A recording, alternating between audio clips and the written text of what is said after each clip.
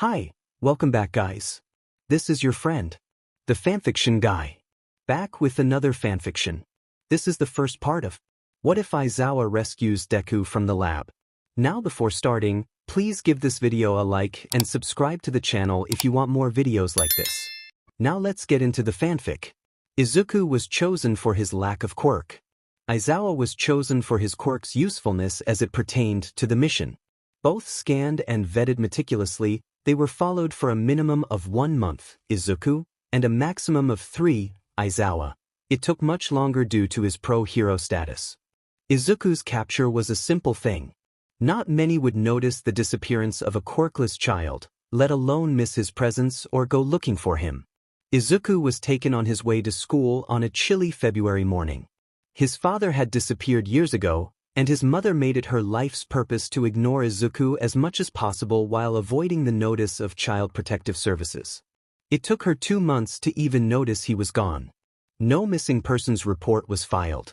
Aizawa's was a much more complicated case. While he didn't have the popularity of an above-ground hero, he was a teacher at UA and well known in the police force. He was a hard worker who never took vacations. The only sick days he's ever taken were when he was in a coma 2 years ago, and that only lasted 4 days. People would notice his absence and would go looking for him. So they staged his death. An artificially made corpse, burnt to a crisp and therefore unrecognizable, was planted at the scene.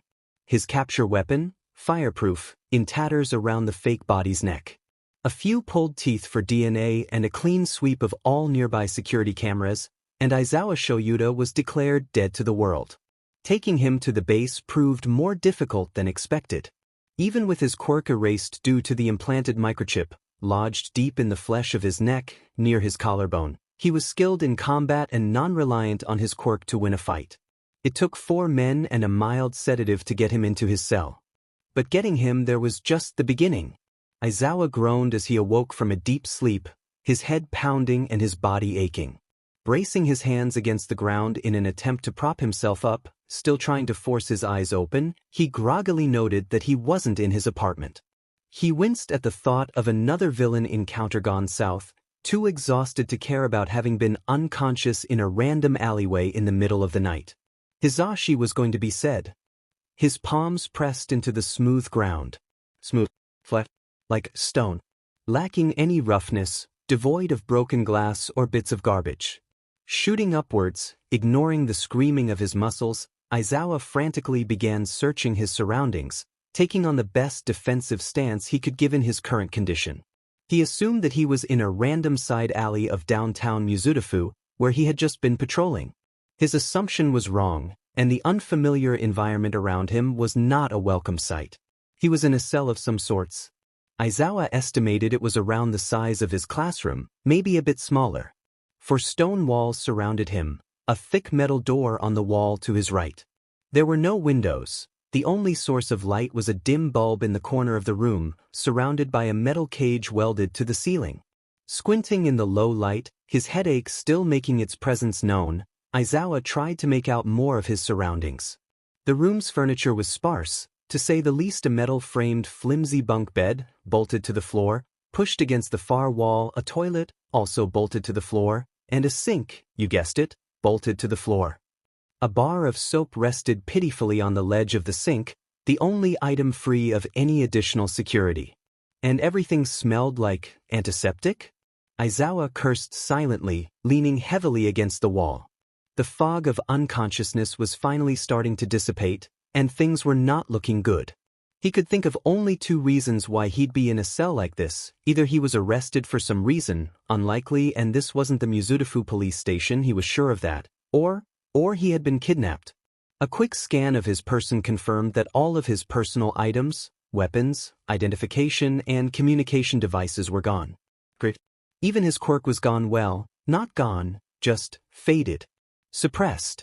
He could still feel it in his body, the presence of it in his soul, but he couldn't actually access it. The feeling was not one he enjoyed in the slightest. Gritting his teeth, Aizawa took a tentative step forward, stopping when his foot, bare, they took his FNG shoes? Really? Made contact with a small object. A muffled cracking sound, barely audible even in the thick silence, reached his ears. Crouching slowly, his breathing labored, Aizawa struggled to make out what he stepped on. As his eyes adjusted more to the rather horrible lighting, his heart dropped in his chest. "Sheet," Aizawa muttered, hoping that maybe he was mistaken. Something rustled from the corner of the room, around the area of the bunk bed. More specifically, directly from the bunk bed. Aizawa couldn't breathe. His stomach churned, bile forcing its way up his throat. From the bottom bunk of the bed, more rustling and then nothing. But even in the shadows, he could see them. Wide, glinting eyes staring back at him, attached to a body covered in swaths of ratty blankets. Upon seeing Aizawa, the figure scrambled backwards, making contact with the stone wall behind them with a muffled thump. It sounded painful, but the stranger made no noise. Aizawa instinctively pressed himself closer to the wall behind him.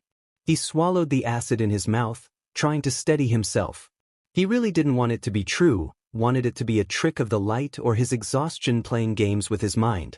Aizawa looked back down at what he had stepped on. Prince. Now that his eyes were adjusted to the darkness, he picked out several pieces of paper strewn across the floor, covered in scribbles and drawings. Aizawa looked once again at the figure in front of him, the ache in his chest far outweighing the ache of his body. It was a kid in the bed. A child. Wide green eyes met his across the room. After his initial shock at seeing Aizawa, the child had not moved an inch, just staring at him while clutching the worn blankets securely to his chest. Aizawa saw nothing but pure, unadulterated fear in his gaze. After a deep inhale of breath, because there was a child here, a child, Aizawa slowly raised his hands as calmly as he could, palms facing the trembling figure in front of him. "Hey, kid," he spoke softly, maintaining eye contact and holding as still as possible to not frighten the child. He was never good with kids, that was always Zashi's thing. At the thought of his husband, he had to take another deep breath, forcefully shoving the panic down deep into his chest. He could think about his husband later. The kid was still staring at him, seemingly frozen. He was visibly trembling. Aizawa tried again. "My name's Aizawa Shoyuda, but my hero name is Eraserhead. What's your name?" At that, the kid's eyes widened even more, his mouth squeezing into a tight line. He looked Aizawa up and down silently for a moment, stopping at his raised hands for just a moment. "Eraserhead? The erasure hero?" A quiet voice spoke out, shaking and cracking and absolutely breaking Aizawa's heart because God, he sounded so scared. Taking another breath, he did his best to channel his inner Hizashi. "You know who I am? Geez, kid, most pros don't even know me." Aizawa tried to make his voice lighter, tried to smile, but it came out strained. "Prove it. Your capture weapon, tell me how it works." The kid's voice was still shaking, and the demand was less a demand and more of a question, but Aizawa admired his bravery. It was clear that he knew of Aizawa, which was impressive by itself. He wondered how the kid even ended up here. Or where here was exactly. "Well, my capture weapon is made out of carbon fibers and a special metal alloy. The support department was able to weave my hair into the fabric so only my DNA can activate it. I'm not a quirk specialist, but something about my quirk helps me control the scarf. Honestly, I don't know exactly what." Aizawa fell silent, knowing how half-butted that probably sounded. He never really looked into it. The scarf worked, and that was what mattered to him. He didn't ask too many questions. But he wanted to prove that he was the real Eraserhead, wanted to put the child at ease, if only a little. Before the kid could respond, Aizawa piped up again. "I'm sorry, I don't know more about it. I'm not very scientifically inclined. But I can tell you other things if you want. I'm an underground hero, and I work mainly at night since I'm a teacher during the day. I have 3 cats, Cadaver, BSRD, and Sprinkles.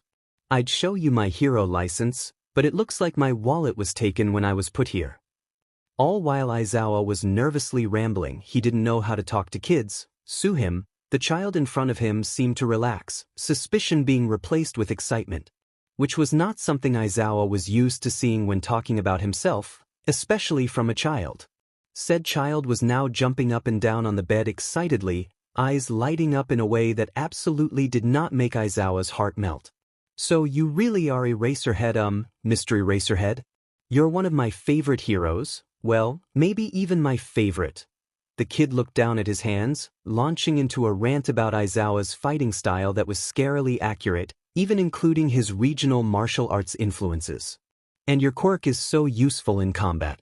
Not that you're not skilled in hand-to-hand, but it's really cool." He took a second to breathe, continuing the moment he got his breath back. "Although when you use it your hair floats. Is that a secondary, latent quirk?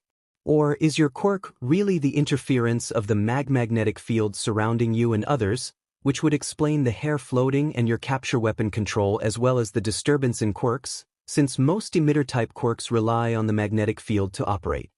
Aizawa's mouth fell open as he went to respond or try to, at least, but the kid kept talking, unbothered. The longer he went on, the quieter he got, until his words were mumbled and his speech incoherent, speaking a language to himself that only he understood. Aizawa could make out a few words, like goggles and hairband, but not much else. It was clear that the kid hadn't had anyone to talk to like this for a while. Listening as intently as he could, Aizawa shifted on his feet just a touch, his body still recovering from, well, he wasn't quite sure what. At the sound, the boy's excited rant was cut off abruptly, his head snapping upwards. He backed up further into the bunk bed, eyes wide with fear. "I'm so sorry, Mr. Mystery Eraserhead. I didn't mean to," he whispered, flinching away from Aizawa as if he had been burned. His shoulders were trembling and tears were forming in his eyes, but none fell down his cheeks.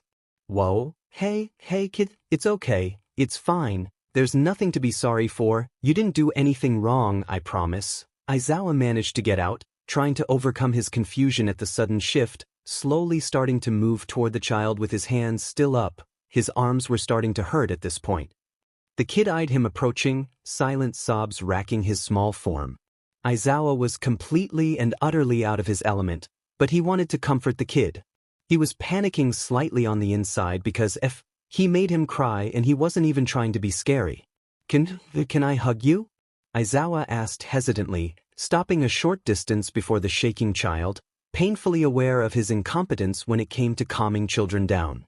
The young boy waited a second, once again scanning the pro-hero up and down, looking for something Aizawa couldn't even begin to identify. Ever so slowly he nodded. As carefully as he could, Aizawa gathered the kid in his arms, making sure to give him the space to push him away if he needed to. It was then that the child started crying in earnest. "I'm so sorry, he wept, trying to stifle his hiccups as he clutched onto Aizawa's shoulder.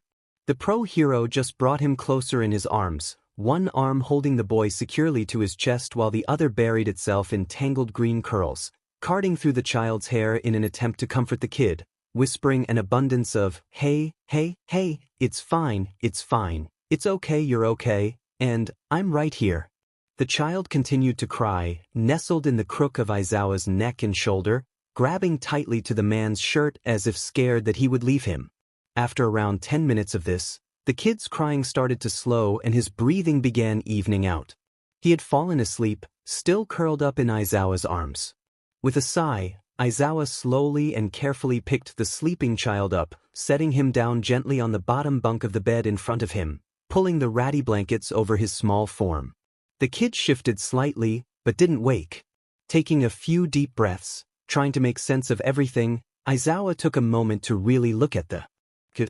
He had been so concerned with calming him down, he hadn't really been paying attention to the child's features. He had dark bags under his eyes, stark against his pale skin. Greasy, tangled forest green hair framed his face, long enough to touch his shoulders. Tear streaks were glistening on cheeks still round with baby fat and covered in freckles, brows furrowed and face scrunched even in sleep. In the dim light, Aizawa could barely pick out several markings on the child's face and neck, all varying in size and color. Taking a closer look, Aizawa's breath caught in his throat. The kid was covered in scars. Some were white and starburst-shaped, mapping the boy's collarbones and disappearing under his shirt, only to be found again on his exposed arms and hands clutching the blankets. They were obviously older than the rest, at least several months, a year or two at most. His fingers were oddly scarred, markings circling each one at the joints, wrapping entirely around the skin like a warped and twisted ring of scar tissue. The other markings were more recent, the skin still red and raised, not yet done healing. These were thinner, littering pretty much anywhere Aizawa could see. A few were more purple in color, signifying that they were in the early stages of scarring. Not to mention all the bruises. The sight made Aizawa sick. Whoever had taken him had gotten to the kid first, and they had obviously been torturing him for months, maybe even years. His stomach churning and his head spinning, Aizawa returned to the side of the room he woke up in, sitting propped against the wall with both the bed and the door in clear sight. He drew his knees close to his chest, elbows resting on them as he held up his head with his hands. He was exhausted. He was in pain. He couldn't use his quirk, and he had a sneaking suspicion it was related to the painful, immovable lump residing in the area near his collarbone. His gear was gone, as was his communicator and the tracking device his, slightly paranoid, husband always had him wear. He ran his hands quickly through his hair, searching for the razors he kept there on occasion. Yeah, maybe he was a little paranoid too, but they were gone as well. Oddly enough, his wedding ring that hung on a simple leather string around his neck had not been taken. It was a small relief, at least. He couldn't use it as a weapon or anything, but it was comforting nonetheless. Aizawa took a second to think about his current situation. He had been taken hostage by an unknown entity. He didn't have his quirk to work with, no weapons, and no contact with the outside world. He couldn't even remember being taken. The last memory he could recall was walking down an alley after patrol and nothing. On top of all of that, there was another hostage in the mix. A FING child. Aizawa thought about the kid. The young boy was obviously scarred beyond belief, both physically and mentally. He wondered what the green-haired boy had seen here. All of the nights spent alone in this cold, bare cell, just waiting for someone to save him. The thought made Aizawa's heart hurt. He knew he needed to save him, he just needed to figure out how. Sighing, Aizawa shook his head. Now wasn't the time to scheme. He didn't have enough information to make a proper plan anyway. With the shape he was in physically, he could barely walk in a straight line, let alone fight his way out of whatever prison he was in. He allowed himself to bury his head in his knees, knowing that he needed to conserve as much energy as possible. As much as he hated it, that meant he needed to sleep. Shoulders slouching and eyelids drooping, Aizawa thought about Hisashi. He'd give anything to be home with him right now, even if it meant listening to his horrible American music. Sure, Britney Spears is an icon and I will not let you slander her like this. Zashi, she sounds like she's trying to impersonate a baby shitting itself. I wouldn't call that iconic. Shoo. He'd listen to Britney Spears all day if it meant he'd get to sleep in a real bed and drink some hot coffee. A smaller part of Aizawa whispered that he missed his husband and his cats, missed the warm embrace that always greeted him even at 3 a.m. after a patrol, missed the obnoxious, adorable, singing that never failed to wake him up in the morning, afternoon. He breathed through the tightness of his chest, silencing that voice in his head. Aizawa was a hero. He couldn't afford to get emotional right now. Besides, he was going to make it home soon enough. He was going to save the kid, hug his husband, and drink as much coffee as he wanted. It was all going to be okay. Everything was going to work out, right? Izuku woke up slowly, dragging himself reluctantly out of the warm and hazy embrace of sleep and into the harsh and unforgiving world he had grown accustomed to. This time, however, was different. Izuku had a dream last night. An actual dream, not a nightmare like usual. He dreamt that Eraserhead, his favorite hero, had come to save him. Eraserhead was kind and gave him a hug. He was everything that Izuku wished All Might could have been, caring, empathetic, a hero, but he quickly pushed that into the back of his mind. Thinking about All Might and the last time they met only brought up bad memories. It was a good dream. He wished it could have lasted longer. Sitting up in his small bed, Izuku rubbed his eyes tiredly as he glanced over to where he first saw Eraserhead in his dream. He rubbed his eyes again, shaking his head aggressively. He had officially gone crazy. Or he must still be dreaming because Eraserhead was there. The man was sitting propped against the wall with his knees pulled close to his chest, head resting in his arms, seemingly asleep. Scared to move in case it really was a dream, Izuku just looked at the underground hero.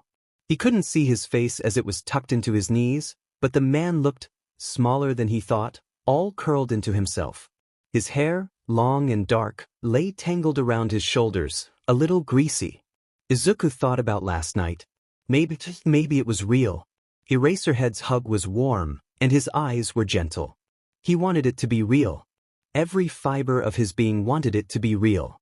He took a deep breath and moved to get out of bed.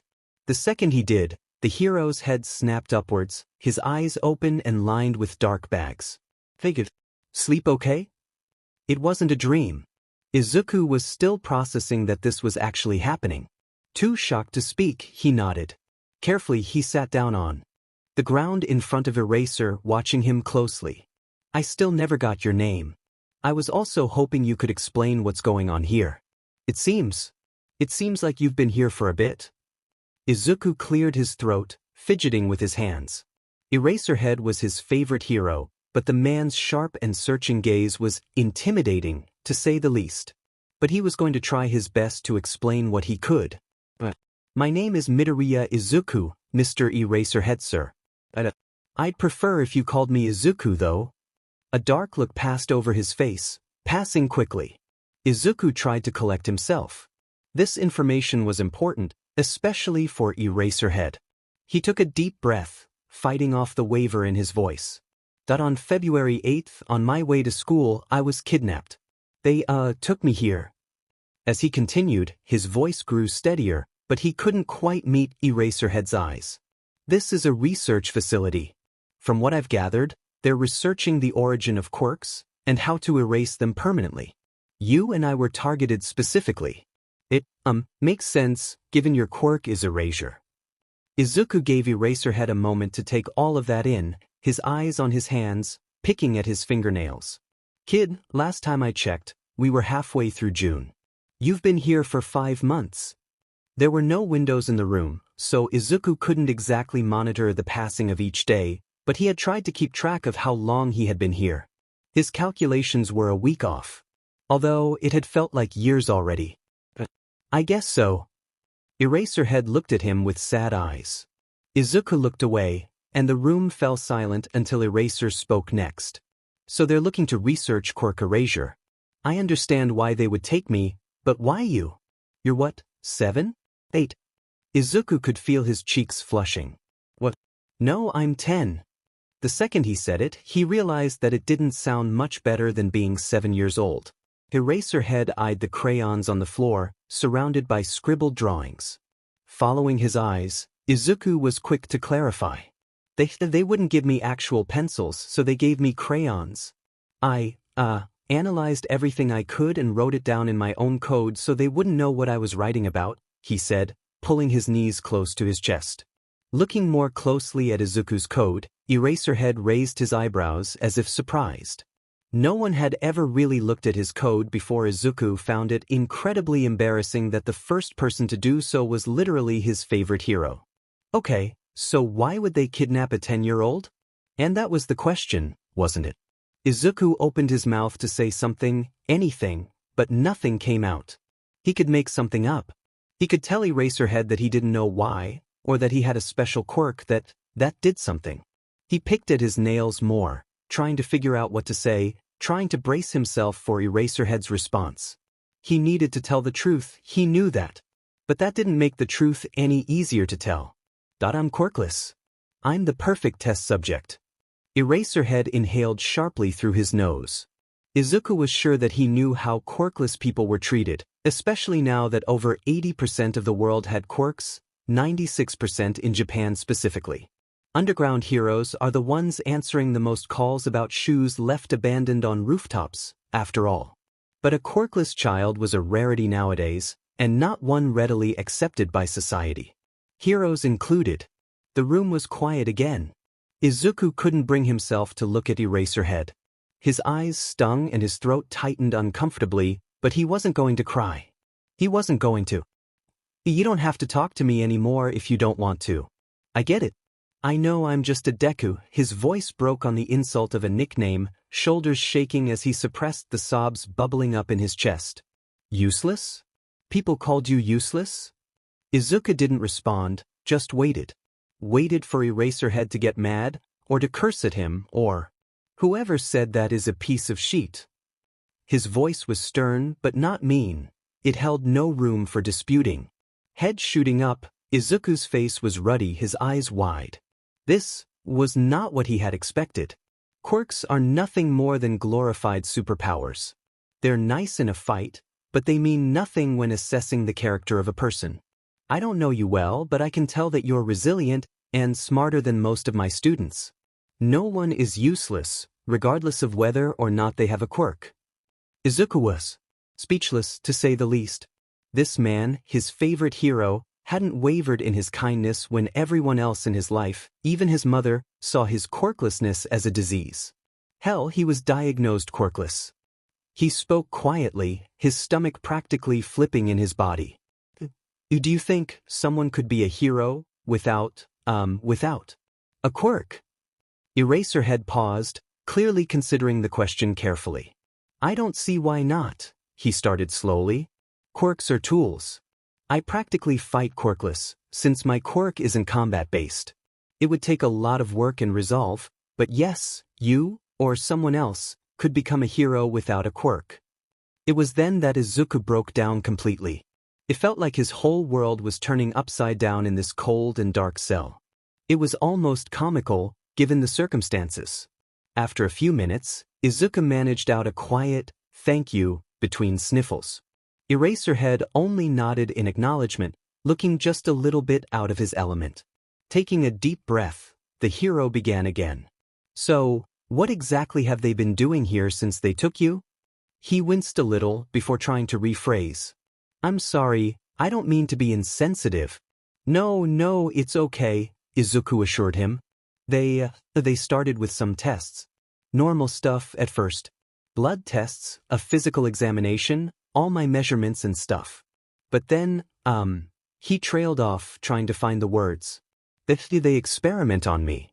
His voice cracked, full of emotion and pain. It was one thing to experience it, but to have to tell someone else was just. You don't have to talk about it right now if you don't want to, Izuku.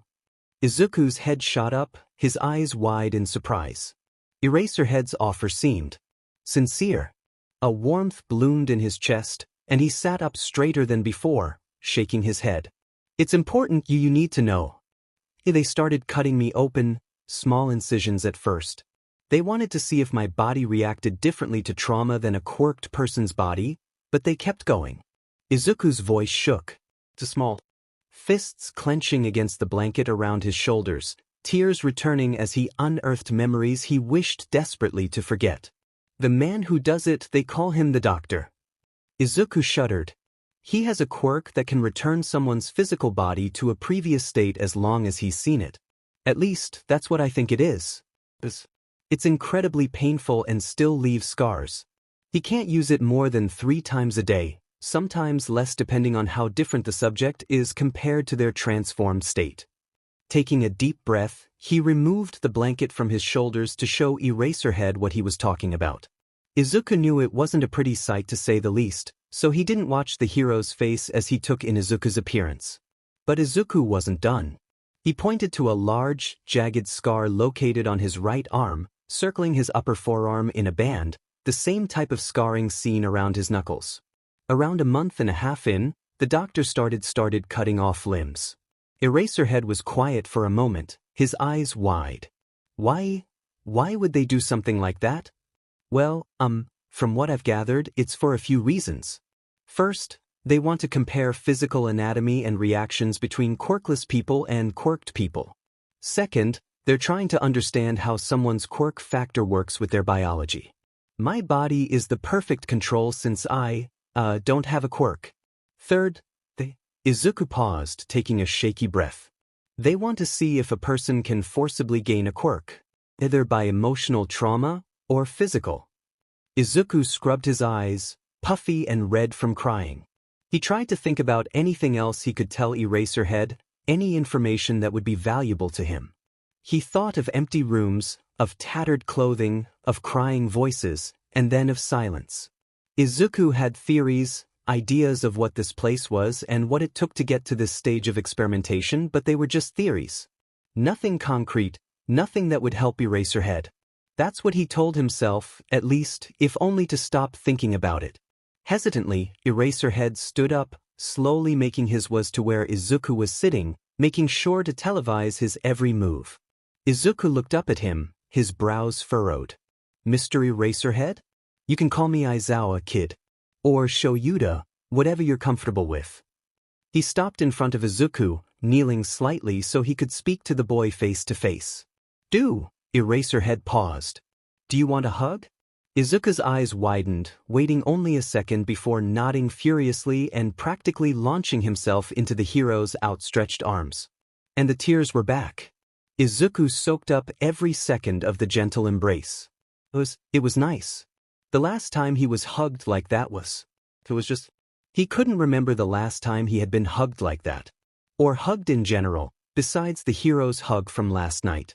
He buried his face into Eraserhead's. "Aizawa?" Izuku reminded himself, but that felt weird, so he was going to stay Eraserhead in his mind, shirt, chasing the warmth it provided. Running a comforting hand through his hair, Eraserhead sighed softly, whispering to him in a low voice.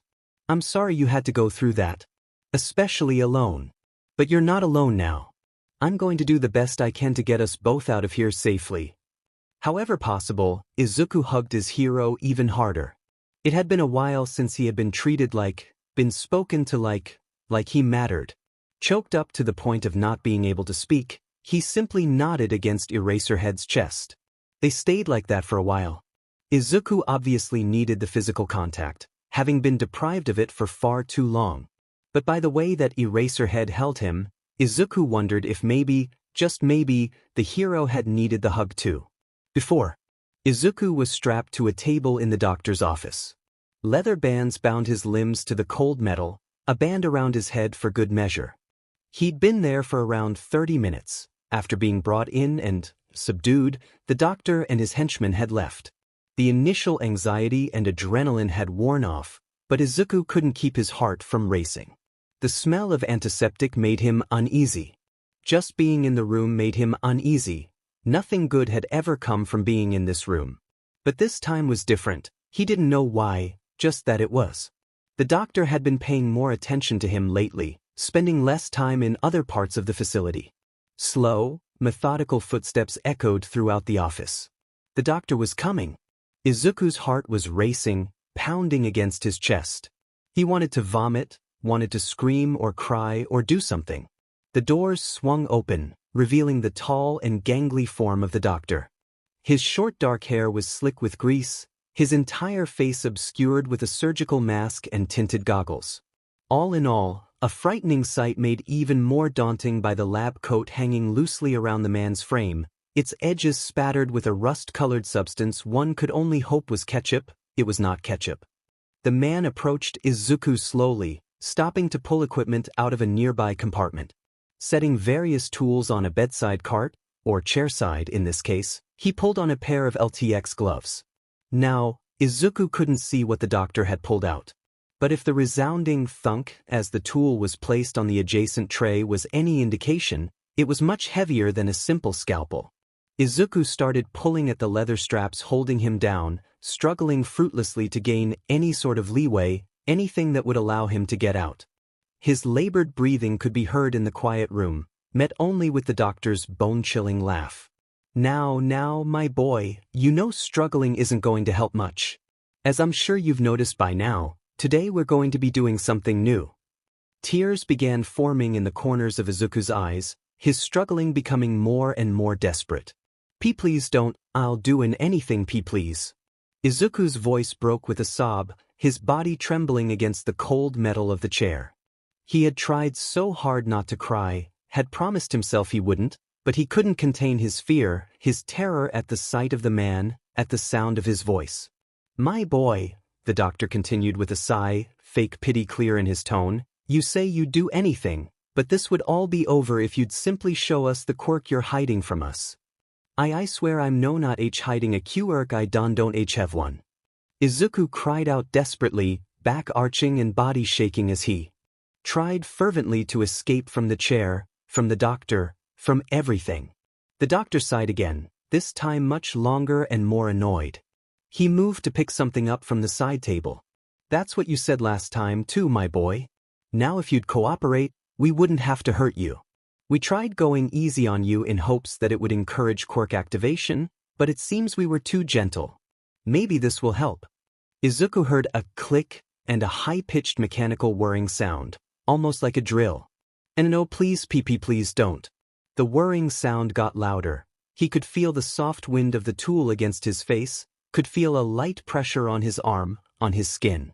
Nothing could have stopped the blood-wrenching scream that was torn out of Izuku's throat. It was pain unlike anything he had ever experienced. He could feel his skin, his muscles being torn apart by whatever tool that was, cutting through sinew and flesh, and God, there was so much blood. Izuku's body felt hot and cold and tingly, and like every nerve in his body was on fire, like his arm was being torn off because it was being torn off, he was sure of it. His clothes, his skin, his eyes, his mouth, all staining red as he screamed, voice raw but unable to stop. The pain became more bearable, for just a moment. The doctor had paused, and Izuku gasped in relief. Over, it was finally over. The whirring returned, louder than before. If Izuku were able to think coherently, he would have known why the sudden sensation made his teeth clench and his body spasm, while eating away at his throat and mouth as he choked on his own blood and vomit before his world turned black. He would have identified it as his body shutting down while the bone of his arm was cut into somehow, probably with a bone saw. But it was too much, far too much for his young mind to comprehend, so he screamed and cried and blacked out. After he fell unconscious, the doctor had stopped sawing through Izuku's arm. When he woke up, the work continued. Izuku blacked out 3 more times because of the pain. Each time, the doctor stopped working, choosing to continue when Izuku was conscious. Eventually, Izuku was left with a bloody stump where his right arm once was. Once it was clear that the torture had not activated a hidden quirk, the doctor returned Izuku's body to the state it was in before the procedure, and Izuku had 2 arms again. A scar, and the feeling of unimaginable pain, still remained. It was only a matter of time until Aizawa's first examination. Izuku had warned him, had told him explicitly how things usually went. He explained how the doctor had 3 guards. Izuku literally just called them guard number 1, number 2, and number 3 since he didn't know any of their names. They were all incredibly strong and tall, and that they didn't need to use their quirks to inflict pain. Right before an examination, one of the guards would collect Aizawa from the cell at some random hour of the day, take him to the doctor's office, and then, well, nothing good followed. He did his best to prepare himself for what was to come, running through scenario after scenario in his head, plotting out what he would do in each one. And so, when the cell door creaked open to reveal a man, easily clearing 6 feet 4 inches with biceps bigger than Aizawa's head, guard number 1, he noted vaguely, eyeing the tattoos swirling around the man's arms, Aizawa played nice. He nodded at the kid, ignored the guard's grip digging into his arm, and gracefully allowed himself to be dragged to a room he presumed to be the doctor's office, which he was promptly thrown into, the door shut and locked behind him. The room itself was mostly bare, with the only piece of furniture being a rusty-looking operating table pushed close to the far wall. Aizawa was pointedly ignoring the heavy-duty leather straps at the head, arms, and legs of the table. Next to that was a section of built-in shelves with a little sink, but they were completely empty, as Aizawa was disappointed to find. The whole room smelled of antiseptic, its stark white walls and equally stark tiled floors illuminated brightly by the fluorescent hanging lights. For whatever reason, the ceiling was open, showcasing a variety of wires and pipes. It looked like the room had been repurposed hastily, with the ceiling left untouched. Aizawa looked around carefully. Out of all of the scenarios he imagined, being left alone in an empty room wasn't one of them. An intimidation tactic? Maybe? Or perhaps the doctor was running late for his torture appointment. From his minute of poking around, Aizawa couldn't find anything in the small room he could use as a weapon. The shelves were empty, the table was useless, and the doors were bolted shut from the outside. Aizawa looked to the heavens in frustration. The ceiling was open. The ceiling was open. He didn't know how much time he had left before someone arrived, so Aizawa worked quickly. Scanning the ceiling for anything he could break off, his eyes fell on a thin metal bar loosely attached to one of the fluorescent light strips, probably to keep the whole thing from swaying. It was too high to reach on his own, but after a little maneuvering, jumping off of the operation table and swinging carefully from a nearby support rod, he was able to yank the bar free, only scraping his hands a little bit in the process. Falling to the floor and rolling swiftly, Aizawa hefted the bar in his hands, feeling how heavy it is. It was a little lighter than he'd prefer, no longer than his forearm, but it was a weapon nonetheless, and having it in his possession lifted a weight from his chest that he didn't know he'd been carrying. He missed his scarf so bad. Footsteps echoed outside of the door, the lock shifting. Aizawa quickly tucked the bar beneath his shirt and into his pants, making sure to keep his back away from the door. The door opened, and in walked the doctor, flanked by the same man that had escorted Aizawa in. While the guard immediately stood at attention by the door, the doctor busied himself around the office, carrying a bag on his shoulder filled with God knows, unpacking it near the sink. Aizawa just watched, back against the wall, tucked away across the room. The doctor was smaller than he had expected. While he was tall, he wasn't very muscular. He had no defining features besides the lab coat, goggles, and mask, but his energy was wrong. Aizawa thought about the bar tucked into his waistband, hidden from the two men in front of him, trying to weigh his options. If he attacked now, the doctor would just call for backup, and Aizawa didn't know if he could take all of them, let alone get Izuku out in the process. He didn't know the layout of the facilities, didn't know where the keys to their cell even were. It would be wiser to play it safe, to keep the weapon until he had more information. "It's a pleasure to meet you, Eraserhead," the doctor called out, still messing around with various tools and equipment, not even sparing Aizawa a glance. His voice was annoying, as was everything else about him. Aizawa determined. "You can call me doctor. Do exactly as I say and behave when you are in this office, and you and I will get along just fine." The doctor finally turns to him. He had odd goggles pulled over his eyes and a surgical mask on his mouth, which he pulled down beneath his chin to grin widely at Aizawa. The sight gave Aizawa the chills, disgust bubbling in his stomach. He didn't say anything in return, just glared at the man until he turned back around to fiddle with a syringe? Aizawa wasn't sure. Well, anyways, enough of the formalities. The doctor looked to his guard. "Get him on the table. Upright.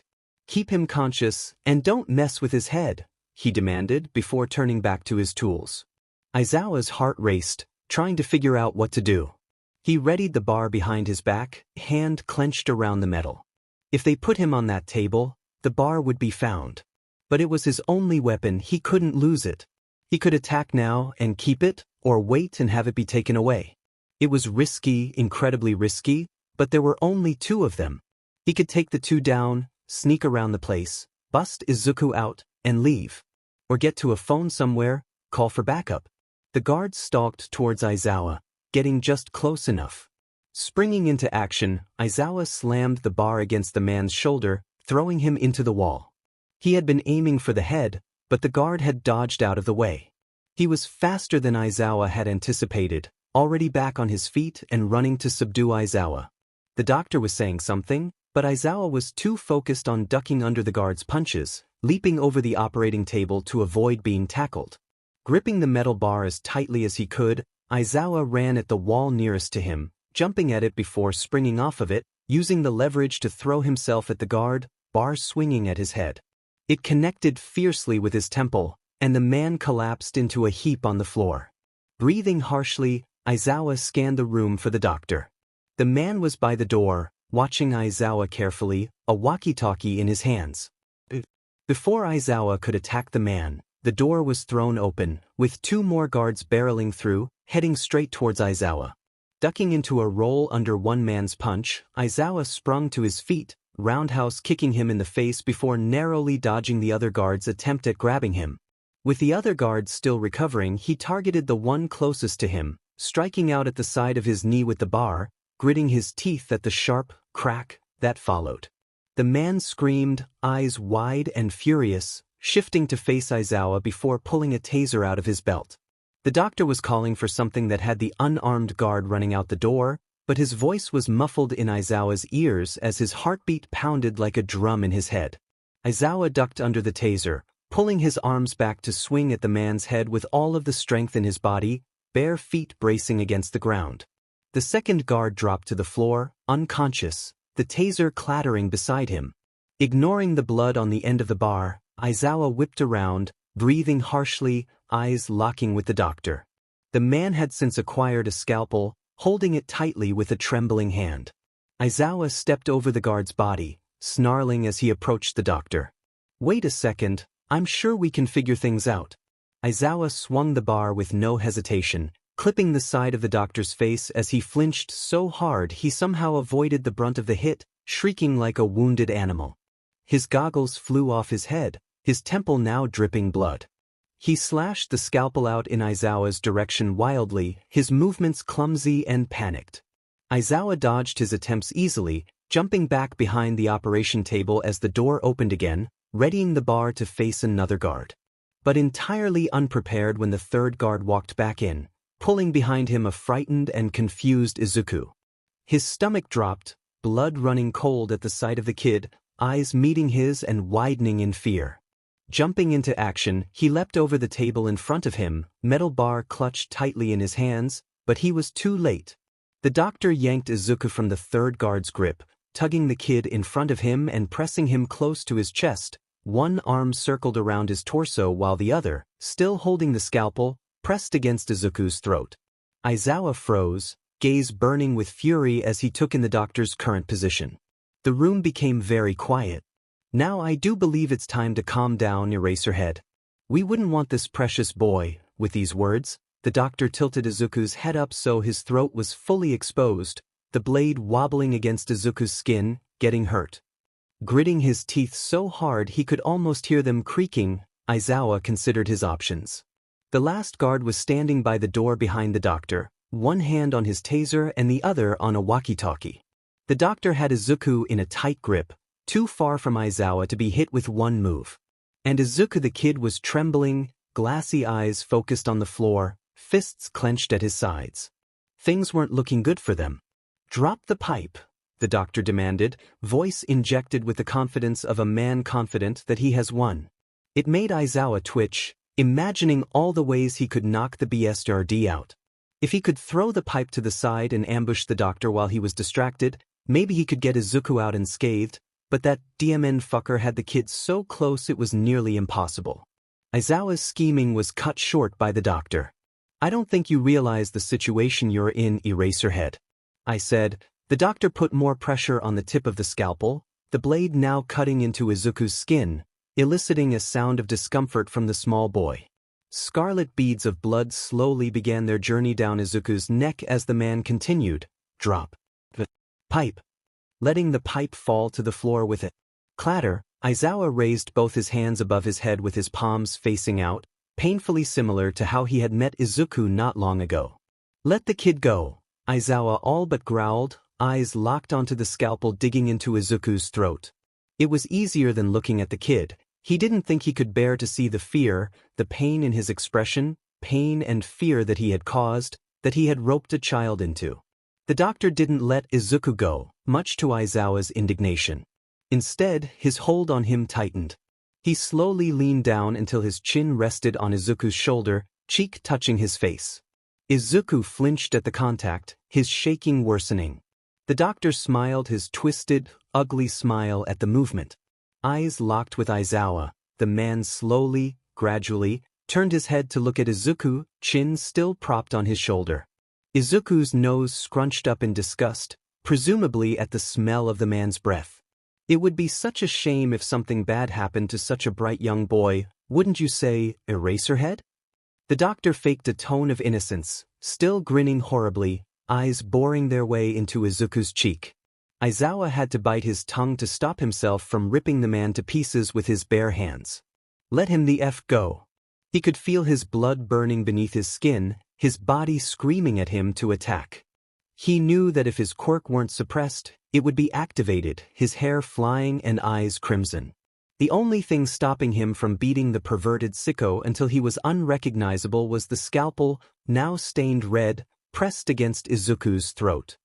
His poor kid was crying, tears streaming slowly down his throat as he audibly suppressed a sob. "I want you to pick up the syringe on the counter to your left, the one with the green liquid in it." The doctor, choosing to ignore Aizawa's demand, drawled out. Aizawa hesitated, but the doctor's patience was wearing thinner by the second. His dark eyes met Aizawa's while his free hand reached up, painfully slow, to gently slide Izuku's cheek. The gesture was met with a flinch, the hitching of Izuku's breath unbearably loud in the quiet room. The doctor's smile only grew, eyes alight in sick enjoyment, still locked onto Aizawa's gaze. Aizawa clenched his fists so hard he drew blood in his rage. But he was a hero, and Izuku needed a hero. He picked up the syringe, trying and failing to stifle his anger. "Now, inject yourself with it." "If you think I'm going to," Aizawa was cut off by the doctor's next motion. Tilting his head slightly, the doctor reached out and with one tortuously slow movement, wiped the streaming tears off of Izuku's cheek. Izuku immediately screwed his eyes shut, entire body freezing as he choked out a sob. Instinctively, Aizawa took a step forward, teeth bared and eyes wild. He was going to rip that man apart. The guard raised his taser, and Aizawa stopped moving. Izuku was crying. He looked so small. The doctor chuckled quietly against Izuku's cheek, moving his gaze leisurely to meet Aizawa's. He liked his lips provokingly, baring his teeth in the process. "I don't recall asking, hero." And didn't that sting? Not as bad as the churning of his stomach, the horror eating away at his intestines, threatening to swallow him whole, but it was enough. His kid was suffering. Taking deep breaths to stop himself from endangering Izuku further, Aizawa shoved his sleeve upwards, positioning the syringe's needle in the crook of his elbow. He looked up, this time at Izuku.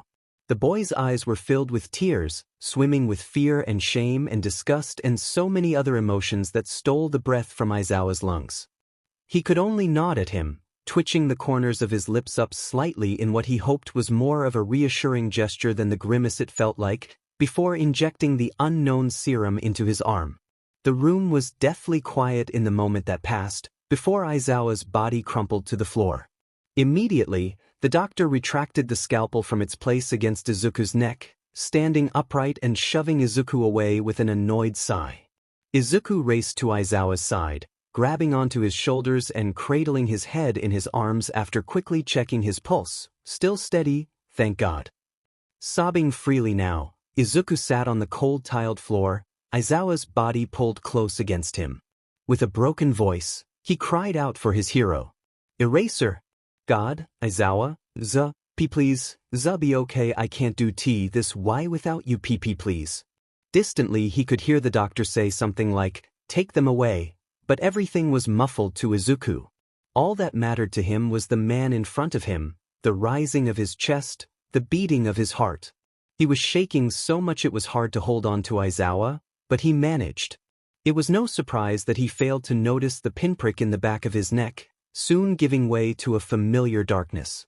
His body slumped over Aizawa's, hands still cradling his head loosely.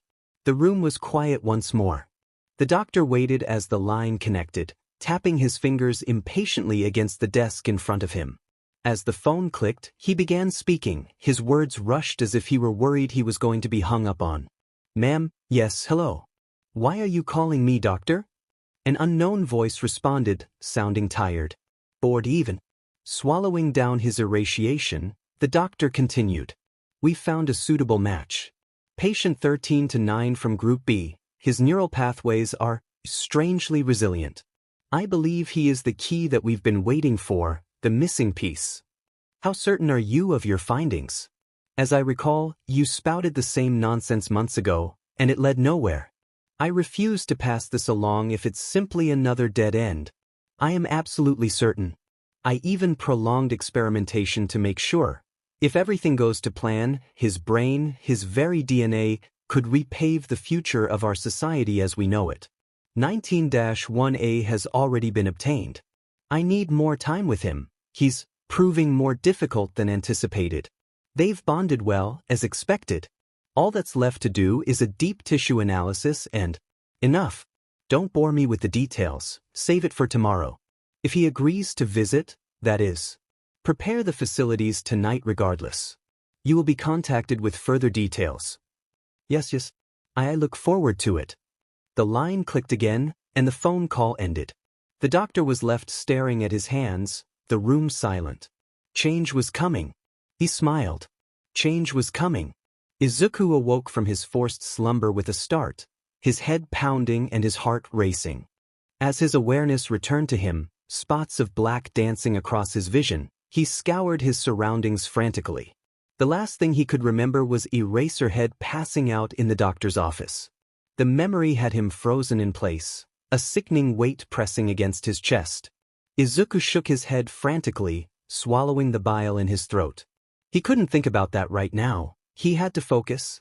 Finally able to see clearly, Izuku scanned the unfamiliar room he was in for any sign of the doctor or his bodyguards, any sign of a threat. Oddly enough, he wasn't in his normal cell. In fact, he'd never been taken to this room before. He had been deposited on some kind of cot, a simple mattress, if it could even be called that. It was so thin he could feel the cold of the stone floor through the bed, lying on the ground in the corner of the small room. The room was what Izuku would imagine an actual jail cell to be like. It was very small, about the size of a walk-in closet, with only 3 stone walls. The 4th wall was made entirely of thick metal bars, a section of the bars latched and hinged in what was obviously the cell's entrance. There was a toilet in the opposite corner from the cot, bolted to the ground, no sink accompanying it. Izuku's eyes flitted to the ceiling once he determined that he was, in fact, alone. There were no lights in the small cell, but there was a very small rectangular window in the wall opposite the thick bars. Only an inch or so away from the ceiling, it was barred and locked securely. The sight piqued Izuku's interest immensely. In his almost 5 months in the facility, he hadn't seen a window until now. Standing up, he cautiously peered out through the cracks between the bars into what looked like a hallway. Not seeing or hearing anything or anyone, Izuku carefully maneuvered himself onto the ledge of the toilet, stumbling only once as he regained control of his limbs. Balancing precariously on the metal ledge, he reached upwards to the small windowsill. His fingers scrambled for purchase on the stone, finding a grip that was definitely not enough to support his full body weight. Taking a deep breath, Izuku lifted his right foot to the wall, attempting to push off and up so that he could get a look outside. He struggled to hold his weak grip on the ledge, fingers straining under his weight, but he managed to pull himself up just enough to catch a glimpse of the outside world for the first time in 5 months. His grip faltered and he crashed backwards with a cry of shock, first into the wall and then against the ground. Izuku was in a breath, his left ankle throbbing and his hands, knees, and feet all scraped from the fall. He could barely feel the pain he had seen outside. A mixture of dread and excitement coursed through his body. Even though he only had a quick peek outside the window, he had learned several important things. The facility they were in was massive. Izuku could see several large buildings branching off of the one he was currently being held in, all of them devoid of visible windows and doors. Apart from the connected buildings, there was nothing else in sight. No homes, no businesses, no cars, nothing. Only grass and dirt roads. Any hope of being rescued was useless. Izuku had originally assumed they were hiding in a city somewhere, most likely underground.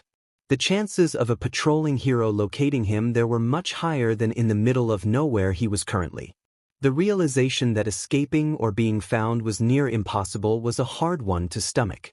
After his first few escape attempts had backfired miserably, he had given up hope for breaking out by himself. But he would often stay awake at night, dreaming of the day he would be rescued, carried away in the arms of a hero with the facility far behind them. The first few weeks of his capture, he liked to imagine which hero would come save him. Maybe Kamui Woods, or MT Lady, or a new hero he'd never heard of before. Months passed, and his hope diminished, but never truly vanished. There was still a spark, still an inkling of optimism that maybe someone was looking for him, maybe the heroes were on their way. But they weren't. Izuku knew that now. Heroes didn't patrol this far out in the countryside. He didn't even know if he was still in Japan at this point. Biting back tears, Izuku slammed his closed fist into the wall on his right, hard enough for it to hurt. It just wasn't fair. He repeated the motion again. and again, until he was sobbing fully, his hand bloody and scraped. His body ached, an empty feeling that never seemed to go away. He looked to his hand, now lying still against his knee. Izuku wasn't going to be saved. But he knew that already, didn't he? He was a quirkless child, even his own family didn't want him. Why would the heroes? His breathing slowed and his eyes fell shut. He wasn't crying anymore. He took a moment to pull himself together. He didn't have the luxury of breaking down right now. Trying as best he could to clean himself up, Izuku scrubbed the tears from his face, attempting to wipe away the now dry blood on his hands and knees. He was about to try and look out the window again, when the sound of approaching footsteps stopped him. A pang of fear hit him like a truck. There wasn't just one set of footsteps. Izuku counted 3 at least, lighter than the guard's heavy stomping. It was hard to make out over the sound of his own breathing, but Izuku could identify one pair as belonging to the doctor, his slow, languid pace giving him away.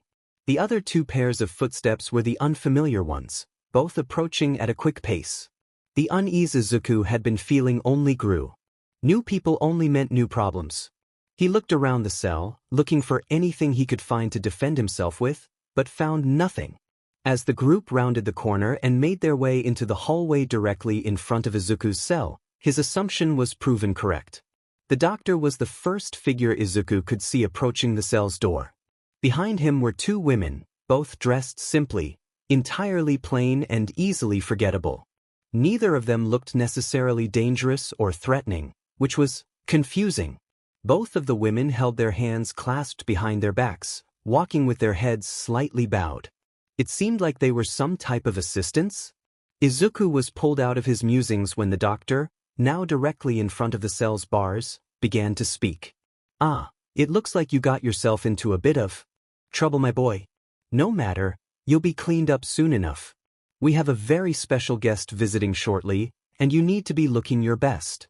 The doctor brandished a sly smile as he reached into his pocket for what Izuku guessed to be the key to the cell. His throat had gone dry the moment he saw the man. Memories of their previous encounter still burned into Izuku's mind. His stomach churned restlessly, humiliation and terror eating away at his insides. The doctor unlocked the heavy cell door, swinging it open and making his way towards Izuku. As soon as the door opened, Izuku scrambled back onto his hands, pushing himself as far away from the approaching figure as possible. His breathing was erratic, and he couldn't stop himself from shaking. He pressed himself into the back corner of the cell, wide eyes tracking every move the doctor made, his heart beating wildly in his chest. Upon Izuku's startle, the doctor had stopped his approach. His eyebrows raised slightly in surprise, still taking in the huddled figure barely a few feet away from him, cowering in the corner. Surprise soon turned to delight, a wicked smile twisting on the man's face.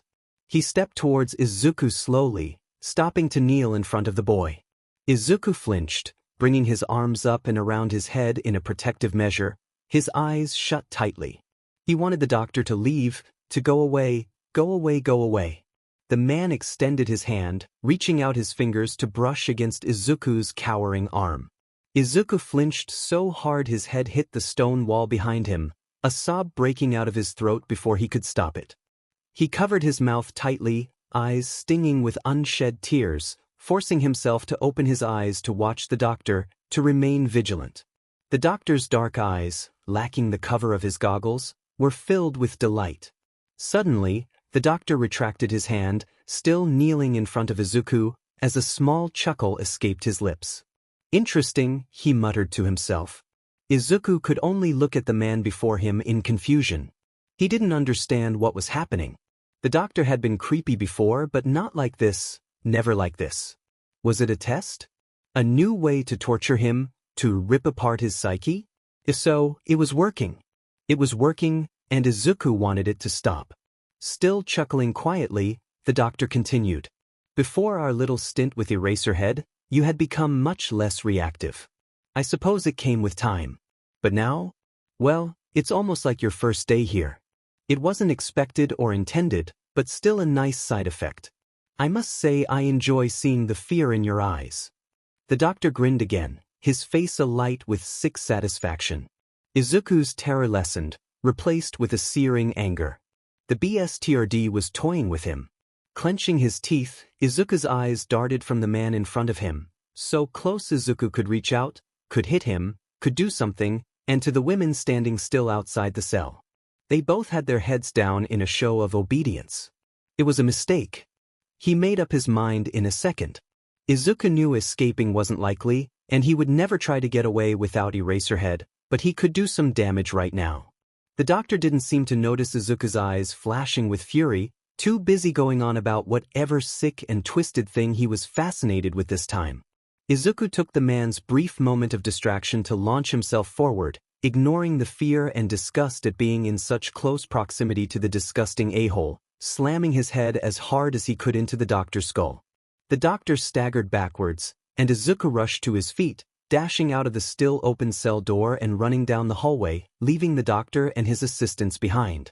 Ignoring the hammering ache of his head and the startled yell of, "Get him!" from the doctor, Izuku ran as fast as he could, not bothering to look back. His bare feet slapped loudly against the stone floor and his lungs ached as he struggled to breathe, but he felt so free. Izuku wasn't a very muscular individual, but when it came to running, oh boy, could he run. Even with an injured ankle, he was faster than most. He had lots of practice running away from Kaken Katsuki and his lackeys between classes and after school, and this wasn't much different. A little more life-threatening but still similar. He could see a divide in the hallway ahead, one path going left while the other went right. Panicking slightly, Izuku chose the path to the left, feet skidding against the ground in an attempt to keep himself upright after the sharp turn. He could still hear the pounding footsteps behind him, but they sounded quieter than before. His heart leaping in a mixture of terror and excitement, Izuku realized that he was outrunning the doctor. He was actually doing it. A small smile worked its way onto his face, growing wider and wider as he turned his head back, still running furiously. He didn't know where he got the confidence. Maybe it was thoughts of Katsuki's brashness or the sheer incredulousness of the situation, but Izuku found himself shouting in the direction of the doctor. "Eat my dust, you pedo fucker." A laugh bubbled in the back of Izuku's throat as he turned forward again, only to slam into something solid. Or rather, someone. The figure was thrown backwards with a low oof. Izuku had been going so fast that when he ran into the mystery person, he was thrown on top of them, rolling harshly over their body, skin scraping horribly on the stone floor as his hands tried to slow his tumble. Izuku's head smacked painfully into the ground, his vision blurring.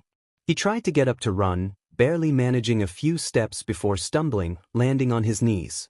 But the doctor was getting closer and his breathing seemed to stutter, so he clambered upwards, running, more like staggering, forwards. He didn't make it very far before a hand grabbed the back of his shirt, pulling him back down onto the ground. His shoulders made hard contact with stone, and he gasped in pain. A leather boot-clad foot collided with his chest, pinning him to the ground mercilessly, knocking the air from his lungs. Izuku tried to grab the foot and throw it off of himself, but the figure held strong and wouldn't budge.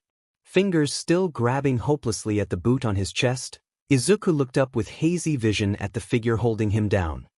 He was met with caramel eyes that would almost have been pretty if it weren't for the wrath burning in their pupils. The figure, a man, Izuku idly noted, had short brown hair and the palest skin he had ever seen. The most distinguishing feature was the man's mask. It was like the beak of a bird, colored red with golden studs running the length of the material. The man wore white leather gloves and a dark green jacket with a purple feather boa-like neck. Almost like Big Bird from that old pre-quirk show Izuku had seen a few times.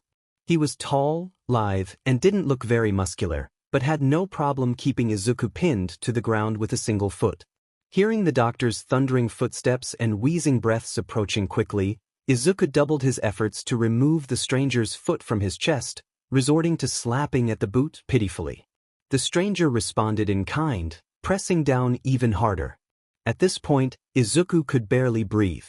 The pressure on his chest restricted the movement of his lungs. He was gasping for air, fighting a battle he couldn't win. Black dots swarmed his vision. Izuku struggled to come up with a solution, some way to get out, but couldn't think of anything, couldn't do anything. It felt like forever before the doctor and his assistants rounded the corner, stopping suddenly at the sight of Izuku being pinned to the floor.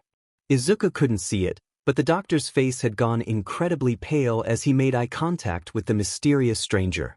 Still out of breath and obviously frazzled, the doctor tried to speak. Mr. Overhaul. You're early. As you can see, there was a bit of a miscalculation. The masked figure held up a palm, signaling the doctor to stop his rambling. His eyes were furious, his very presence enough to stop the man in his tracks. Izuku was too tired and out of breath to be scared. A part of his brain was curious. This was the first time he had ever seen, heard more like, the doctor so scared. Who was this Overhaul guy? Izuku's oxygen-deprived, barely coherent thoughts were interrupted as the man spoke. His voice was quiet and low but freezing cold, with an anger that could only be described as deadly. Why, is there a child running around my facilities? It was less of a question and more of a demand. The doctor paled even more, if that was even possible. Well, sir, we were just taking him to be cleaned up as you had asked when he made a run for it. This is patient 13-9B, the one I reported about. Gulping audibly, the doctor waited with bated breath for his superior's response. The man's cold gaze seemed to pierce the doctor for an eternity before moving to Izuku's still struggling form. His eyes narrowed. We will discuss your failure at a future time. Get the subject out of my sight and scrub down. You have 30 minutes to get him clean and into the experiment chambers. You won't get a second chance. The doctor's relief could be heard in his voice, obviously thankful to not have been killed right then and there. Yes, of course, Mr. Overhaul, sir. We'll get him cleaned as you like them. Overhaul turned his attention once more to Izuku. He pressed his boot harder against the boy's chest, so hard Izuku couldn't breathe at all. Choked gasps escaped his lips, his hands shaking as he clawed at his throat with one hand while trying to force the man's boot off with the other. Tears poured out of his eyes, the lack of oxygen making Izuku's head pound and his body heavy. Fixing Izuku with a final glare, the man removed his foot and stepped to the side carefully, making sure to avoid Izuku's shaking form as he continued his path down the hallway, past the doctor without a second glance backwards. Izuku remained on the ground, gasping for air and coughing uncontrollably, his chest heaving. Once Overhaul's footsteps receded, the doctor snapped at his assistants. Grab him and take him to the baths. I'm going to go prepare the lab. I don't trust myself near him right now. Overhaul needs him alive and I'm very close to killing the cretin right now. The assistants nodded silently, moving in tandem to lift and carry Izuku to wherever the baths were. Izuku couldn't find the strength to fight them off. He was still recovering from almost suffocating, and his run had depleted him of much of his energy. His eyes fell shut, head and body aching as the two women carried him away. When Izuku opened his eyes several minutes later, he was in some sort of bathroom? The room was a fairly decent size, with tile flooring and the usual stone walls. To Izuku's surprise, the room was warm. It was the warmest he had been since his kidnapping. Steam from a nearby bath curled dreamily in the air, humid and puffy and delightful. Oddly enough, Izuku felt a sense of peace in this new and strange environment. Several showerheads adorned the far walls with privacy sheets separating them, drains embedded in the ground below. To his left, Izuku saw a large curtain from which all the steam was escaping under. Still too weak to move very much, Izuku could only lay motionless as he was carried beyond the curtain and into the bath section of the room. A large, clear pool of water lay in this area, steaming heavily and radiating warmth that seemed to coat Izuku's entire being. It was like an in-ground pool, similar to those found in most American hotels, except this one was obviously heated. It was shallow on one end, with a few stone stairs leading into the water, and deeper on the opposite end. The two women carrying him deposited him gently on a nearby bench. He hadn't noticed that earlier, beginning to strip him of his clothes. At this, the fog previously occupying Izuku's brain quickly dissipated, replaced with its familiar sharpness and panic. He tried to push off their prying hands, tried to tug his shirt back around his shoulders, but his attempts were weak and shaky, and the two women were insistent and firm. Yet, for some reason, they weren't harsh. Even when Izuku scratched their arms and went to bite one of their hands, he wasn't incredibly proud of that one. They never hit him, never went to discipline him or yell at him. Instead, they simply continued in their efforts to remove Izuku of his clothing.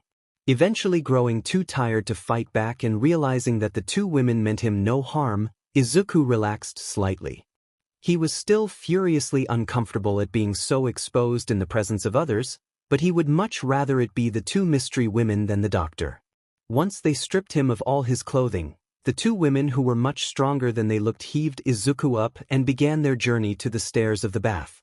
One of the women, the taller of the two, stayed holding Izuku gently while the other went to gather supplies. Izuku fuzzily noted that the women were wearing what looked like pale beige jumpsuits, loosely fitted with the sleeves and the legs rolled up so as to not drag in the water. He looked up at the woman holding him, trying to study her face with his still blurry vision. She looked young, probably in her early 20s, but she had dark bags under her eyes and obvious stress lines marring her face. Her eyes, a dark brown similar to the color of her hair, were warm and inviting, but refused to meet Izuku's directly. Izuku mumbled out a question, asking for her name, but she didn't answer. So Izuku would just call her Kashoku. He'd normally think of a better name, but his head was swimming and his vision was still blurry, so Kashoku would have to do for now. He'd be able to remember it at the very least. Kashoku held him silently, keeping him grounded in their position on the steps of the bath as her colleague made her way back with some newly acquired soap and brushes. Both women were now waist-deep in the water, guiding Izuku slowly down the steps and into the shallow part of the bath. The uncomfortable feeling of vulnerability began to fade as the earlier fuzziness made its way back, the warmth of the bath lulling him into an unguarded and comfortable dozing. The truth was, Izuku was tired. Exhausted, really. And the bath was so very warm. The tenseness of his muscles relaxed, his aching shoulders soothed. The two women lathered his body in soap, scrubbing all of the collected dirt and grime off of his skin. They weren't harsh, but they were certainly persistent. They paid especially close attention to cleaning off the blood that had since dried on his skin, somehow doing so without overly aggravating the still fresh wounds. With the way they were scrubbing his body, Izuku was sure he'd be spotless soon. They washed his hair with swift and firm hands, Izuku almost melting into the touch. He was like putty in their grasp, far too tired to be embarrassed and so touch-starved that having someone wash his hair was like heaven on earth. Still in a daze, Izuku could only watch with half-lidded eyes as the two women finished washing his body and moved on to his nails. Pulling him to the edge of the bath, they lifted his hands to a wooden bin of sorts as they began trimming his nails, the clippings falling into the bin as they went. His feet experienced the same treatment, his nails scrubbed diligently with a small brush afterwards. The cleaning process continued for another few minutes as the two women checked over his body meticulously for any signs of dirt or grime. As they did this, Izuku let his mind wander lazily.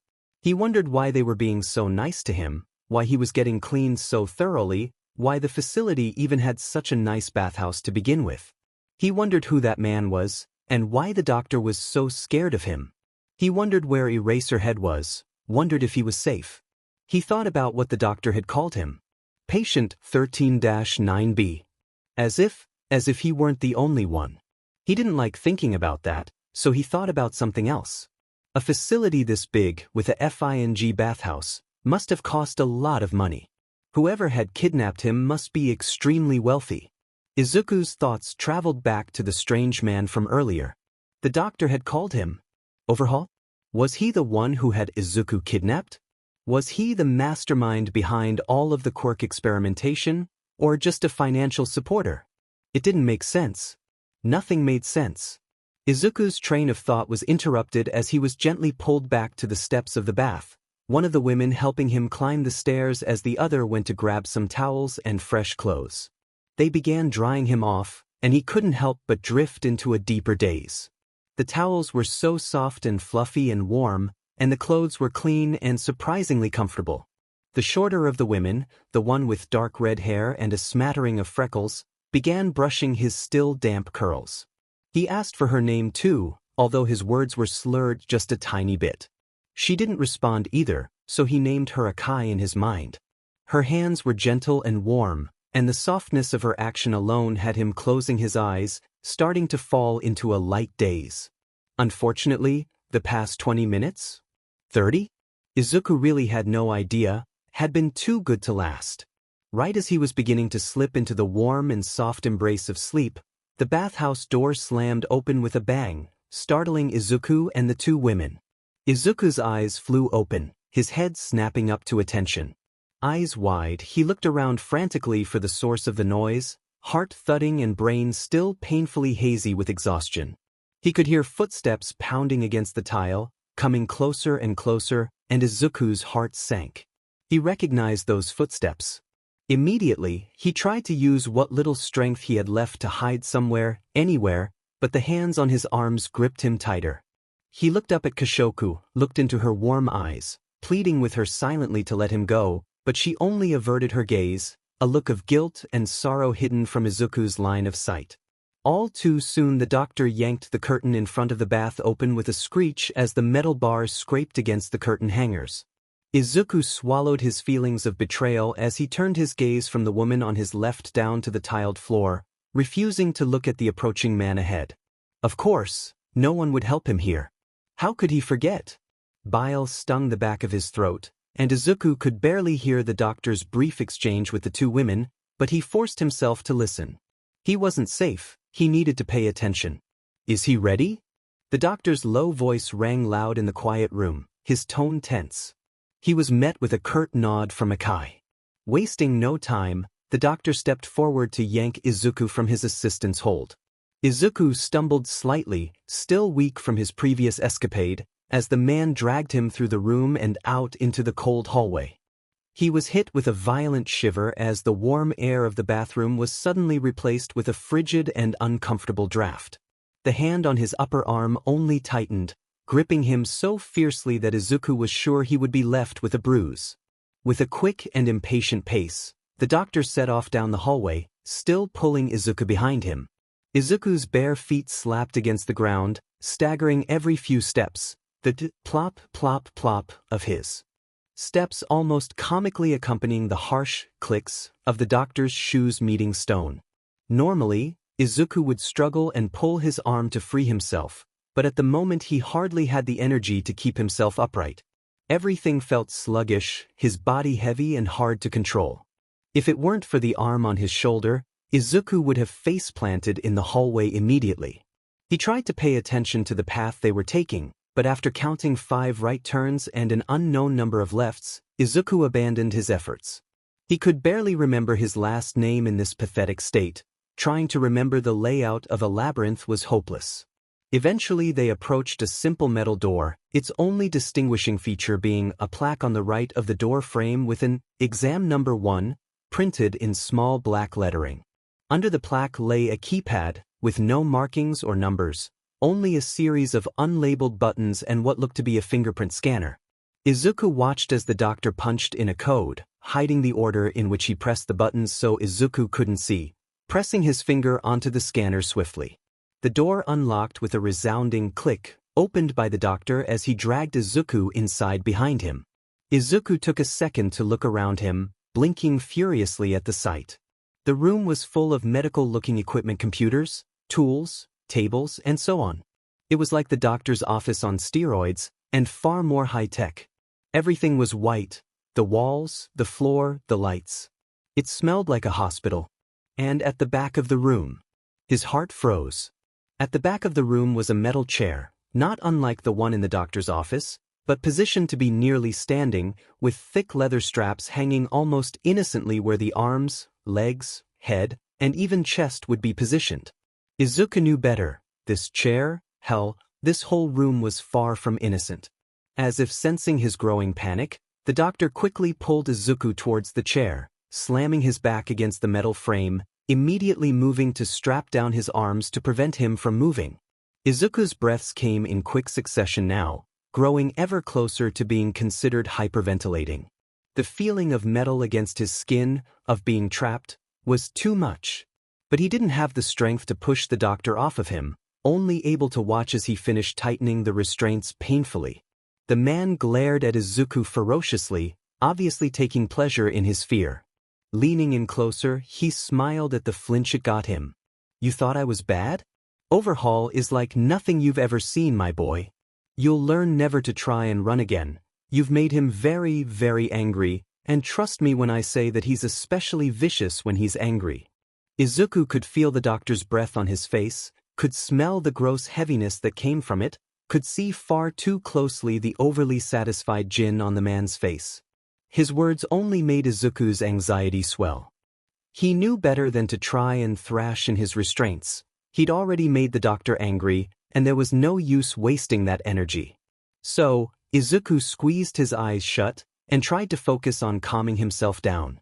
He filled his thoughts with good, happy things, like math problems and cats and Eraserhead. Eraserhead, was he okay? Were they going to torture him too? Was he hurt or worse?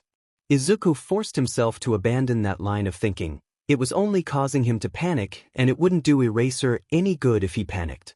He needed to think rationally, needed to calm himself down. He concentrated on his breathing, timing his inhales and exhales until they were steadier than before, less shaky. Eventually, the fuzziness in his head faded slightly, allowing him the ability to actually think coherently.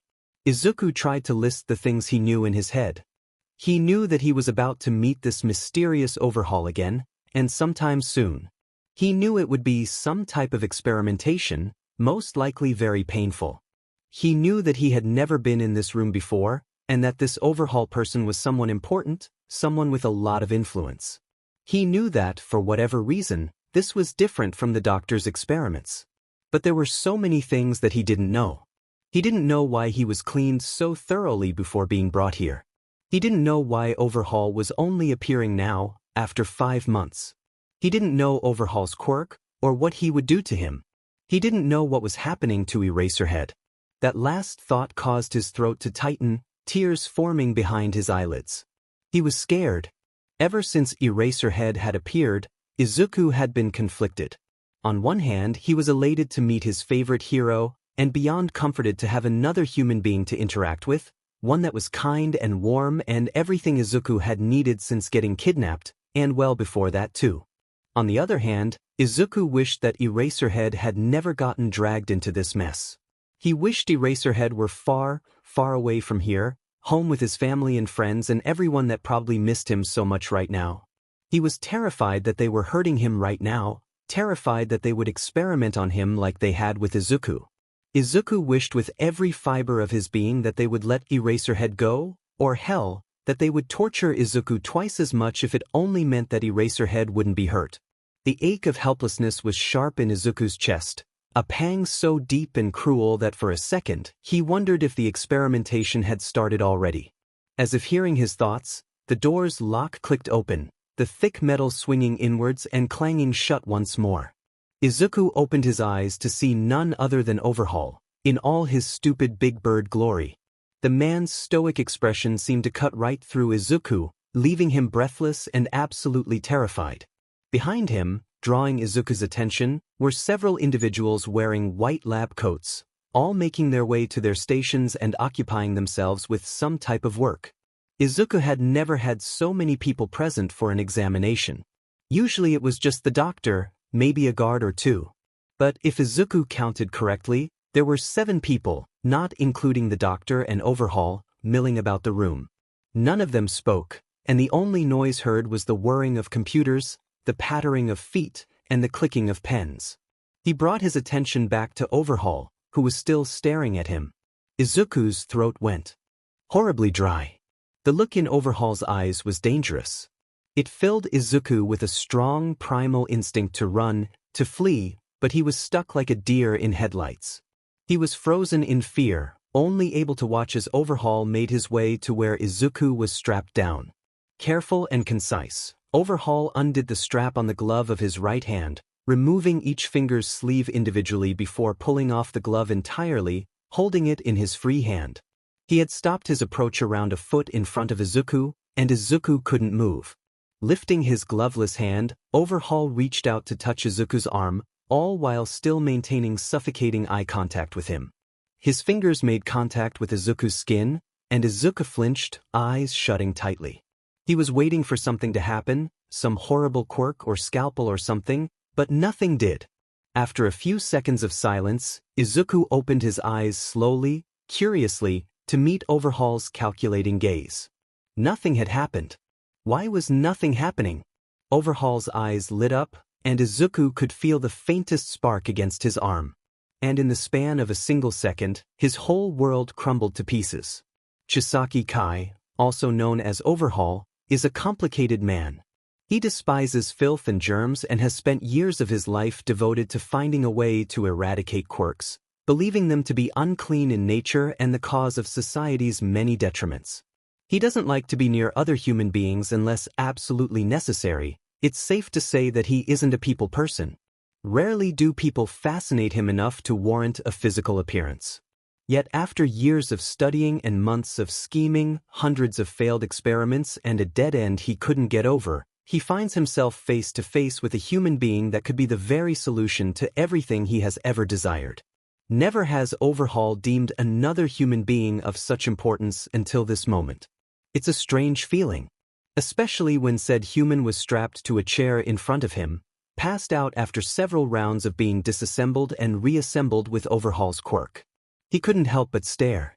Fluffy green hair lay scattered around the young boy's face, freckles painted across his nose and cheeks. If he were anyone else, the child would be found cute. Overhaul, however, didn't find things cute. No, the boy in front of him wasn't cute. Far better, in fact. He was useful. He was special.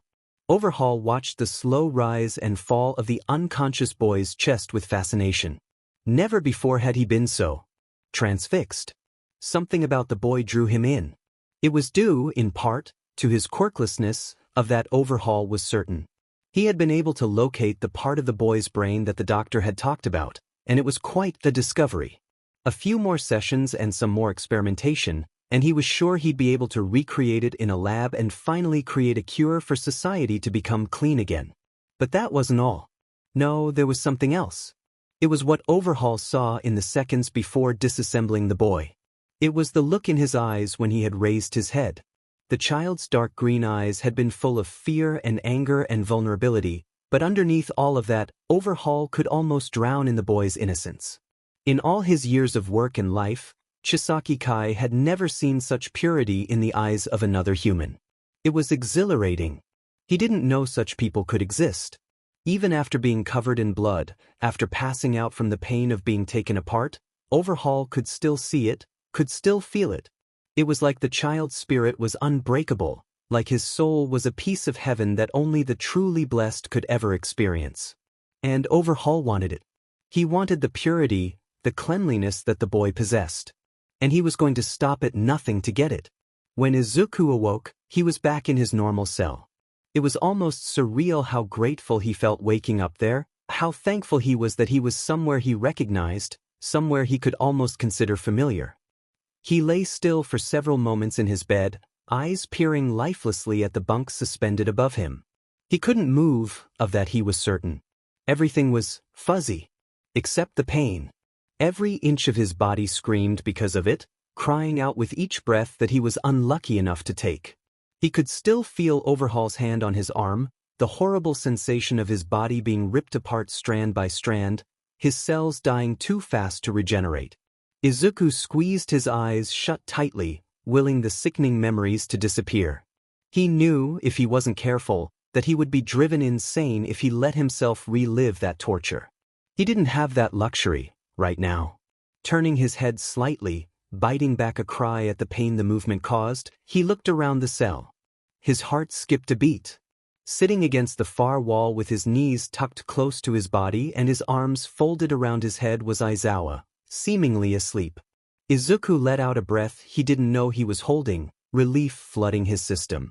Tears streamed down his face slowly, the mere pressure of them stinging his overly sensitive skin. He straightened his head, gritting his teeth at the sensation before closing his eyes again, giving himself a moment to rest.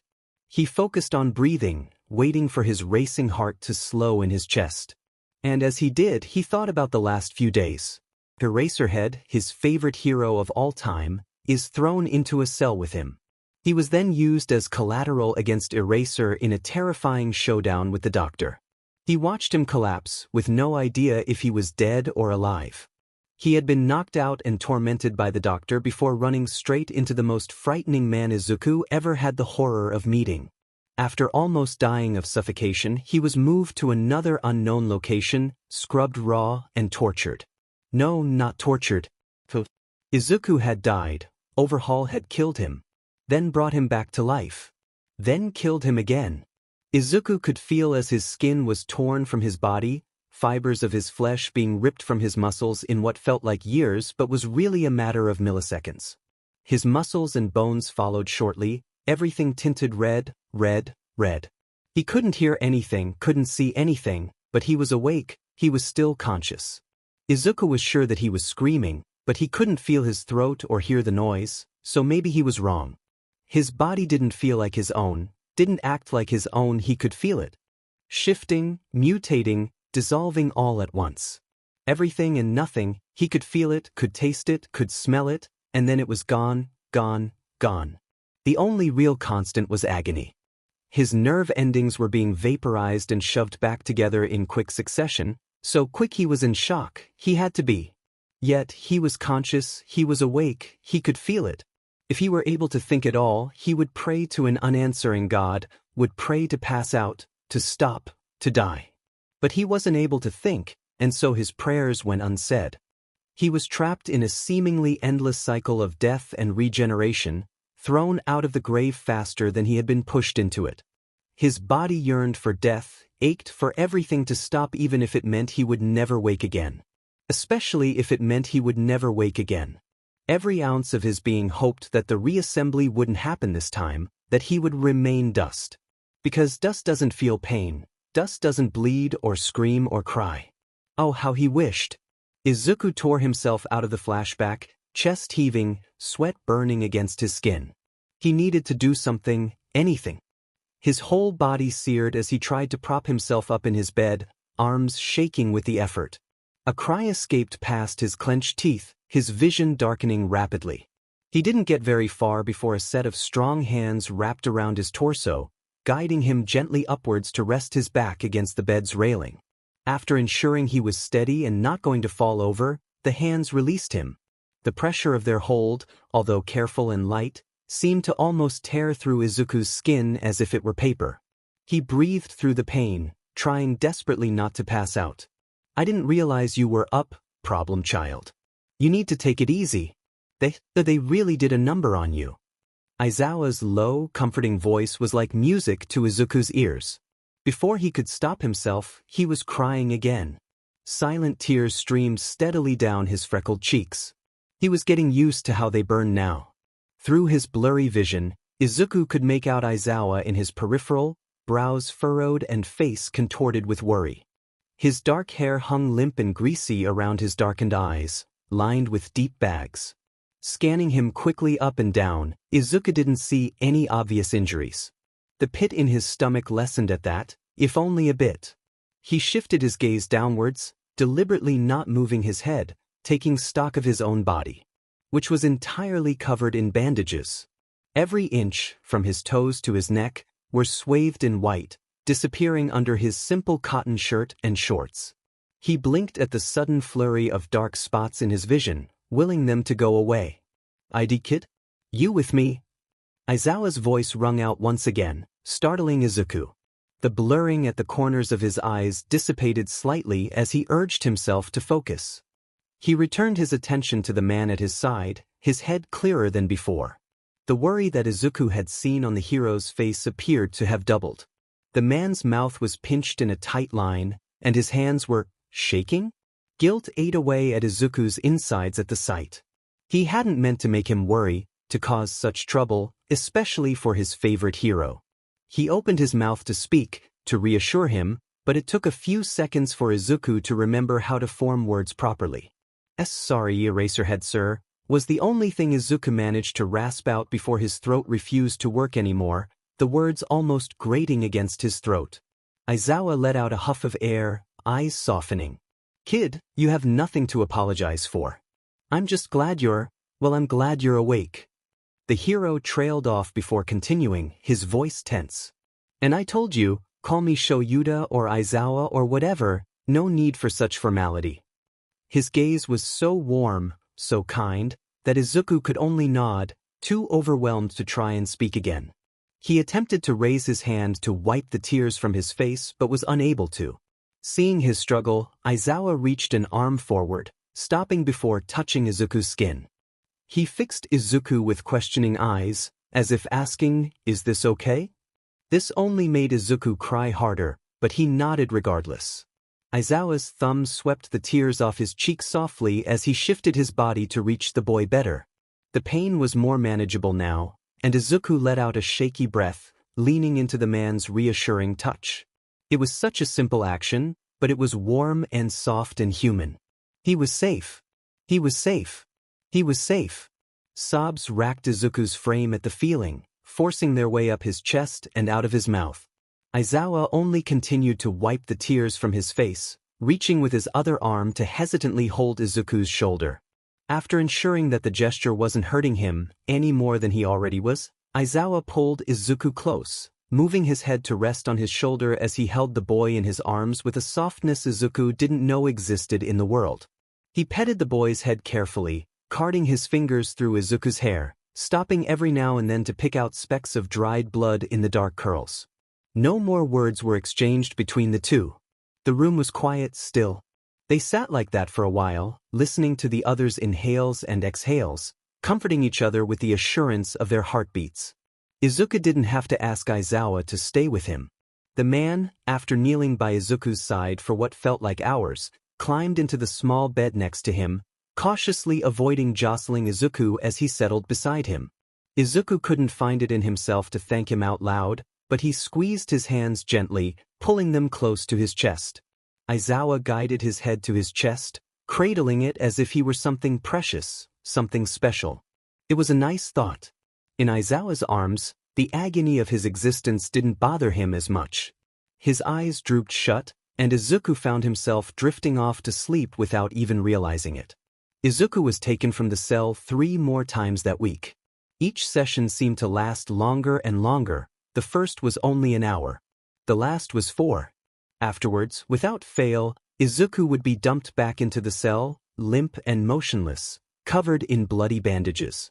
Every time, Aizawa would race over to the boy's unmoving body and check frantically for a pulse before moving him gently onto his mattress. Sometime after Izuku would finally wake, 12 to 24 hours later, he would be whisked off to the next session and the process would repeat. If Aizawa had been worried before, he was borderline hysterical now. He didn't know who was torturing him, didn't know if it was the doctor or someone, or something else, didn't know how to stop it and didn't know how to help. He spent every waking moment he could monitoring his kid, constantly making sure Izuku was still breathing. He tried to force Izuku to eat and drink something, attempting to clean up his wounds the best he could. The kid was asleep most of the time now anyways. When he was awake, he was practically incoherent. He wasn't able to move much on his own, and talking with Aizawa was impossible. The cell was very, very quiet without the boy's familiar questions and mumbling. He didn't realize how attached he'd gotten to the kid until now. It hadn't taken very long, but Aizawa really cared about Izuku. He cherished every mini-rant of his, every question about his support gear, every plea for a cool pro-hero story from Aizawa. Izuku was smart and kind and selfless, always caring more about Aizawa's well-being than his own. He was just a kid. He didn't deserve any of this. Aizawa wanted him to be safe, wanted him to feel safe. But he didn't know how to actually do that. So at night, when Izuku was sleeping fitfully, Aizawa would search the cell for anything he could use as a weapon or to escape, spending hours scheming and planning and going insane. He'd scrutinized every inch of the walls, the floors, the ceiling, nothing. There was nothing he could break off, no loose brick or sharp edge. He could throw the bar of soap at the guards, but he didn't think that would do him much good. Aizawa found himself talking to his husband in his mind while Izuku was unconscious, kneeling by his bed with his eyes closed and his head in his hands. It kept him occupied, helped to ease the edge of panic that threatened to overtake him in the silence of the room. God, Zashi, I wish you were here. I don't know what to do. I don't know where I am, don't know who I'm up against. Hell, I don't even know how I ended up in the mess. But I'm here now, and Izuku, his throat tightened uncomfortably, eyes stinging. He needs help. You're so much better with kids than I am. You'd know what to do, what to say. Please, just hang in there for me. I'll be home soon. Well, as soon as I can be. Thinking of Hisashi seemed to make things more bearable, if only a little. So as the torture continued, Aizawa talked to his husband more and more often, imagining what he would do if he were in Aizawa's shoes. The kid came back after 2 hours this time. It wasn't as long last time. He's so ill and cold. He's been unconscious this entire time. He's still breathing, but it's shallower than it should be. He's dying, I can feel it, I don't know what to do. I tried to stop the guards, but I've been tossed 3 times already and they just take him and leave. His wounds are like he's being ripped apart, again and again and again. Aizawa grabbed his hair and pulled on it tightly, squeezing his eyes shut, tears streaming down his face. I don't care if it's me. I'd rather it was. But not Izuku. Anything but him. Zashi, I don't know what to do. Please, tell me what to do. Please, please, please. On the really bad nights, the ones where Izuku would return and wouldn't wake up even after hours and hours, Aizawa would sing. Kneeling by his side, holding Izuku's small hands in his own, he would warble out some old songs, usually Hisashi's favorite, just like his husband did for him whenever he ended up in the hospital. It was desperate, Aizawa knew that. But he just wanted his kid to wake up, to be okay, to know that he was here, and he had exhausted all other options. So, Aizawa sang. His voice was gruff and unsteady, barely above a whisper. It wasn't pretty, like Zashi's was, but it was better than the suffocating silence that surrounded them. When he was done singing, the cell was quiet. Izuku still lay asleep, his chest moving slowly up and down. His face was peacefully blank, framed by limp, dark hair. Aizawa averted his gaze, the sight of his kid like that too much to bear. He swallowed thickly, staring intensely at the tiny hands still in his grasp. As he went to draw his hands away, he felt a twitch of movement. Aizawa startled, looking sharply upwards to see familiar viridian eyes staring back at him. The hand in his grasp twitched again, now holding his in a loose grip. He could only stare, a lump growing in his throat, tears streaming steadily down his face. He didn't dare remove his hands from Izuku's to wipe them away. Hey, Zoa. Izuku's broken voice could barely be understood, raspy and hoarse. I'm back. It was the first thing he'd said since the first session, and it was barely more than 3 words, but Aizawa could have sobbed with relief. He knew it was a little different. Izuku had never called him by his name before, only ever calling him by his hero name, which told Aizawa that the kid was probably pretty out of it. But still it was enough, it was more than enough. He restrained himself from launching at the kid, instead wrapping his arms gently around Izuku, pressing his face into the crook of his neck as Izuku shuddered. Don't ever scare me like that again. Kid, don't you ever leave me like that. Izuku only wrapped his arms around Aizawa's shoulders, wincing at the movement but continuing nevertheless. Sorry, Zawa, I'm sorry. Aizawa just cried harder at that. He was tired. Hell, he knew they both were exhausted. So he crawled into bed next to Izuku, just like he had just days ago, pulling the kid against his chest in a protective embrace. Izuku curled his hands into Aizawa's shirt, grabbing on as tight as the bandages would allow. Aizawa only pulled him closer, tucking his head under his chin. After a week of no sleep, of constant worrying, of pure and unadulterated fear, Aizawa finally let himself relax with his kid in his arms. The two fell asleep together like that, safe. For now, at least, Aizawa and Izuku were, for the most part, left alone over the next few weeks. On occasion, a guard would pull Aizawa out of the cell for the occasional checkup, which consisted of simple blood tests, physical examinations, and other suspiciously normal medical practices, but that was it. No more torture. Izuku was left to heal, recovering his strength slowly, day after day, and Aizawa took care of him as best as he could. After what must have been 2 full weeks, Izuku was speaking again, joking around with Aizawa and questioning him relentlessly about anything hero-related. He was still mostly bedridden, but far more energetic than he had been after. After overhaul. Izuku hadn't told Aizawa about the man, unable to form the words. Aizawa never pressed him about it either, which almost made things worse. Izuku knew he needed to tell Aizawa, to warn him, but every time he tried all he could think about was pain, pain, pain, and his throat would close and his heart would race and he couldn't do it. But they were managing okay, now that they were left to their own devices. During this PRD of inactivity, Izuku and Aizawa found their own ways to pass the time. They drew each other pictures and played silly games, often spending hours just talking to one another. One night, after a competitive few rounds of tic-tac-toe, Izuku had won. Izuku approached Aizawa with something that had been on his mind for a while. Aizawa? Izuku started hesitantly. Do you think you could train me? To fight? I think it would help us later down the line if I knew how to fight too, and you're really good with self-defense. I mean, of course you are, you're Eraserhead for FS sake, that's pretty much your whole brand. Not that you can't do other things or anything. Aizawa cut off his ramblings with a soft chuckle. Izuku stopped, the tips of his ears feeling warmer than usual. Of course I'll train you, kid. It's going to be tough work, but we'll take it slow. Right now, though, you need to rest. It's illogical to try and work right now when your body is still recovering. Izuku's heart soared. He dreamt of a pro hero training him ever since he was a little kid, but he never thought it would actually happen, let alone with Eraserhead. Thank you so much, Eraserhead. Sorry, Aizawa. I'm still trying to get used to it.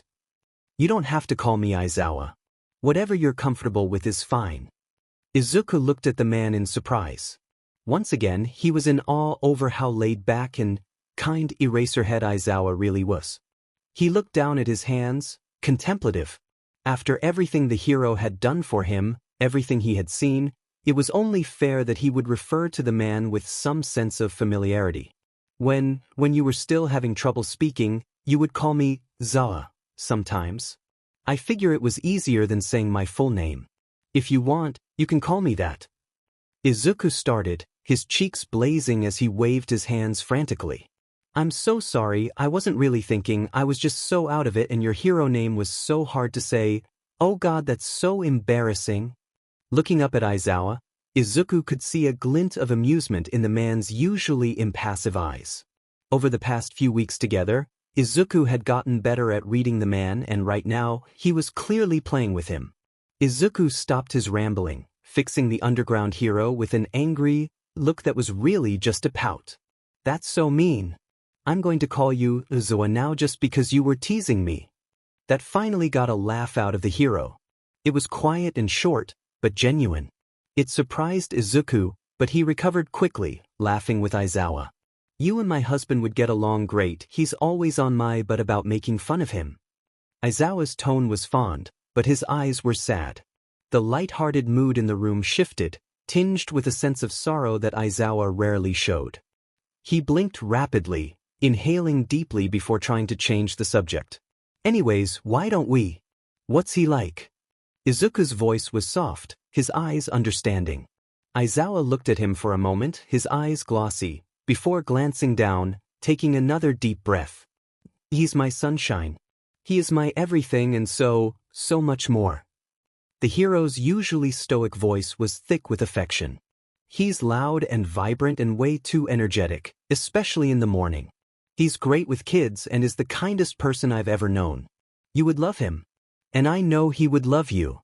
Aizawa finally glanced Izuku's way, tears gone from his eyes as he schooled his expression.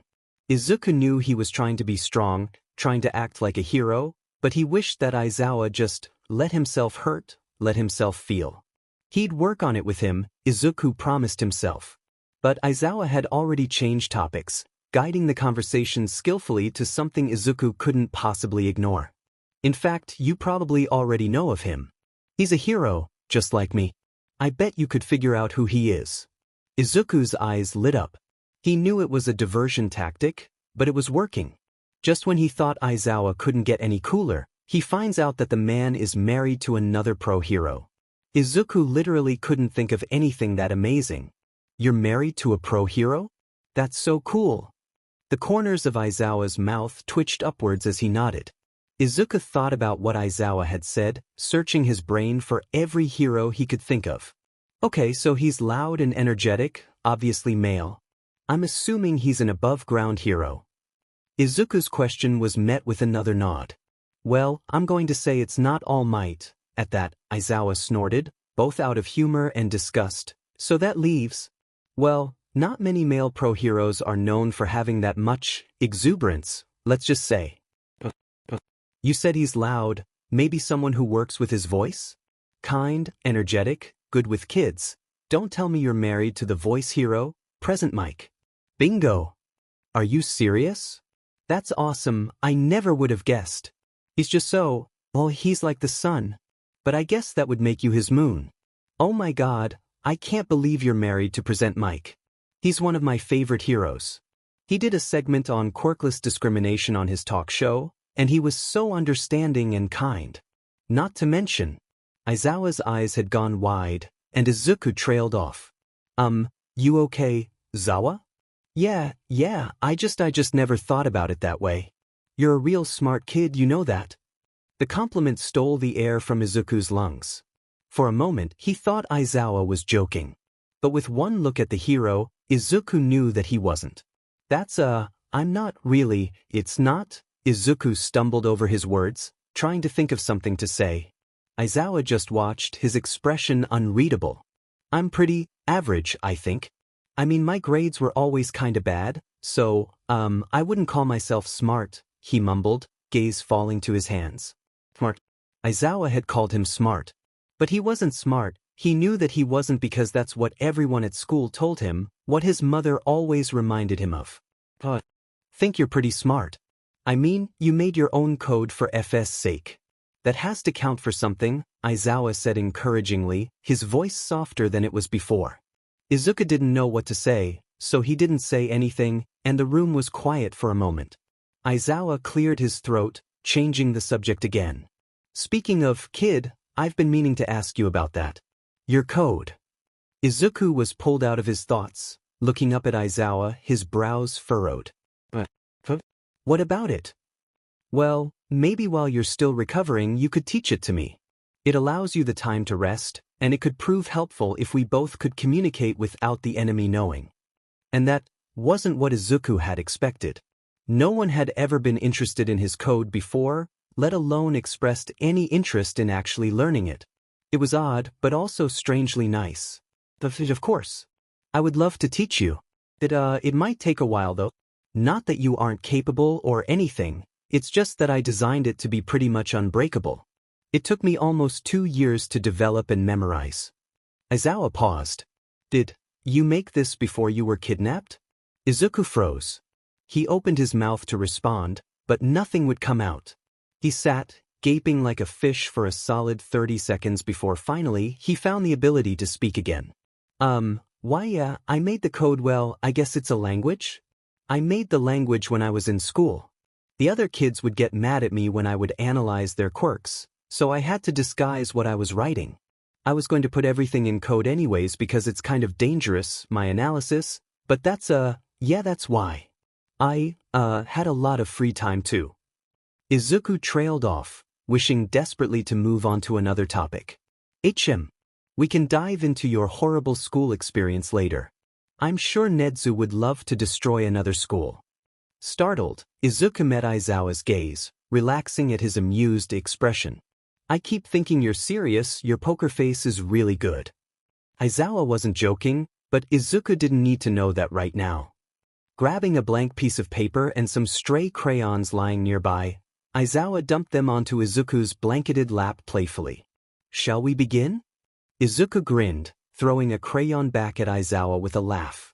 He was so excited. Everything was going to go great. Or more or less. After 3 hours of trying to explain the basics of his code to Aizawa, the man was about ready to quit. Kid, you said this was a code.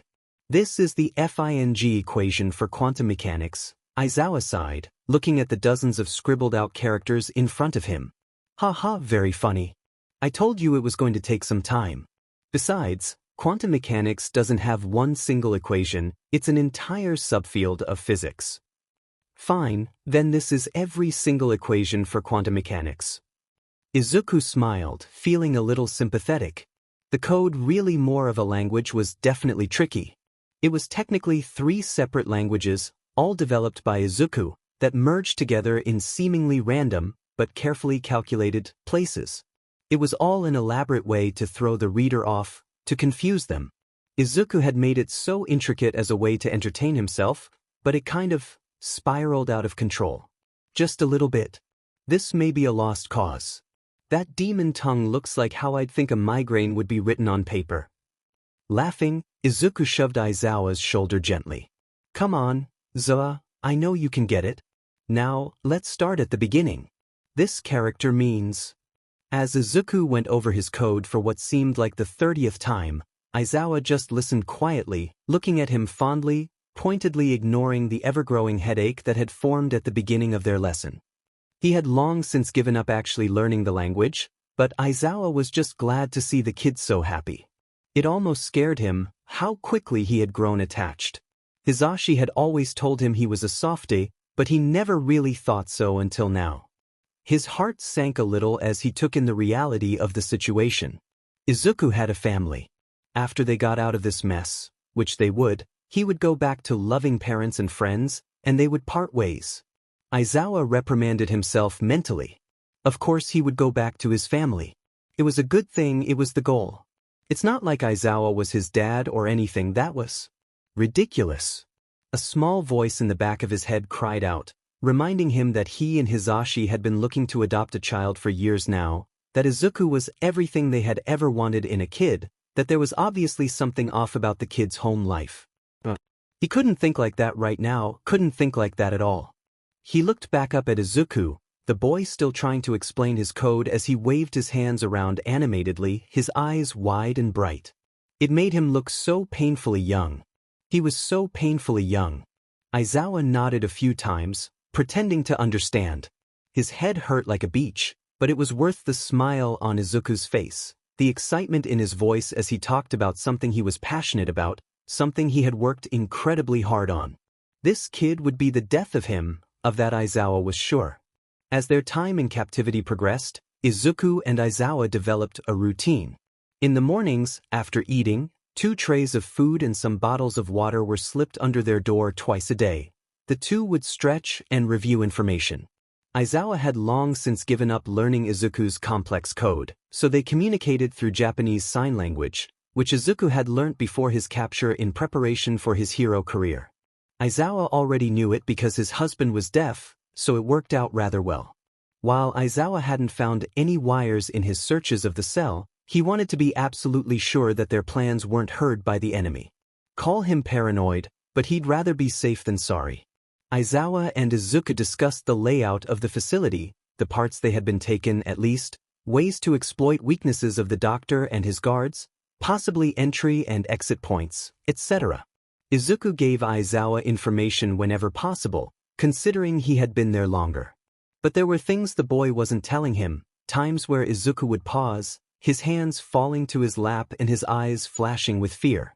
Aizawa never pushed him, he was just a kid, he didn't deserve to relive the torture he'd already been forced to experience. He was sure that it was important and needed to be talked about eventually, but it could wait. After plotting and scheming, they would begin sparring. Aizawa had shown Izuku some basic moves, focusing on practicality over brute force, how to take a punch, how to fall correctly, how to block properly, and the likes. Now that Izuku was finally in better health, he was able to catch on fairly quickly. He was eager to learn, and took to fighting like a sponge to water. Aizawa knew that, if Izuku were one of his students at UA, he'd be at the top of the class without a doubt. Aizawa also taught Izuku some stealth tactics, how to walk without being detected, how to hide one's breathing, how to lie with a straight face. While this wasn't what he normally taught his younger students, they were both far from the classroom now. They needed to be stealthy if they ever hoped to escape with their lives, and so, Izuku had to learn. The kid had a little more trouble with these. He could move quietly enough, but he breathed too loudly when he got nervous, and his poker face needed work, to say the least. It took another week or two, but Izuku was making great progress. They would spend as much time training together as they could, interrupted every so often by a guard taking Aizawa. It was only ever Aizawa now, to another examination. He would come back bruised, battered, and slightly scarred, but nothing he couldn't handle. Aizawa had been a pro-hero for a while. Now injuries were literally part of the job. Besides, it was nothing in comparison to what Izuku had been through. For whatever reason, they were going easy on Aizawa. Izuku had speculated that the doctor had to run fewer tests because Aizawa had a quirk. It wasn't a comforting thought. At night, after tiring themselves out from sparring and training and scheming, the pair would eat dinner and talk. Izuku usually held most of the conversation, as he was naturally more sociable than Aizawa, but the hero would chip in when appropriate. Sometimes Aizawa would tell old stories about his early days in the field, which always had Izuku looking at him with stars in his eyes. And then he started driving, the ATM still strapped to the back of his car. It was so loud, I swore I could practically see colors after that. Seriously? How did you catch him? Did you use your capture weapon on the wheels, or disconnect the machine from his car, or... I didn't have to. The dumbass ran into a pole before making it down the street, knocked himself out. That's so cool. Aizawa wasn't usually one who liked to talk much in general, let alone about himself or his life, but it made the kid happy. Ever since Izuku came back about a month ago, covered in bloody bandages and without the familiar light in his eyes, Aizawa had made it his personal mission to get the kid to laugh at least once a day. It gave him something to focus on, and it ensured that Izuku didn't get completely lost in the darkness that threatened to swallow him. Okay, maybe that was a little dramatic, but seeing Izuku laugh lightened the load on Aizawa's chest significantly. Izuku, however, seemed to have a personal mission of his own. Every night without fail, he would comb through Aizawa's hair with his hands and put it into a braid of some sorts, chatting about heroes or some random species of bird as he did so. This strange act of intimacy came shortly after Izuku's week-long torture stint. Something in the kid seemed to break. He'd wake up every night sobbing, screaming, clutching at his chest, his arms, his neck, reaching to grab his body as if it had been ripped from him in his dreams. Aizawa would rush to his side, not knowing how to help but moved into action, cradling Izuku in his arms until the sobbing stopped and the tears slowed. Izuku would run his hands through Aizawa's hair without realizing at first, and embarrassingly curl into a ball with his face covered when he realized what he had been doing. Aizawa had sighed, a sad smile on his face, as he dropped the kid's hand back on his head. If it helps you calm down, you can touch my hair, problem child. I don't mind. And that was when their tradition began. Afterwards, anytime Izuku had a nightmare, Aizawa would hold him in his arms until he calmed down, and they would sit on the bottom bunk of the bed together, talking in hushed tones as Izuku braided Aizawa's hair with shaky hands. Aizawa would be lying if he said it wasn't nice. He had never let anyone touch his hair before, besides Hizashi's occasional tussle, and it was odd, to say the least. Pleasantly so. It was grounding in the sense that he could feel Izuku's fingers on his scalp, was close enough to hear the boy's heartbeat and slightly uneven breathing. It was confirmation that Izuku was alive, that he was breathing. It helped quell his paranoia, his deep-rooted fear that had been planted when the kid had been dumped back into the cell, barely breathing and so unbearably cold.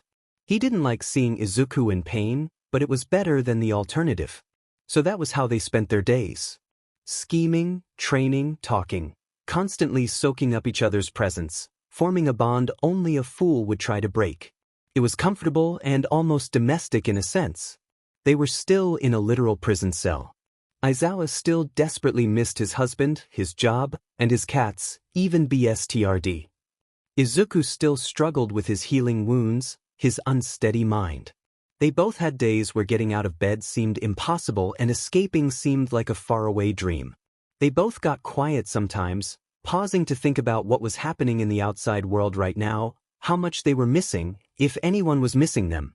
Aizawa wondered sometimes, when Izuku was asleep and the room was just too quiet, if his husband was looking for him, or if Hizashi thought he was dead. The thought kept him up at night. But when all of that was put aside, Izuku and Aizawa managed to find comfort in each other. The past month hadn't been horrible, in Aizawa's opinion. The torture had stopped, and he and the kid were making things work in their own messy, jumbled way of surviving. Everything was manageable.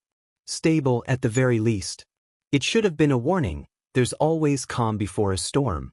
When Izuku awoke, it was to sore muscles and an aching body. This wasn't unusual, since Aizawa had been pushing him harder in training, but it wasn't very pleasant. He sighed, pushing himself up into a sitting position on his bed to begin the day. Looking over to his right, Izuku was ready to tease Aizawa about his inevitable bedhead. But Aizawa wasn't there. Izuku's heart dropped in his chest. Something wasn't right. Aizawa was always in the same spot when he woke up. The man had stubbornly refused to sleep on the top bunk, muttering something about constant vigilance, before moving the flimsy mattress to sit between Izuku and the metal door. Now, though, the mattress was empty. Izuku scrambled out of bed, looking frantically around the room for any sign of the underground hero, but finding none. Which only meant one thing. Aizawa was gone. Taken. Izuku's breathing picked up, his heart pounding in his ears. Gone, he was gone. It felt like there was static running through his veins, as if he had been struck by a bolt of lightning, the room losing focus by the second. Squeezing his eyes shut, Izuku tried to control his breathing. In for 5 seconds, hold for 6, out for 7. 5, 6, 7. Just like Aizawa had taught him. He repeated this process until his heart rate had finally steadied, his head clearer than it had been before.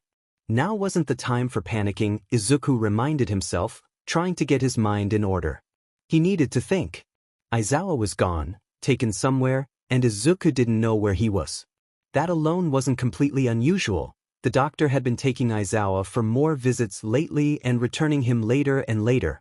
What was unusual was when they did this. Aizawa was taken while Izuku was asleep. That had never happened before, in however many months they had been there.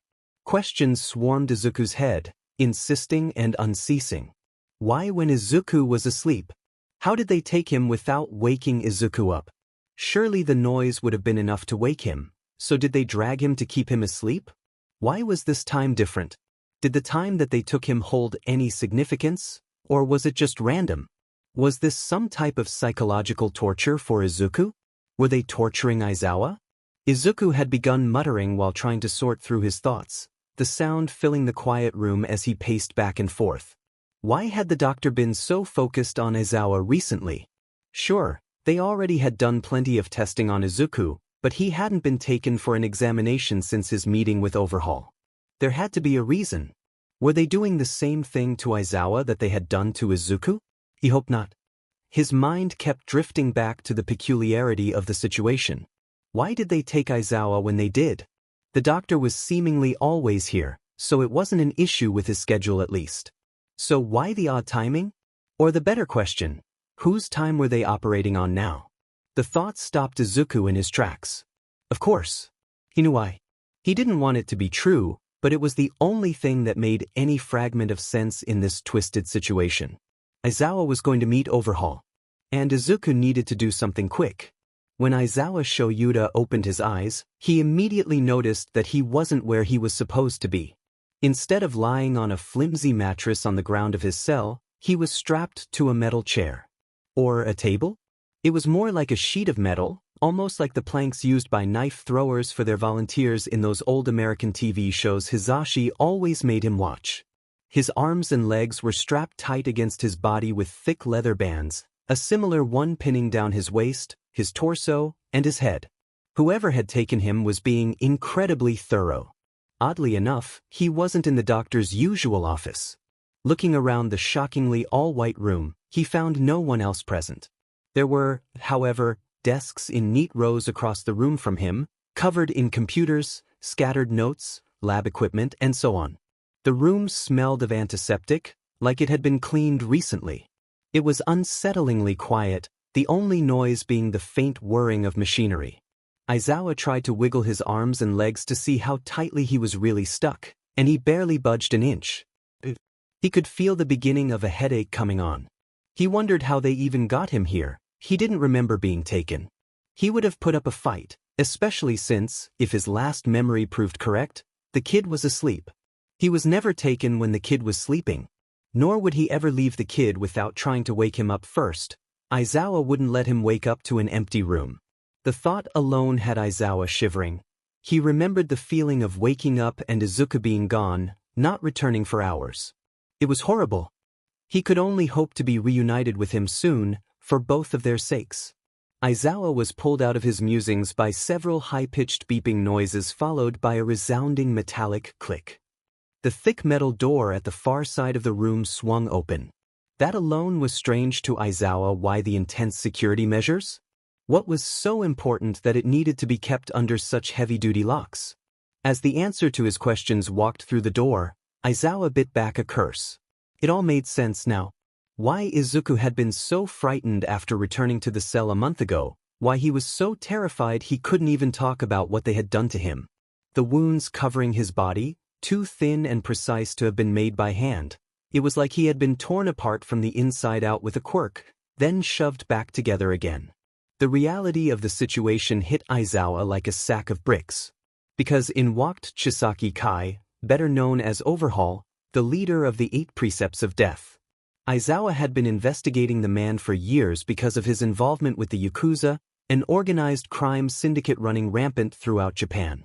Overhaul was actually the name of his quirk. He could disassemble anything he touches and put it back together again.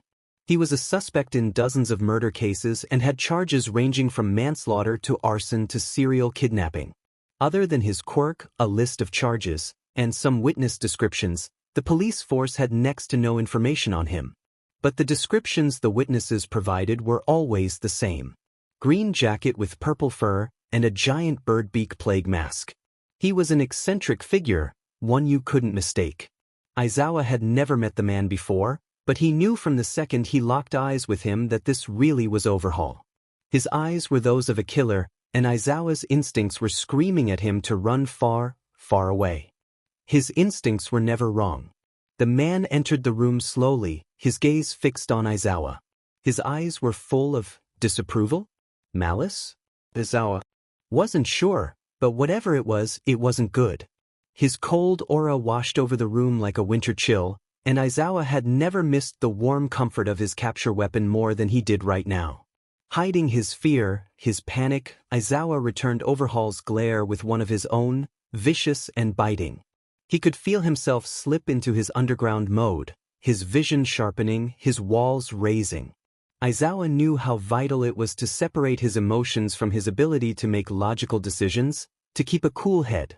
He didn't have the luxury of feeling anything right now. As much as he wanted to scream at the BSDRD for hurting his kid, he had to gain the upper hand in the situation, if at all possible. Overhaul, how chic to finally meet you. You look like even more of a scumbag than I was expecting. Aizawa's flat tone gave nothing away, his gaze dismissive and bored. It was a risky move, but the only thing he could think of, a smart mouth and arrogant attitude set villains off to no end. And the angrier someone was, the more likely they were to make a mistake. It showed that Aizawa wasn't scared, wasn't someone who could be controlled, even if he was absolutely terrified.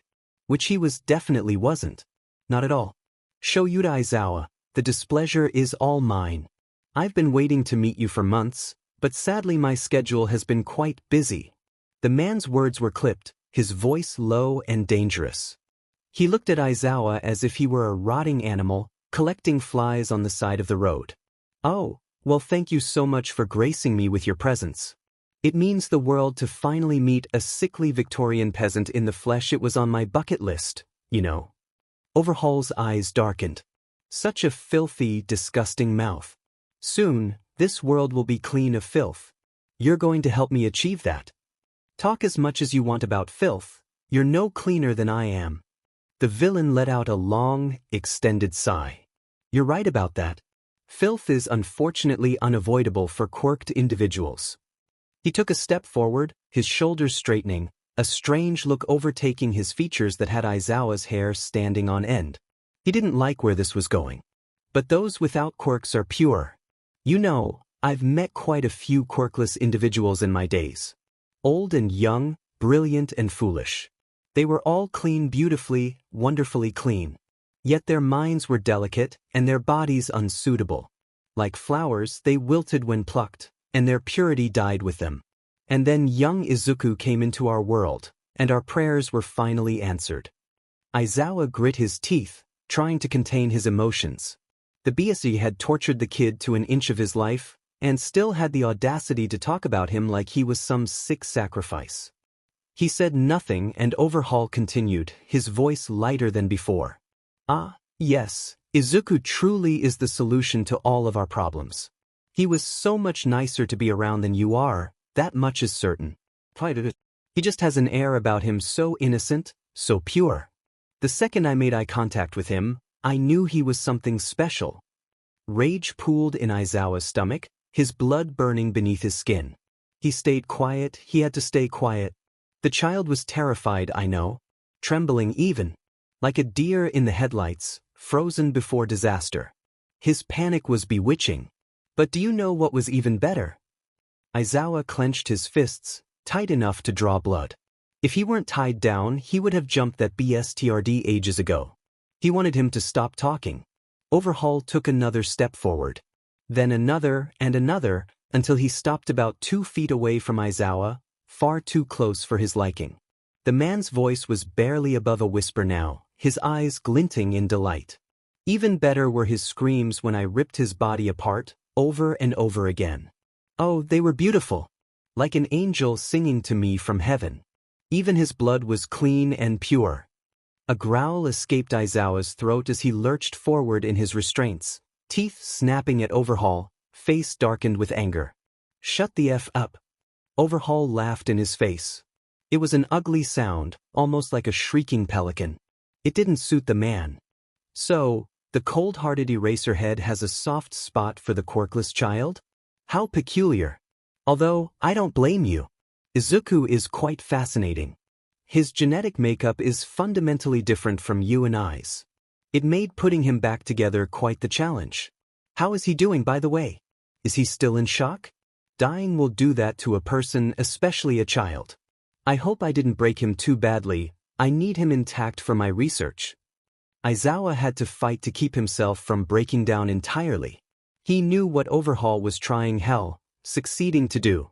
Hearing about how Izuku was tortured, how he had been killed, was tearing him apart. You touch him again and I'll rip you to shreds with my bare hands. Aizawa's threat, primal and dangerous, would have had any normal person shaking in their boots. Unfortunately, Overhaul was far from normal. And how do you plan on doing that, HM? You couldn't hurt me even if you wanted to, Eraserhead. You're defenseless. I've already injured your precious boy. I killed him. Again and again and again. You know, he was conscious the entire time. Since I was remaking his brain constantly, he didn't have the ability to pass out. All he could feel was pain, I'm sure. Overhaul leaned back for a moment, observing Aizawa with blazing eyes. Imagine how it felt to be ripped apart like that. Every nerve made fresh, sensitive to any little touch, each cut and tear. With a slow and precise motion, he unbuckled the clasp on his glove. Well, I suppose you won't have to imagine anything. You'll get to know exactly how it felt. Aizawa struggled to breathe, his chest heavy, his pulse frantic. A feeling of suffocating helplessness washed over him like a tsunami, drowning him in depths he knew he couldn't escape from. Overhaul was right. He couldn't do anything. He could only watch as Izuku was hurt again and again. Watch as the light in his kid's eyes faded with every passing day. Watch as the doctor performed his relentless examinations. Watch as Overhaul reached forward with an unloved hand and ripped Aizawa apart. Taking apart a human body and putting it back together in the span of a few seconds was a delicate, yet messy business.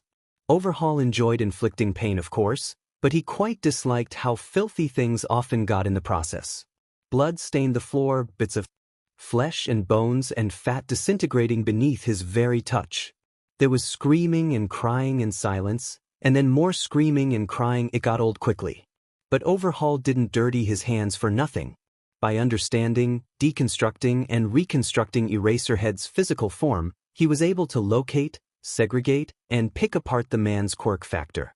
Overhaul rebuilt Eraserhead again, searching for the right piece, the part of his quirk that would be transferable to his research. The lab's door flung open, and Overhaul's concentration was broken. A technician staggered forward, his face red and his breathing labored. "Sir, I'm sorry to disrupt you, but there's been a disturbance." Slowly, Overhaul turned away from his work to face the man that had disrupted him. The room fell deathly quiet. What could be so important to warrant such an interruption? His voice rang out. It wasn't a question, it was a demand. The scientist grew pale, his eyes wide. It's 13-9B, sir," the man stuttered. "He's engaged in a standoff with the doctor, code red. He's demanding that Eraserhead is returned to the cell." Overhaul was quiet for a moment, considering his options. He looked to Eraserhead, now covered in blood, thin wounds swirling their way around the entirety of his body. It was a disgusting sight. It wasn't ideal, but he supposed he'd gotten enough data already. Besides, he had other matters to attend to. Get Eraserhead cleaned and bandaged. In the meantime, I'll pay the boy a visit myself. The scientist nodded furiously, too scared to speak, before leaving to find another set of hands to help with his work. Wiping the blood from his hands, Overhaul put his glove back on, snapping the buckle into place. He refused to be covered in blood while in the presence of a child, after all. It was just inconsiderate.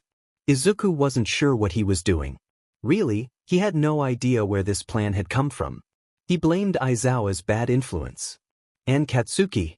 Both had instilled in him a sense of bravery and rebelliousness that he didn't seem to have previously. Aizawa's presence and training had given him confidence, while Izuku's memories of Katsuki provided him with the inspiration. Inspiration for what? Well, the inspiration to make a scene, of course. If there was one thing Katsuki had taught Izuku, it was how to get all eyes on him, whether it be for better or for worse.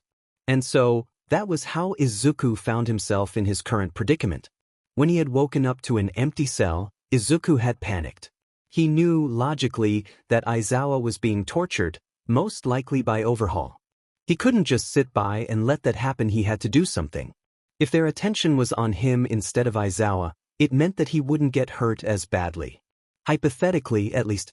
So Izuku made a scene. First, he looked for a weapon. Something sharp or blunt, anything he could hurt himself or someone else with. Everything in the room was bolted to the floor, so that left Izuku with very few options. The only items not bolted to the floor were the ratty blankets and pillows on the bed, the bar of soap on the sink, and the paper and crayons scattered around the floor. He could always draw Overhaul a nice little picture. The man would probably stop murdering his hero and play a fun game of tic-tac-toe with Izuku instead. Yeah, not likely. He needed something jagged, something that could actually hurt someone, but there was nothing in the room he could even break to get that. The light bulb flickered above him, catching his attention. Izuku took a closer look at the metal cage surrounding it. He wouldn't be able to remove them, but they were thin and far enough apart that something could slip through. Something small and easy to throw, but heavy enough to break the bulb. Like a bar of soap, for example. Throwing the bar of soap hard enough and accurately enough to actually break the light bulb proved to be rather difficult, but after about a dozen failed attempts, Izuku finally succeeded. Broken glass rained down to the floor, fragments falling around him. He jumped out of the way to avoid them, picking through the pieces once everything had settled. By luck alone was he able to find a rather large shard with a sharp tip, sharp enough to do some actual damage.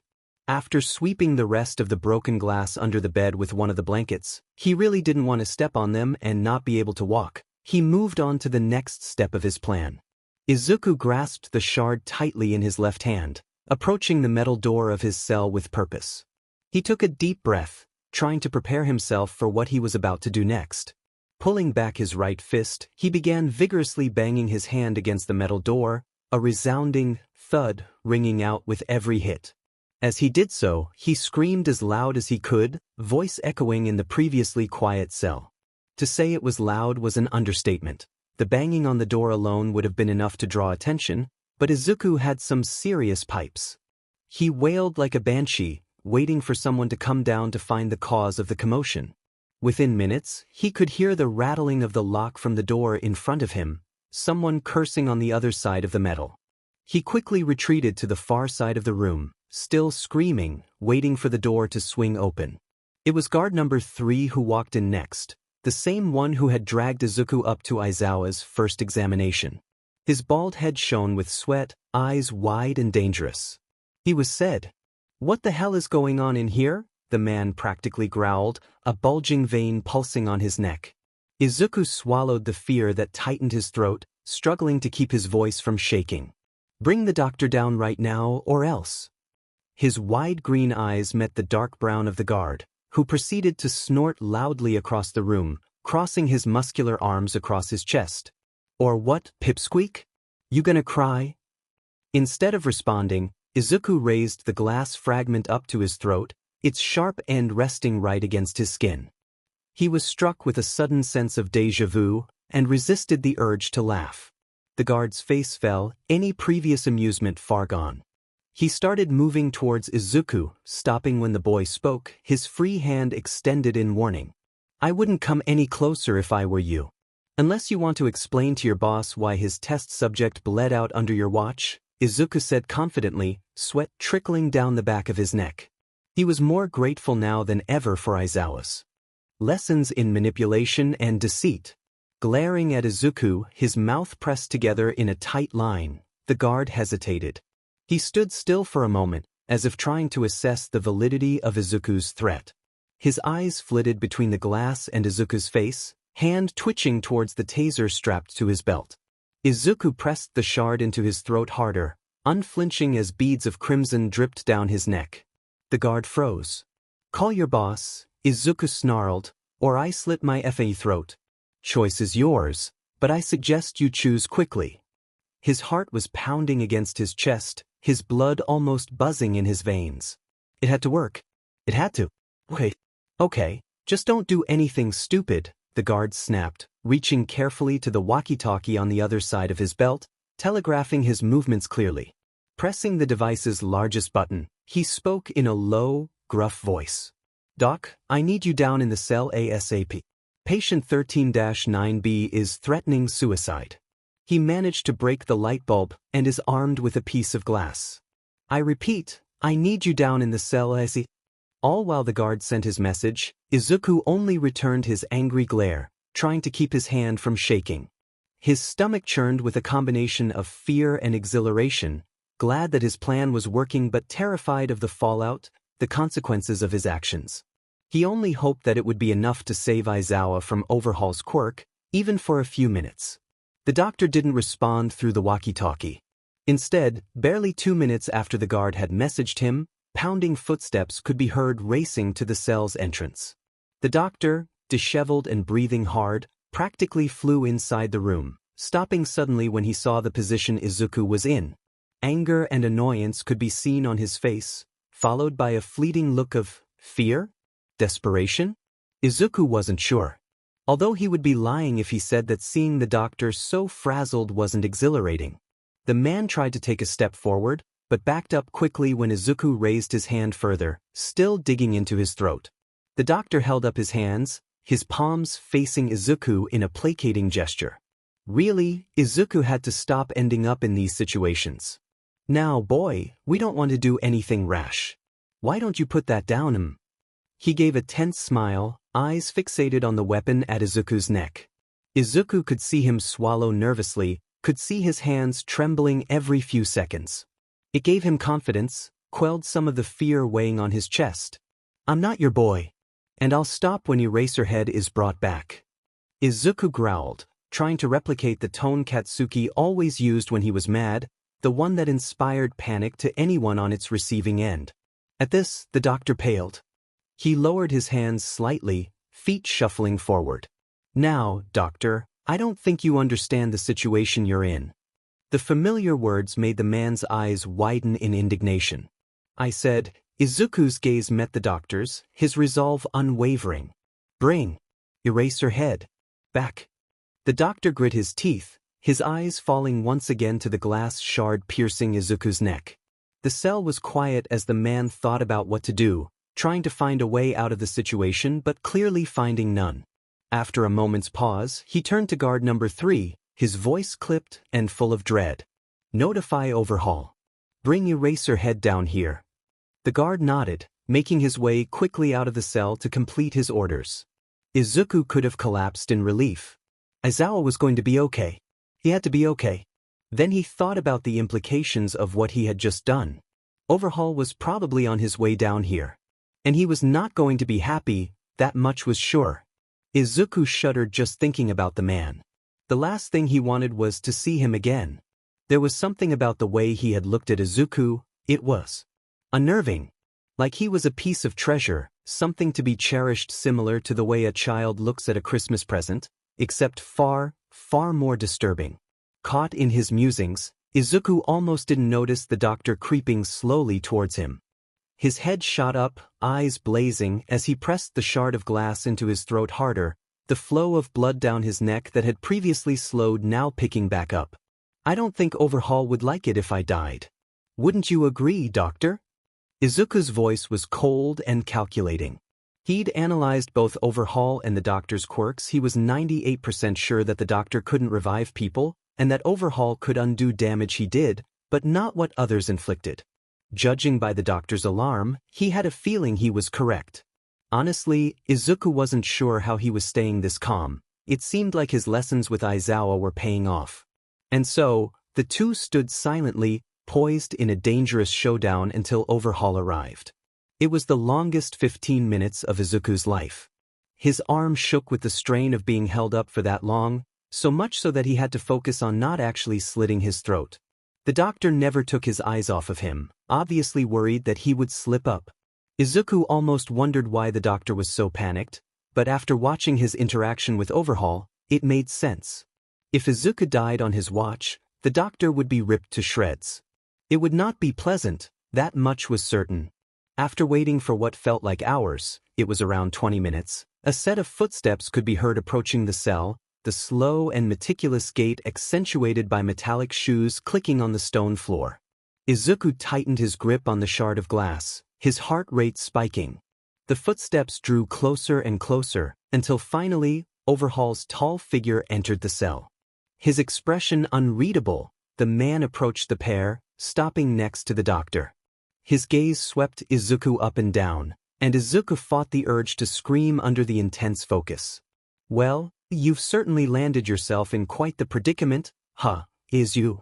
Overhaul drew out the syllables of the boy's name almost playfully, and it made Izuku shiver in disgust.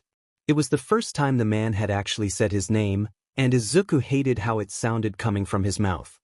He grit his teeth, glaring at Overhaul, refusing to give him the satisfaction of a response just yet. Overhaul's gaze stuck on Izuku for another moment before turning to the doctor, his eyes blazing with fury. And you?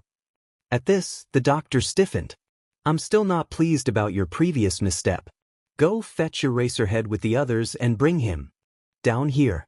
Do it quickly and I'll consider lessening your punishment.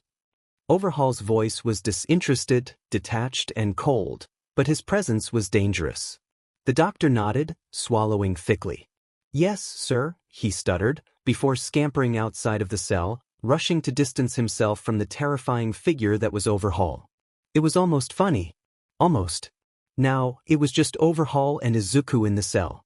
The panic and fear Izuku had been ignoring previously reared its ugly head and was burning a hole in Izuku's stomach.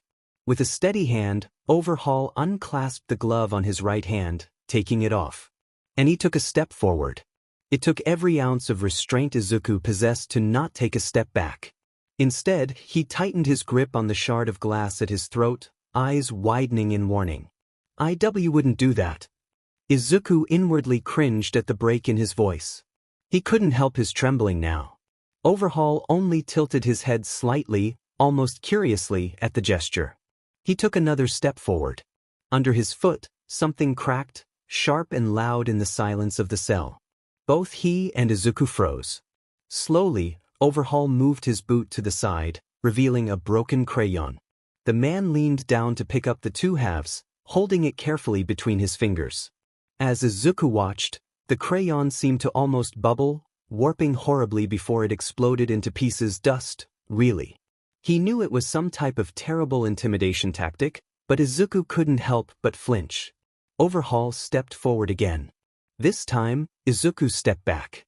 His shoulder blades hit the stone wall behind him, chest heaving with panic as he tried to swallow the lump in his throat. He steeled himself, readjusting the shard of glass until it sat right on top of his jugular vein, waiting. Overhaul paused at the action, seeming to think. After a moment of silence, he spoke, his voice uncharacteristically soft. It wasn't warm, but it was quiet, considering. You really would, wouldn't you? Overhaul's darkened eyes bored into his soul, and Izuku's breath faltered at the question. He fought the tears that were threatening to spill down his cheeks, gritting his teeth. You were hurting him. Izuku's voice broke again, the confidence that had previously possessed him now gone. He was scared. Terrified. He didn't know what else to do, he had to do something. You were hurting Zawa. Tears streamed down his face, stinging his eyes, but he didn't look away, too scared that Overhaul would pounce in his moment of weakness. The room fell silent as Overhaul observed him, just watching. Slowly, with a care that Izuku didn't know what to do with, Overhaul knelt down in front of Izuku, eye to eye with the young boy. Izuku scrunched up his face in confusion, hand tightening around the weapon he was holding. Overhaul stared into his eyes for a moment, the air thick with tension, with fear. Izuku waited for Overhaul to do something, to hurt him, to get mad. Instead he spoke. I wonder if you know of the power you hold. And that wasn't what Izuku was expecting. He froze, his grip on the shard of glass loosening ever so slightly as he turned the words over in his head, trying to understand. Overhaul was still looking at him with those unreadable eyes, as if he was seeing something Izuku couldn't. But, I'm quirkless? The words slipped out before Izuku could stop himself. For all he knew, this was just an attempt to get him to drop his guard, for Overhaul to tear him apart. But he was scared and confused and it didn't make any sense. The man's face twisted, his eyes narrowing and his cheeks moving. With a start, Izuku realized that Overhaul was smiling under the mask, his eyes alight with excitement. The sight made Izuku's skin crawl. Exactly. Izuku didn't like any of this, he didn't like what Overhaul was saying or how he was looking at him or how close he was. The sound of footsteps echoed throughout the cell, approaching them quickly. Overhaul stood back up, his face returning to the cold, emotionless mask he usually wore, and the moment was broken. Guard number 3, accompanied by the doctor, entered the cell. In the guard's arms was an unconscious Aizawa, covered in white bandages that were spotted with red. Izuku had never seen the man look so small, so defenseless. It made his heart drop in his chest, his mouth falling open in a silent gasp. The guard made his way over to the bed carefully, paying close attention to Izuku as he dropped Aizawa unceremoniously onto the bottom bunk. Izuku fought the urge to rush to the hero's side, but he relaxed slightly knowing that at least Aizawa wasn't being hurt right now. He tried not to think about what had happened before, what he had failed to prevent. Guilt ate away at his stomach as he shoved those thoughts away for another time. He wasn't out of the clear just yet. Overhaul returned his gaze to Izuku, any remnants of his past fondness long gone. Consider yourself lucky, child, he sneered, the tone enough to make Izuku's blood run cold. Without another glance at him, Overhaul began walking out of the room. Get this mess cleaned up, he called out to his subordinates as he disappeared around the corner. Only when Izuku couldn't hear the man's receding footsteps did he allow himself to breathe, his heartbeat slowing down considerably. The doctor fixed his gaze on Izuku, the previous panic that had occupied his features now gone, a tired and angry look in its place. Noting the shard of glass still at the boy's throat, the doctor sighed deeply, reaching into a pocket of his lab coat and retrieving a small cylindrical object that Izuku didn't recognize. Looking now at the guard, the doctor nodded. Without a single word uttered between them, both figures turned around and walked right out of the cell, the metal door clanging shut behind them. Izuku stood there in shock. Looking around, bewildered, it took a few moments for Izuku to finally drop the shard of glass at his throat and rush to Aizawa's side. He sighed in relief as he felt a strong and steady pulse from the man's wrist. Kneeling on the ground next to the bed, ignoring the shards of glass embedding themselves in his skin, Izuku moved Aizawa into a more comfortable position, sliding the flimsy pillow underneath his head and covering the man with the other ratty blanket. The adrenaline was slowly leaving Izuku's system, and he was left shaking like a leaf, tears now streaming steadily down his face. He let his head fall against the mattress, shoulders trembling as he sobbed quietly. He was so exhausted, so absorbed in his relief that Aizawa was alive and breathing and safe, that he failed to notice the small object the doctor had been holding being slid into the room through the small compartment in the bottom of the door, emitting an odorless and colorless gas.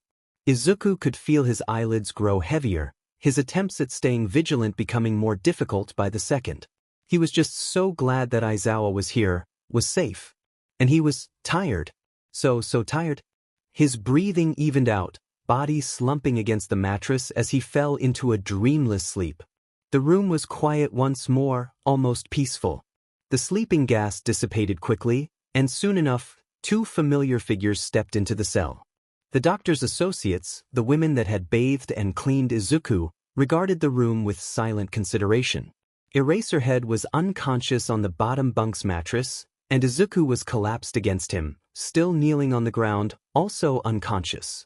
The floor was covered with shattered glass, haphazardly swept to the side by a discarded blanket. The two women worked in silence, sweeping up the glass, removing anything not bolted to the floor, leaving the mattresses and the blanket that wasn't covered in glass, and eventually lugging in a fresh mattress to position next to the bottom bunk. The previous mattress had shards of broken glass in its seams and needed to be removed. Carefully, the women maneuvered Izuku into a sitting position, cleaning the wound on his neck and removing the tiny pieces of glass that had embedded themselves in the boy's knees. That he has a chance, you know. With the hero, the younger of the two women muttered, looking at the boy carefully as she bandaged his neck. The older woman froze for just a moment before putting new sheets on the mattress, not responding. "Kurai, we could do something this time." "Lower your voice," she finally replied, whispering at her partner angrily. "What do you want to do? Call the heroes? Take out Overhaul? I don't like any of this either, but I'm not naive enough to think that we could actually save this boy. You heard what they have planned for the man. Which is exactly why we have to help. Just think about it, please. I can't bury another one of them. Please." The two women looked at each other silent, angry, scared, before turning their eyes downward. Kurai placed Izuku on the new mattress, his injuries freshly bandaged, her gaze catching on his sleeping face. He was so tiny, so young. No more words were spoken between them. They had said all that needed to be said. For now, at least. After the room was fully cleaned and the light bulb replaced, covered completely this time with an unbreakable see-through shield, the two women left, with neither Izuku nor Aizawa any the wiser of their quiet visitors. When Aizawa had finally woken up after his meeting with Overhaul, Izuku broke down crying. He tried so hard not to. Aizawa needed support, not a sobbing child to take care of. But try as he might, he couldn't hold back his tears when dull, dark eyes met his worried gaze. Like a pool of spilt ink, they were a seemingly endless chasm of pitch black, devoid of emotion, of life. Izuku pulled Aizawa into a loose hug, wary of his injuries, after he had helped him into a sitting position. He had never seen the man like this, had never seen anyone like this. Breathing but lifeless. Aizawa was a shell of a person. He wasn't responding to Izuku's questions or touches, seemingly unaware that Izuku was even present. As he cried, Izuku talked to Aizawa. The boy was no stranger to dissociation. He remembered, in the months before Aizawa arrived, the state of emptiness that he'd slip into after every session with the doctor. The world would fade into the background, and everything would feel so far away. He'd be aware of everything going on around him, but couldn't seem to bring himself to break out of that fuzzy state of mind. He figured that was what Aizawa was going through right now. Most likely, it was his brain's way of coping with what Overhaul had put him through. So, Izuku cried. He cried, and he held his hero. He braided his hair and whispered to him about heroes and cats and his favorite segments on Present Mix radio show. He rambled on about anything his brain could latch onto. Unfortunately for Aizawa, who Izuku wasn't sure could even hear him, Izuku had a plethora of knowledge on microeconomics, mechanical engineering, and foreign policy. It made for some very dry filler. Honestly, Izuku was just scared of the silence. He was worried that if he were to stop talking, Aizawa would slip deeper into the darkness and never return. So Izuku talked, sniffling between sentences, sitting with Aizawa in the dimly lit room, trying not to completely lose his mind. It took almost 2 hours for Aizawa to break out of his state of dissociation.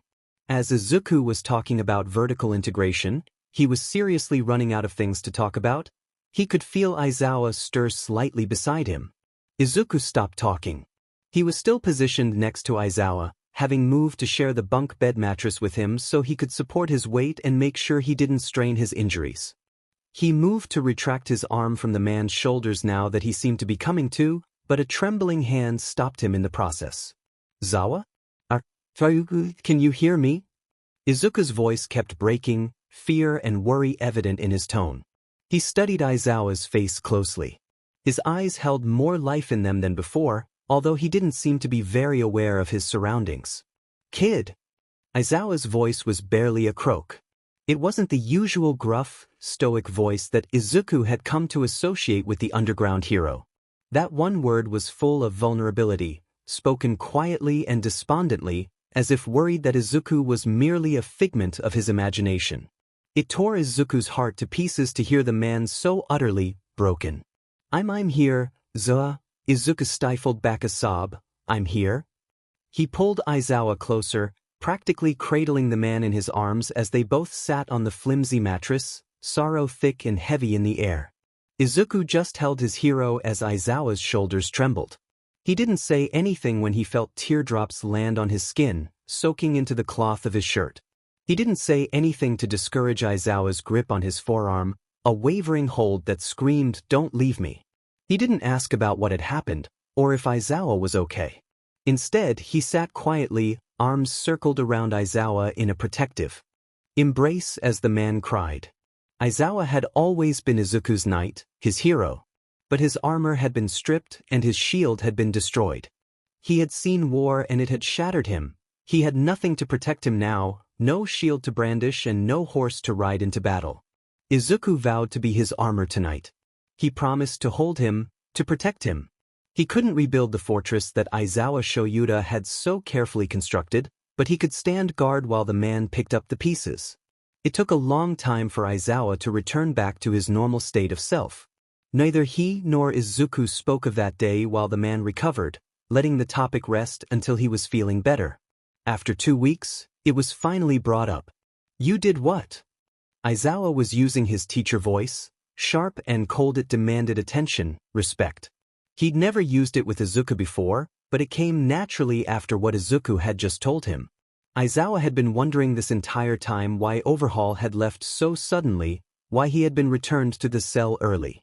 Izuku would always dodge his questions, but Aizawa didn't let him skip out on answering this time. The kid flinched at the accusing tone, seemingly already regretting telling Aizawa what happened. I woke up and you were gone, Zawa, and I knew that they had taken you, that it had to be Overhaul, and I was so scared and I didn't want them to hurt you because I know what it feels like and it worked. They stopped hurting you. Izuku's voice was shaking and his eyes were watery, but he met Aizawa's calculating gaze, his face set and fists clenched. Aizawa had seen the same look on the faces of his students more times than he could count, the look of a person whose reckless self-sacrifice had been praised in the past, had maybe even saved lives. But that kind of behavior got students and heroes alike killed. It was unacceptable, and Aizawa wouldn't allow Izuku to think that it was okay. So you decide to draw the attention of a criminal mastermind, a literal murderer, instead? By threatening to kill yourself. Is that it? Did I get that part right? Aizawa's voice was still quiet, but pointed. He didn't need to yell to get his message across. That's not. Izuku scrunched up his face, his cheeks red and his eyes puffy, his mouth opening a few times but no words coming out. That I knew they wouldn't kill me, they need me. It was the only leverage I had, Zoa. I know it was risky, but it was worth it. You're safe, and Overhaul left, and he didn't come back. Dark eyes peered up at Aizawa pleadingly, now spilling over with tears. Aizawa's glare softened ever so slightly, but he relented. Izuku, he could have hurt you. Hell, he could have killed you. That man is unstable and incredibly quick to anger. Your life is important, kid. I appreciate you trying to look out for me, but this isn't the way to do it. Izuku seemed to only cry harder at this, his brows furrowed in frustration. It was a startling sight. In all the time that Aizawa had known the boy, he'd never seen Izuku like this. Almost angry. But how else do I stop them from hurting you? It worked. You're right, my life is important to them. Which means they're not going to kill me, and so I'm going to stop you right there. Izuku clamped his mouth shut at Aizawa's interjection, the room falling quiet. Aizawa didn't want to snap at the kid, but he knew it was the only way to get through to him right now. And he had to get through to him. Under no circumstance will you ever try something like that again. Got it? Izuku opened his mouth to protest, but was cut off once again. No, you don't get to refuse, Izuku. You're still a child. I won't have you put yourself in harm's way for my sake. I'm a hero, this is my job. I'm not going to ask again. Do you understand? A moment passed in silence before Izuku turned his eyes to the floor, his tears dripping onto the stone. Yes, I understand. Aizawa closed his eyes, taking a deep breath, trying to calm himself. Kid, look, I'm not mad at you. At that, Izuku's head shot up. You're not. Sighing, Aizawa ran a hand through his hair, guilt pooling in his stomach. Maybe he had been too harsh. He just needed Izuku to be safe, that was all. He couldn't encourage his behavior, not when it could have gotten him killed. No. I'm upset, but I'm not mad at you. Listen, I don't want you hurting yourself or risking your life for me. It's dangerous. I don't want to lose you, kid. Aizawa's shoulders slumped, the exhaustion of the past few weeks finally catching up to him. Izuku looked at him for a moment, blinking, almost as if he were surprised. I'm sorry, I didn't mean. I just wanted to help, he sniffled, scrubbing the tears from his cheeks with the back of his hand. I know, kid. You don't have to apologize, it's not your fault we're in this mess. Just be careful, okay? Aizawa didn't try to cover up the break in his voice, didn't try to hide the concern in his eyes. He wasn't sure he could right now anyways. Nodding, Izuku launched himself forwards into his arms, snuggling his head into the crook of Aizawa's neck. His tiny, scarred hands wrapped around the man's shoulders, holding onto him tightly. Aizawa just chuckled, now used to Izuku's constant hugging. He patted the kid's head, returning his embrace warmly. Aizawa waited until Izuku pulled away, his cheeks flushed, looking like he wanted to apologize. Aizawa was trying to train that habit out of him, but staying silent. If the kid needed a hug, he was going to get a hug that Aizawa was never going to accept an apology for. Now come on, how about we train for a little? Really? Can we work on our roundhouse kicks today? I've been trying to get them down, but I can't seem to get my legs to work how they should. As Izuku rambled, his eyes alight and his hands waving around with every few words, Aizawa thought about before. Izuku had looked surprised when he had reprimanded him, surprised that he would care as if Aizawa was the first in his life to do so. He wanted to ask who had taught him that he was so indispensable, but he knew better than to push even further than he already had, for today at least. It was infuriating that Izuku was so quick to put himself in danger, and even more terrifying that Izuku didn't understand why it was so wrong. Aizawa only hoped that, with time, he could instill a sense of self-worth into the kid. Being in a prison cell wasn't helping. Neither was the torture or the lack of human contact, or the murderer hovering over their shoulders. The list went on. He shook his head to clear it, trying to refocus on Izuku, who was still talking. He had promised to train the kid after all. And so, the pair trained. Izuku had since progressed from the basics and was now learning more offensive maneuvers. Honestly, Aizawa was impressed with how quickly he was able to pick up on things. When he first started instructing Izuku, about a month and a half prior, Izuku could barely last 30 seconds before being knocked flat on his butt while sparring. Now, he could last a solid few minutes against Aizawa. He was no pro, that was undeniable, but his skill wasn't to be underestimated. Since Overhaul had last visited, Izuku and Aizawa were left untouched by the doctor. The only sign that the facility hadn't been completely abandoned was the food still being slid under their cell door twice a day during that stretch of time. It was odd, unsettling. Something was going to happen, and Aizawa wasn't sure what. But they didn't take the time for granted. He and Izuku used it to grow stronger, to train, and to plan. As it was, the plan was still in its beginning stages. There were simply so many unknowns. Aizawa figured that if he could get past the guards and avoid overhaul, he would be in the clear. The doctor couldn't really do much in a fight. His quirk wasn't combat-based, and the man was pretty scrawny. The guards, however, proved more difficult. They were almost the size of All Might, packed with muscle and built like brick walls. If he had to fight them, quirk or no, Aizawa wasn't sure he could win. That didn't even account for overhaul or the facility itself. Without a map, there was no way escaping was possible. Unless they could find a phone and call for backup, there wasn't much that could be done. That didn't stop Izuku and Aizawa from planning. Ideas to get more information were constantly sprung back and forth, as well as possible escape routes, vents, windows, sewers, and so on. All they needed was to bide their time wisely and hope that they weren't killed before they could get out. It wasn't a pleasant thought, but it served to be a decent motivator. Aizawa glanced over idly at Izuku, the boy currently doing some stretches after their sparring session. His skin shone with a thin layer of sweat, his eyes sharp and concentrated. He had seen that look in the eyes of underground heroes and villains. It was a look that could see right through you, eyes that could tear you apart in a single glance. It was never a look he had seen in the eyes of a child. Until now, that is. Sensing somehow that he was being observed, Izuku met Aizawa's stare and smiled. It was bright and genuine, and it knocked the breath from Aizawa's lungs.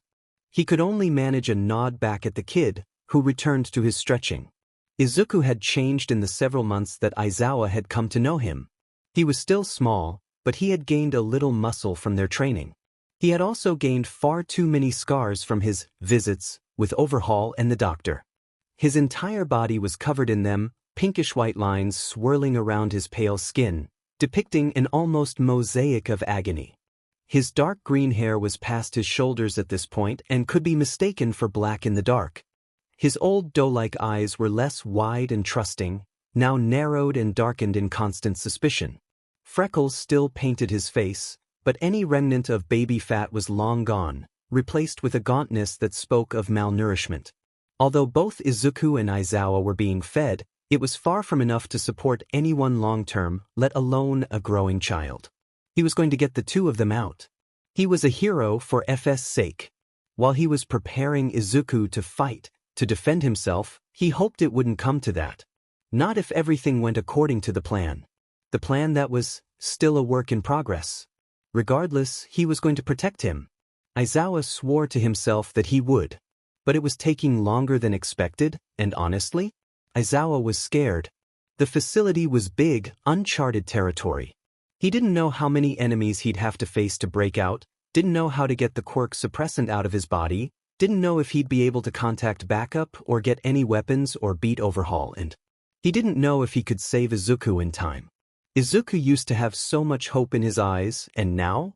He was far from hopeless, but Aizawa could tell that the kid was getting tired.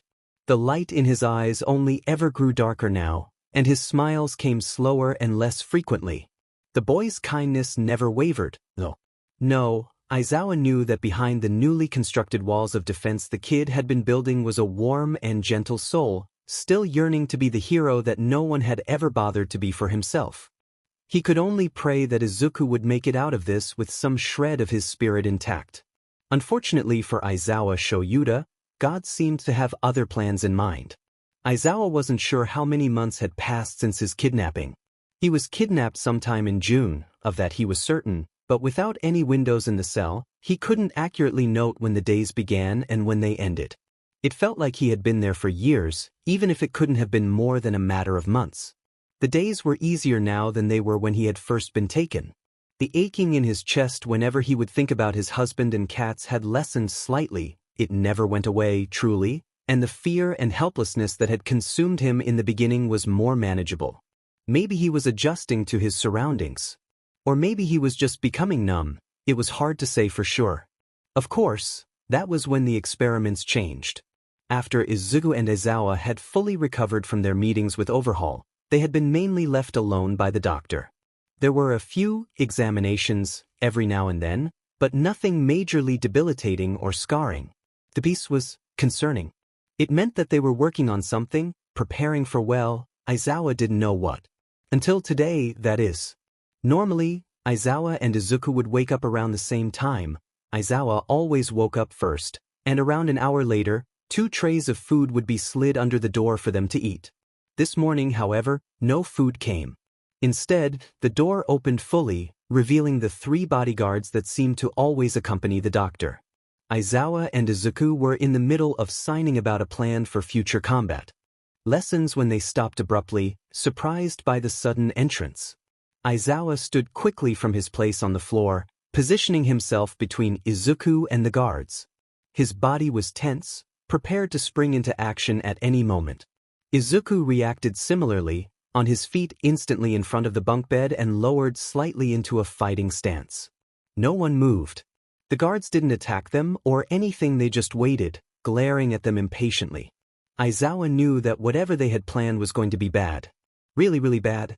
He spared a glance at Izuku. The kid was ready to fight, ready to follow Aizawa in whatever he did, wherever he went. It didn't make Aizawa feel better, knowing that he couldn't put Izuku at risk like this. In a fight between him and all 3 guards, Aizawa wasn't sure he'd be able to win, let alone protect Izuku in the process. Sighing, Aizawa relaxed into a less threatening position, nodding at Izuku to do the same. The guards finally approached them, one grabbing Izuku and the other 2 grabbing Aizawa. As they were dragged away, Izuku's gaze met Aizawa's. In his eyes, the hero could see fear. He could also see determination. The kid nodded at Aizawa before turning his gaze back to the hallway they were being pulled down. Somewhat startlingly, Aizawa realized that Izuku had been trying to reassure him. The thought weighed heavily in his mind and on his chest as he was escorted roughly into the doctor's office. The office itself had changed since the last time Aizawa had been in it. Instead of just the 1 observation table, there were now 2. They sat in the room menacingly, a foot's length apart from one another. The feeling of unease in Aizawa's stomach only grew at the sight. This wasn't good. Inside the room, fiddling with some equipment, was the doctor. Donned with his goggles and surgical mask, the man stood tall in the stark white room, an air of anticipation surrounding him.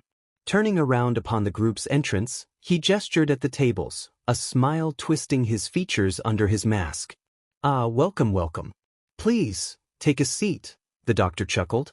Aizawa rolled his eyes at the man's sick humor as the 2 guards holding his arms dragged him toward one of the metal tables.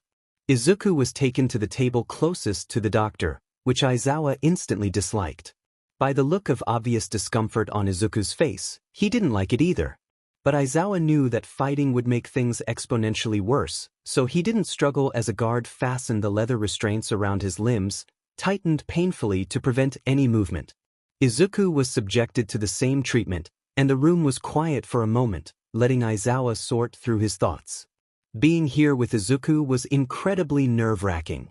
They had never tortured them together in the same place before, always taking them one at a time previously. He was trying to understand why that was. It just didn't make any sense. Why were they together?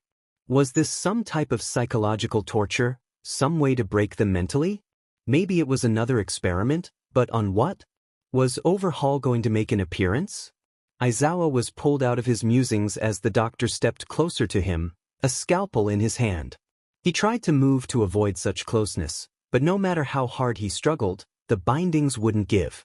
Without any warning or preparation, the doctor pulled the collar of Aizawa's shirt down, pressing the scalpel against the skin where his neck and collarbone met, a sharp sting accompanying the action. Aizawa clenched his teeth, stifling a hiss. Usually, the doctor talked much more before actually experimenting on them. What the F was going on? There was no evil villain monologue, no sadistic jokes or anything. His confusion only grew when the doctor, still eerily silent, pried the incision open with his hands. Taken by surprise, Aizawa let out a gasp of pain, squeezing his eyes shut at the sensation of fingers wriggling around in his shoulder. Izuku startled beside him at the sound. "Zawa, are you okay?" The doctor laughed, his fingers now poking around the inside of his shoulder as if he were looking for something. Aizawa took a deep breath, trying to not let it show how much it actually hurt. It hurt like a beach. "I'm fine, kid. Just, Aizawa had to grit his teeth from crying out again as the doctor probed deeper into his neck. He strained his body against the bindings, his brain screaming at him to get away.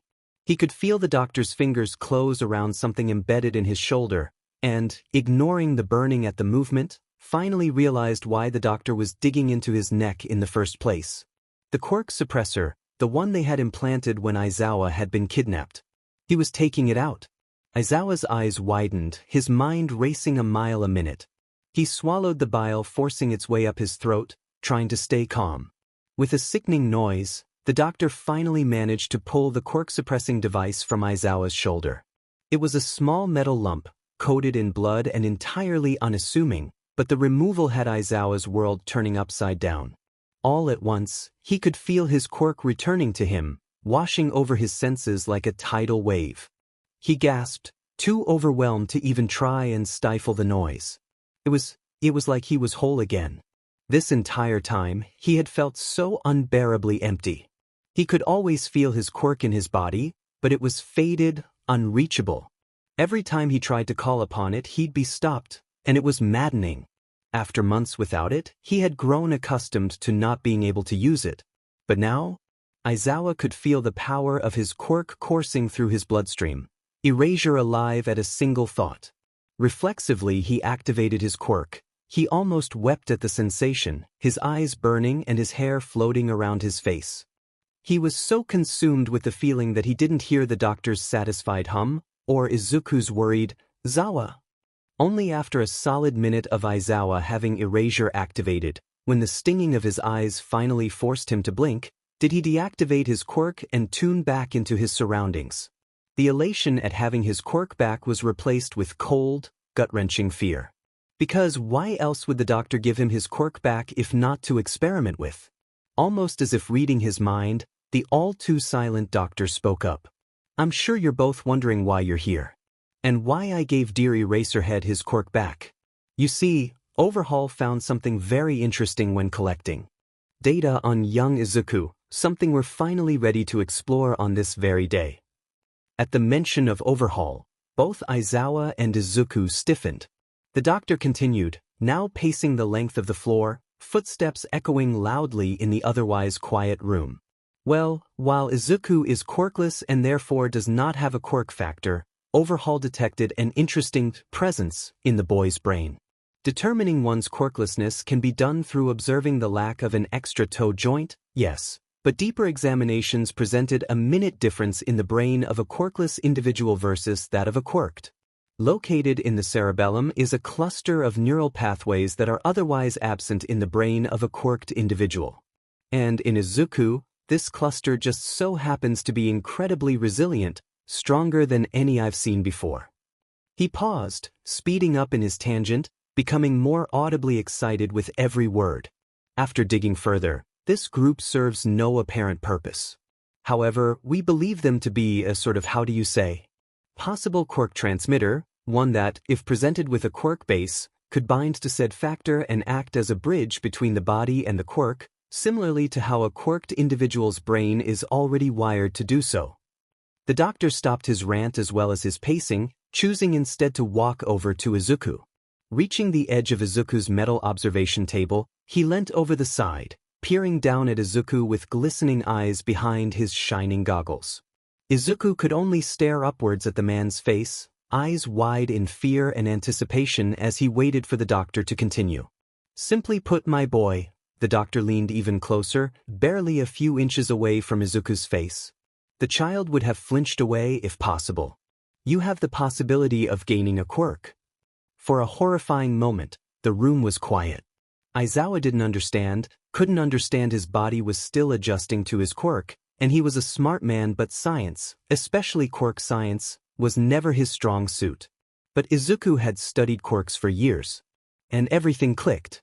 "No, you can't," Izuku was frantic, crying, and Aizawa still was trying to make it make sense, but he didn't know what was going on. "What the hell do you mean by that?" He raised his voice, struggling against his bindings fruitlessly. He didn't like how scared Izuku sounded, terrified in a way he'd never been before. The doctor just laughed, a short and mirthless that had Aizawa almost jumping out of his skin. I guess you'll find out, won't you? While the two captives couldn't see the doctor's ruthless grin, they could hear it in his voice, could hear the satisfaction, the sadistic pleasure he took in their suffering practically oozing out of his tone. Izuku went to warn Aizawa, his voice shaking almost violently. Zawa, he's going to. Now, my boy, why don't you keep quiet, yes? I don't want you spoiling the surprise for our dear hero. Otherwise, I can make this process more painful than it needs to be, if you'd so prefer. The doctor's threat had Izuku snapping his mouth shut, falling silent once more. Aizawa racked his brain frantically, trying to think about what could possibly be happening. In his rant, the doctor was talking about neural pathways? Something quirks? That Izuku was special, but what did that have to do with him? Honestly, he hadn't been paying much attention to the doctor's ramblings, too focused on the fact that his quirk was back. He knew that whatever was going to happen next wasn't good, a fact only reinforced by the fear in Izuku's voice. The doctor, now with something in his hands, approached the tables. Aizawa squeezed his eyes shut, fearing the worst. He expected the pain of a scalpel again, the dragging of a blade against his skin. It wouldn't be pleasant, but he would get through it. He had to. But the doctor wasn't working on him. Izuku let out a strangled cry of pain on his left. It was almost more like a scream, starting as a hoarse yelp and turning into a full-throated wail, filled with an agony that made Aizawa's instincts flail to go, help, save. His eyes were wide open now, desperately searching his field of vision but only able to see the horrible white ceiling and, out of the corner of his eye, the doctor's back, obscuring his view of Izuku. Even though he couldn't see him, he could hear him. His kid was screaming, crying, begging. Panic filled every part of his body and he thrashed against his restraints because Izuku was being hurt. The doctor was hurting his kid. Zyukeyu? Izuku! You get your goddamn hands off him, you motherfucking Baal! Aizawa's cries of rage were cut off by a spine-chilling squelching sound, another scream, and the doctor moved his hands just a bit, holding something that Aizawa couldn't identify. He wasn't sure he wanted to in the first place.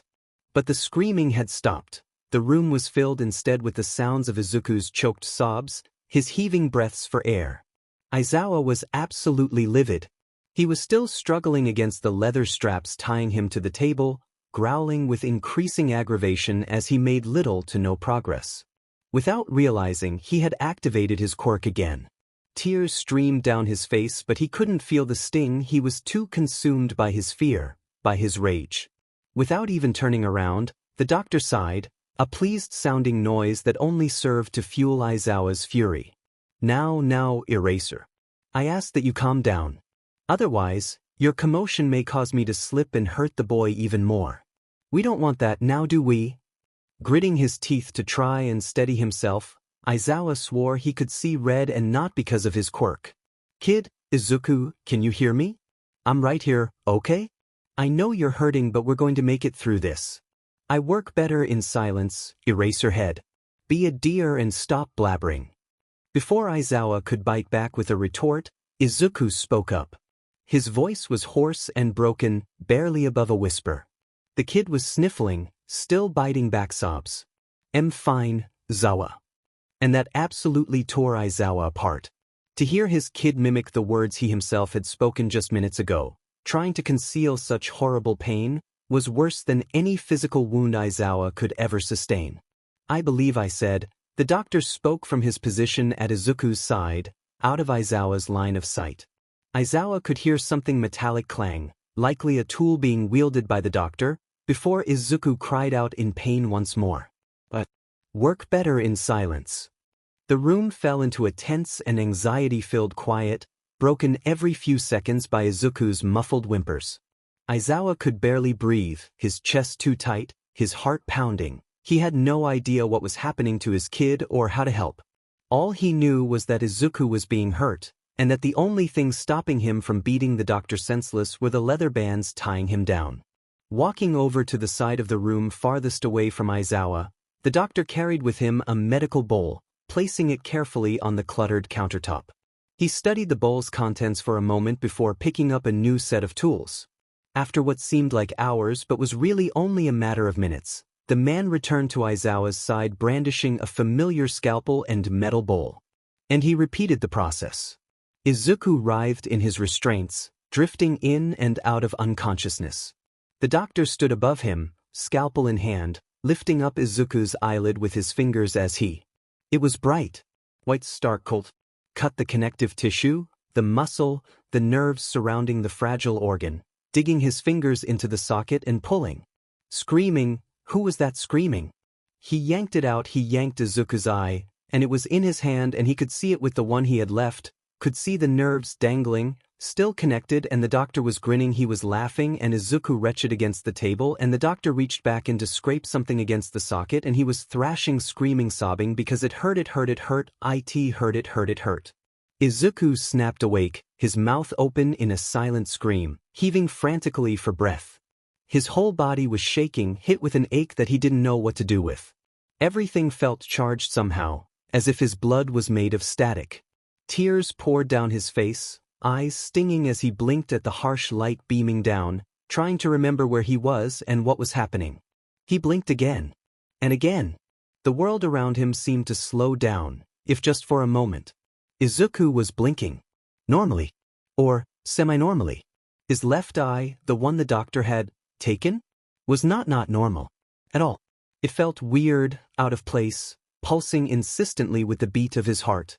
He didn't feel the emptiness he had felt previously, didn't feel the gaping spot of his eye socket exposed to open air. He could see out of both eyes. He reached up to touch it, wanting to see if it was real, if maybe everything was just a horrible nightmare, but couldn't move his arm. He was still in the doctor's office, still strapped to the observation table. But the doctor was gone, and the room was silent, aside from the sounds of his own breathing. Zawa? Are you here? Izuku's voice broke painfully, his throat raw from his screaming. No response. Panic pressed heavily on Izuku's chest, clawing away at his insides. He tried to think back, tried to remember what happened, what the doctor had done. The last thing he could remember was the doctor taking his eye. His left eye. Which was back now, for some reason. He remembered Aizawa calling out to him, asking if he was okay, and then Izuku wasn't sure. He didn't know. It was harder to breathe now, thoughts of an injured, or worse, his brain whispered, Aizawa racing through his head. He struggled against his restraints, feeling for any sort of leeway but finding none. Eventually abandoning his efforts, Izuku relaxed slightly against the table, inhaling and exhaling deeply like Aizawa had taught him. In for 5 seconds, hold for 6, out for 7. He needed to stay calm. He needed to think. Izuku's biggest asset was his brain. It was time to use it. Quiet muttering filled the otherwise silent room as Izuku pieced together the day's events. He started with the things that he knew. He knew that he and Aizawa had been taken to the doctor's office together. He knew that Aizawa's quirk suppressor had been removed, and that the doctor had talked about Izuku's possibility of gaining a quirk, something about neural pathways in the cerebellum. He knew that the doctor had. Izuku squeezed his eyes shut, his mumbling coming to an abrupt halt. He could feel the pain, the consuming sensation of pure, bone-chilling hysteria that took over his body at the sickening intrusion of the doctor's hand in his eye. Izuku grit his teeth together, trying to focus. Now wasn't the time to panic. He steadied his breath again before continuing. He knew that the doctor had removed his left eye. Izuku fought against the bile rising in his throat, pushing away the wave of intrusive thoughts. He knew that, for whatever reason, he had 2 eyes at the moment. He knew that he was in the doctor's office now, presumably having blacked out previously. He knew that he was alone. The thought brought tears to his eyes, which he quickly blinked away. Onto the things he didn't know.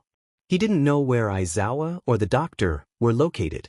He didn't know how long he had been unconscious, or why he was still in the doctor's office, still strapped down. He didn't know how he got his eye back. A voice in his head whispered that he did know, that he never got his eye back, that it was a question of who and not how, but he pushed those thoughts down a stairwell in his brain and locked the door to keep them out. He didn't think he could handle that right now. He couldn't handle any of this right now. In the first few months of Izuku's capture, when he was terrified and utterly alone, he'd spend hours at a time revisiting old memories, trying to gain any semblance of warmth from the embers of his past. Sometimes it helped, and sometimes it didn't, but it was the only thing he could think of trying to get his mind off of, well, all of it. So he retreated to the safer places of his mind, away from the metal table he was strapped to, away from the cold, harsh light of the doctor's office. He forced himself to think about happier times, before he had been kidnapped. Before he had been diagnosed as quirkless. He thought of his mother. When he was little, she was always so warm. She'd play heroes with him and always was the villain, so that Izuku could be all might. They'd run around the house laughing, Izuku tripping over his own feet as he tried to catch up to her, cheeks hurting from smiling so hard. When he managed to reach her and demand that she go to jail peacefully, she'd do her best, scary voice that had Izuku biting back giggles, trying to act serious and hero-like. He remembered when, anytime he got sick, she would make katsudon and they would watch old hero movies on the couch together, pajamas donned and stuffed animals clutched tightly to their chests. Or her inquisitive eyes whenever he would talk about concepts few children were familiar with. The look on her face when he asked for a book about biochemical engineering for his birthday was priceless. And her hugs, she would envelop his whole body in her arms and rock him back and forth, humming softly to a tune only she knew. He didn't think of the blank look in her eyes that grew ever darker after his diagnosis. How, as he grew older, she seemed to always be gone working to pay for the house, for him, she would say. But the water was cold and the lights would shut off every few weeks, and he had to sell his hero merchandise to buy groceries when she didn't come home for days. No, he didn't think about that, couldn't think about that. He thought of Katsuki. Kaken. His mischievous smile, his scarlet eyes. The boy was always covered in dirt or mud, unable to stay clean whenever they played outside. Whenever he'd see something cool or funny, his head would whip around, looking for Izuku because look, it's a fuzzy caterpillar. They'd spend the day together, playing and reading and exploring, and at night they would stay awake under a carefully constructed pillow fort, talking about what kind of heroes they would be, what kind of costumes they would wear. Obviously one's colored blue, yellow, and red, just like All Might. They'd be strong, fast, kind, and together. They would do it together. They pinky promised, after all. He didn't think about the crackling of his palms, the look in his eyes when Bakugo found out that he was quirkless, when he realized it wasn't a joke. Izuku had never smelled burning skin before, had never even considered the type of marks that a quirk like Bakugo's would leave on human flesh. Bakugo was passionate and relentless qualities of a great hero. And in his world, Izuku was the villain. Because why else would he have told Izuku to take a swan dive off the roof and pray for a quirk in his next life? Izuku was ripped out of his memories by the sound of a door closing, the heavy metallic click echoing throughout the room. He hadn't realized he was crying until now. Footsteps could be heard approaching the table Izuku was strapped to, and the doctor's figure appeared in Izuku's peripheral vision. You're awake, good. It looks like the eye has taken to you nicely. Even the tear ducts are working. It was quite tricky to revert such tiny nerves back to a previous state, especially when trying to connect them with a foreign eye, but everything has gone precisely as planned. Rifling through his jacket pockets, the man pulled out a small flashlight, clicking it on and shining it directly into Izuku's left eye. Izuku blinked at the sudden light, flinching at the doctor's uncomfortable closeness. After a second, the man clicked the light off with a satisfied hum. He pulled up a chair next to the table Izuku was on. Izuku's whole body tensed up, fear coursing through his veins like ice. Taking note of his terror, the doctor chuckled. Now, I'm not going to hurt you. No, these tests will be much less intrusive. Tell me, how does your eye feel? Izuku didn't respond. He just glared up at the ceiling, scared and angry and in pain. He wanted to be with Aizawa. He didn't care about the doctor and his stupid tests, didn't even care if the man hurt him for staying silent. He wished the man would shut up and leave. As if sensing Izuku's rising indignation, the doctor shifted tactics. I'm sure you're wondering where your dear hero is. After hearing those few words, Izuku's fear shriveled up and died, replaced with a fury that had him seeing red. What did you do with Aizawa? Izuku growled, his voice full of hatred. It wasn't a question, it was a demand. The doctor covered his surprise by shifting in the chair, clearing his throat quickly. Don't worry, my boy, the man is alive. Actually, he should be arriving any minute now. Along with company. The doctor grinned at that, amusement evident in his tone. It only made Izuku more resentful. He opened his mouth to spit out an insult when the door opened once more. Izuku couldn't see who walked in, but if he could, all of the blood would have drained from his face. In walked guard number 1, carrying a limp Aizawa in his arms, flanked by none other than Chisaki Kai. Izuku heard the doctor rise from his seat, the squeaking of the chair echoing in the quiet room. Welcome, welcome. Please, set him down there. His eyes widening, Izuku's heart rate picked up. Aizawa? Zawa, is that you? Are you okay? He pulled fruitlessly against his bindings, his cracking voice frantic as he called out for the man. No response. I swear if you hurt him I'll make you wish you were never born, Yubi. Izuku's outburst was cut off by a cold, eerie voice. A voice he was all too familiar with. What a filthy mouth you have. It seems the hero has corrupted you already. Shame. Izuku snapped his jaw shut so hard his teeth clanked together. A horrible blanket of cold, mind-numbing fear washed over him. It had been weeks, maybe even months, but Overhaul's voice was able to inspire terror in him as if he had just been ripped apart yesterday. He heard him click his tongue, humming approvingly. The sound made Izuku sick. And yet, like a dog, he can be trained. Good. Normally, Izuku would have been outraged by a comment like that. But all he could think about was what was going to happen next. Why they had Overhaul here of all places with Aizawa. Why they had experimented with their eyes. Why they had removed Aizawa's quirk suppressor. Dread seemed to tear apart his insides, while stinging the back of his throat. He just wanted to disappear. Yet some higher power seemed to love torturing Izuku, and so he regretfully remained right where he was. He could hear movement throughout the room, metallic clanging noises and the shuffling of bodies, but he couldn't actually see anything other than the ceiling. That was, until the doctor pressed a pedal with his foot, causing the operating table that Izuku was immobilized against to move. He didn't even know it could do that. Within seconds he was maneuvered into an upright position, finally able to see what was happening in the room. But the sights before him had Izuku wishing he could return to staring at the ceiling. Across the room from him, strapped to an identical metal table, was Aizawa. Normally Izuku would be relieved at being able to see him, but his fear only worsened at the man's appearance. He looked horrible. His pale skin shone in the harsh light, speckled with blood. Long, greasy hair framed his face, limp and tangled. Even unconscious, his brows were furrowed, his lips pulled taut. Deep bags lined his eyes. But the entire left side of Aizawa's face was covered in blood-stained bandages. Only his right eye was visible, seemingly untouched. Izuku wanted so badly to leap forward, to run and help him, hold him, to do something, but his hands were tied. Literally. Standing next to Aizawa was Overhaul himself, in all his Muppet glory. Still in the same green jacket and birdbeak mask, the man painted an intimidating figure.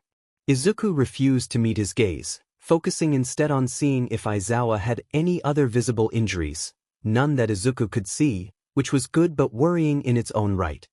After finishing up the adjustments to Izuku's chair, the doctor cleared his throat, ignoring the glare that Izuku sent his way. Now, my boy, I'm sure you've put 2 and 2 together by now. Today, we're going to be testing if the experiment was a success. I want you to activate erasure. Izuku's heart seemed to stop. The world around him blurred, fading in and out of his vision as he processed what the doctor had said. He knew that this was coming. He had avoided it and pretended that it was something different, but he knew. It just didn't make the reality any easier to accept, to actually hear from another person. Didn't make it any easier to bear the fact that Aizawa's eye was in his skull. And apparently, part of his quirk? Izuku choked out a sob. He didn't want any of this. He never had wanted any of this. Distantly, the doctor sighed. I guess we'll have to do this the hard way then. You're familiar with Mr. Overhaul's quirk, of course. The question was cruel and pointed, meant to scare Izuku into SBMson. Izuku was ashamed to say that it was working. He looked up at Overhaul's silent form, flinching as golden eyes met his. He looked away quickly, wanting this to be over. Look, I don't know how, okay? I can't feel a quirk or anything and I don't have any experience with this so I can't just use it that easily. Izuku's voice was shaking and cracking with every word. The static in his skin was back again, prickling uncomfortably, insistently. Overhaul narrowed his gaze, the room falling silent. Izuku watched with widening eyes as the man reached to unclasp his glove, tilting his head in Aizawa's direction. Wait, stop. I need time, or something, or we could wait for him to wake up to tell me how to use it. Izuku pleaded, desperately trying to get Overhaul to step away from Aizawa. He searched frantically inside of himself for any sign of a quirk, but couldn't feel anything, couldn't do anything. It didn't help that he was panicking, his heart pounding against his chest and his breathing too fast, far too fast. One by one, Overhaul pulled his fingers out of his glove, not breaking eye contact with Izuku. Crying at this point, heaving for air, Izuku's voice rose. Please, just don't hurt him, I can't. If you don't want him getting hurt, my boy, then activate the quirk. It's really that simple. The doctor's tone was monotonous, cruel. The panic rising in Izuku's chest was suffocating. I'm trying, it won't work. Please, I'm trying. Overhaul's glove was off now, his hand reaching towards Aizawa. Stop it, get away from him, stop. Izuku thrashed against the leather bindings, crying out in vain, just wanting everything to go away, go away, go away, go away, go away. Something inside Izuku snapped. The static feeling in his body overwhelmed him, flooding his senses and setting his nerves ablaze. Warmth surged through his entire being, filling him with a sense of strength, of power. He glared at Overhaul, who had his fingertips resting on Aizawa's forehead, and screamed. Goaway. Overhaul snatched his hand away from Aizawa as if he had been burned, turning to stare at Izuku with eyes widened in shock. Because Izuku had erased his quirk. His eyes had turned a flaming crimson, locks of hair floating around his head as if gravity could not touch it. Izuku's teeth were clenched in anger, snarling at Overhaul. For just a moment, he swore that he saw a trace of fear in the man's eyes. But just as soon as it appeared, it was gone. Overhaul turned to the doctor, his face blank. Prepare the training facilities for today. Run the other tests and get him cleaned up. I'll be back tomorrow to experiment further. The doctor barely had time to nod before Overhaul was out the door, glove already back on his hand without a second glance in Izuku's direction. With the threat gone, Izuku blinked, and erasure was no longer active. His eyes stung horribly, like he had just been crying for hours, and his head was pounding with a vengeance, but the pure fear and desperation had quieted down with Overhaul's departure. Izuku let himself sag against his bindings. For now, Aizawa was safe. Slipping into a brief state of unconsciousness, Izuku missed when the doctor had a guard bring Aizawa back to the cell. He missed the subtle twitch of Aizawa's hand when he passed by the doctor's equipment table. He missed one of the doctor's scalpels disappearing underneath Aizawa's sleeve, completely unnoticed, with the grace and tact only an underground hero could possess. No, Izuku didn't see any of that. And neither did the doctor. The doctor ran tests for the next 3 hours. By the end of them, Izuku was covered in blood, sweat, vomit, and tears. He was also sporting several new burns. One of the guards apparently had a fire manipulation quirk. Izuku wasn't able to stop most of the attacks in time. He figured they wanted to test his control of erasure, see if it really bonded to his body or not.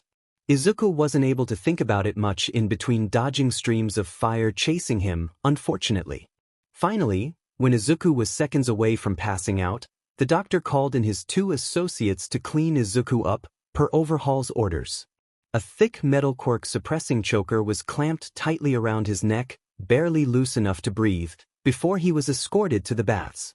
The entire process took much longer than it probably should have, but Izuku was stumbling with every step he took, and the 2 women had to be extra careful when cleaning his still exposed wounds. Izuku was bone-tired. Everything hurt. The eyes stung horribly, his head felt like it was being smashed open with a hammer, and he could barely move out of pure exhaustion. Funnily enough, the burns didn't hurt too badly. Bakuga's explosions hurt much, much worse.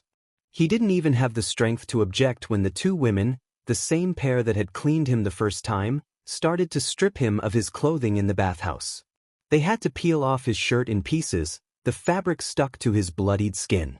Izuku could only watch with half-lidded eyes as they began to wash his hair, working out all of the ash and soot that had compiled with gentle yet firm hands. They scrubbed his body and cleaned his wounds, eventually toweling him down and dressing him in warm cotton clothes. Izuku's eyelids grew heavier and heavier, his head starting to droop as darkness comforted him at last. "You can't sleep yet, child." Izuku's eyes snapped open as he whipped his head upwards. He stared in disbelief at the two women. They had never actually spoken to him before. It was Kashoku, the one with brown hair, who had spoken. He was too tired to think, to say anything, so he looked on silently with his brows furrowed as the taller woman knelt gently in front of him. Akai was currently wrapping his arms in bandages, listening in silence as Kashoku continued. "You need to leave before overhaul gets here tomorrow. If you don't, there's a good chance your hero will be killed." Izuku's breath caught in his throat. He didn't understand what was happening, didn't understand why she was talking to him. The thought of Aizawa. He opened his mouth to question why, how, but Kashoku just shook her head furiously. "We don't have the time. Take this, it should help." She pressed a folded piece of paper into his hands firmly, tucking his fingers over it with care. Izuku couldn't help but notice how warm her touch was. He had more important things to worry about, he knew that. Maybe he was concussed, or going insane, it reminded him of his mother. Before everything went to shit. He looked deep into Kashoku's eyes, searching. Her dark brown irises held so much sorrow he was filled with an intense and sudden urge to reach out, to hug her, to help her. He restrained himself, instead choosing to look at the paper in his hands. After unfolding it, it took him a second to comprehend what he was seeing. On the paper were a series of crudely drawn lines, squares, and rectangles, all arranged in various places. A closer look revealed tiny labels in small, neat handwriting. Izuku's heart stopped as he took in the words before him. Doctor's office, bath, main cell, garage, and so on. This was a map of the facilities. The tiredness Izuku had previously felt was long gone, adrenaline coursing through his veins almost violently. His eyes welled up with tears as he looked up at Kashoku and Akai in shock. They met his gaze steadily, giving him mirror looks of grim determination. "You have to go back to your cell now. We wish you luck, little hero," Akai spoke, her kind voice barely above a whisper. She'd been silent until now, and Izuku was surprised to see her eyes shining with unshed tears. Izuku took a deep breath, shaking his head vigorously. This was a goodbye, but there was so much he didn't know, so much he needed to understand. "No, what about you too? What's going to happen to you?" His voice broke with emotion as he looked back and forth between the two women, both of whom were now kneeling in front of him. "We'll be okay. We've been meaning to leave for a long, long time now. When you escape, we'll run. Don't worry about us," Kashoku assured him, a sad smile on her face that didn't reach her eyes. "But I don't even know your names. Please, I can't." Someone banged on the door to the bathhouse, startling all three of them. 5 minutes to curfew, a gruff voice called from the hallway, sounding more tired than angry. It was guard number 2. Izuku was pretty sure he had the lowest voice of all the guards, one that always scared Izuku shitless. "Thank you, we'll be right out." Just finishing his bandages, Akai responded calmly, raising her voice so the man could hear her. Izuku looked at the two women with wide eyes, his breath coming faster and faster.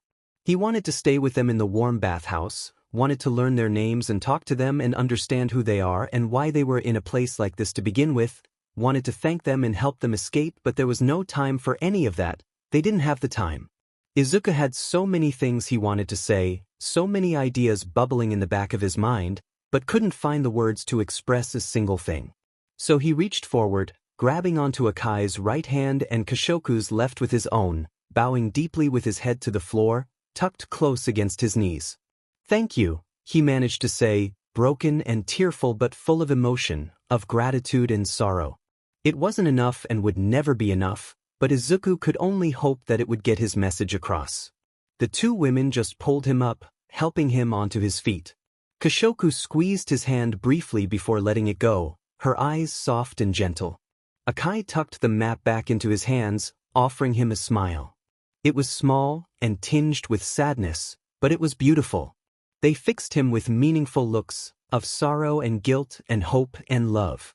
He nodded at them, meeting their gazes directly, a heavy acknowledgement of everything that his words would never be able to express. His eyes flickered back to the paper clutched tightly in his hands. He folded it quickly, stuffing it into the waistband of his shorts and under the cover of his shirt. Koshoku and Akai exchanged a look between themselves, fleeting and determined, before guiding Izuku to the entrance of the bathroom. They looked at Izuku once more, a silent question of, "Are you ready?" floating in the air. Izuku nodded again, taking a deep breath as Akai opened the door and alerted the guard that they were done. As he was being dragged back to his cell, he forced himself not to look backwards. But he really wanted to. He thought of the map tucked away in his waistband. The stinging of his burns and the ache behind his eyes fell to the background. He could barely feel them beneath the pounding of his heart, the racing of his blood in his veins. This was their ticket out of here. They were going to get out. Izuku didn't even feel irritated at the guard's bruising grip on his arm, or the way he unceremoniously threw him into his cell, locking the door behind him. Because for the first time since he had been kidnapped, even long before then, Izuku felt alive. When Aizawa heard footsteps approaching the cell and saw the body of Izuku thrown harshly to the ground in front of him, he was expecting the worst. He expected the boy to be bloody and beaten, unconscious, or about to be. In the middle of a massive breakdown, the list went on. What he did not expect, however, was the absolutely blinding smile that faced him when Izuku pulled himself off the ground almost immediately. He didn't expect Izuku to run forward and launch himself into his arms, laughing freely and joyfully as if they were out at the park instead of in a dark prison cell. It was safe to say that Aizawa Shoyuda was very, very confused. But he just stood there, awkwardly supporting the weight of Izuku's body as the kid squeezed him in a vice-like grip, still laughing. "Kid, what the hell?" Aizawa balked, searching Izuku carefully for a head injury. He was covered in bandages, some spots bloody but mostly white, but nothing that should cause behavior like this. Maybe he had been drugged, or had a concussion, or... Izuku removed himself from Aizawa's arms, standing in front of him as he bounced on his toes excitedly. He looked up with wide, enthusiastic eyes. Aizawa met his gaze, ready to search his pupils for signs of trauma when he was met with his own eyes staring back at him. Aizawa inhaled sharply, trying to control his expression so as to not startle Izuku. But he couldn't hide his shock quickly enough. Izuku's excitement dulled significantly, replaced first with confusion before darkening in realization. He looked down to the floor, face scrunched as if he were about to cry. It was the first time they had seen each other since the operation. Since they had been tortured, experimented on. Since Izuku had gotten Aizawa's eye. They stood like that for a moment in silence. Aizawa knew he should say something, anything, but he really didn't know where to even start. Izuku beat him to it. "Huh? I'm sorry, Zawa. I'm so sorry." Izuku's voice cracked with emotion, sorrow and guilt evident in his tone. Aizawa immediately interjected. "Kid, it's not your fault. Not at all. You got that." He used his teacher's voice, the one that left no room for arguments. Izuku hesitatingly nodded, sniffling and wiping his nose with the back of his hand. In all his years of being a hero, nothing had prepared him for a situation quite like this. Another awkward moment of silence permeated the room before Aizawa spoke up again. "Now, what made you so goddamn happy just a minute ago? I can't imagine they took you out for ice cream or something." His voice was laced with sarcasm, but the underlying concern and confusion was still there. Upon the shift in topic, Izuku's face lit up, though not as brightly as before. The kid reached into the waistband of his shorts, pulling out a folded piece of paper which he quickly handed to Aizawa. The hero gave him a questioning look, but Izuku only nodded in encouragement. With a sigh, Aizawa unfolded the paper to reveal a map. A full, labeled map of the facilities. His mouth dropped open in surprise, a feat for the usually stoic man. Is this real? Where did you get this? Aizawa's eye was wide open now, hope flickering in his chest. He looked back to Izuku, questioning. We should probably sit down. I'll tell you everything. And so, the two sat on Aizawa's flimsy mattress on the floor and Izuku explained, through sign language, just to be cautious, what had gone on for the past few hours. He explained how Overhaul had made an appearance, and how he managed to activate erasure. He wouldn't meet Aizawa's gaze when he signed about using the quirk, moving quickly on to explaining his training with the doctor. Aizawa had to control his rising anger carefully, gritting his teeth and breathing deeply through his nose while Izuku described what those monsters had put him through.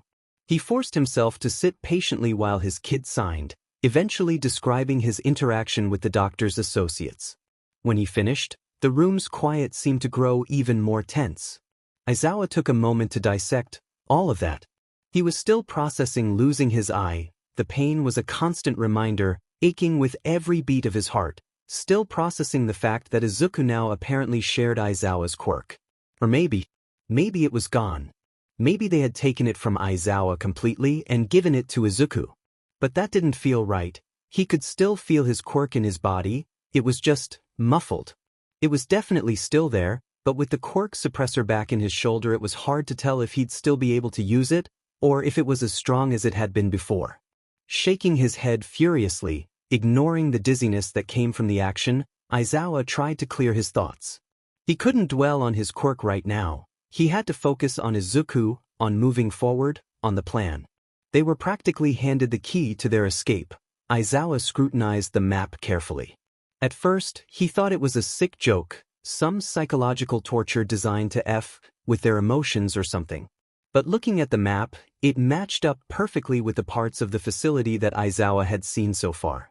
Plus, it wasn't Overhaul style. If he wanted to torture them, he'd just use his quirk. Giving them a fake map would just be a waste of time. So if the map was real, then that meant that they had a chance.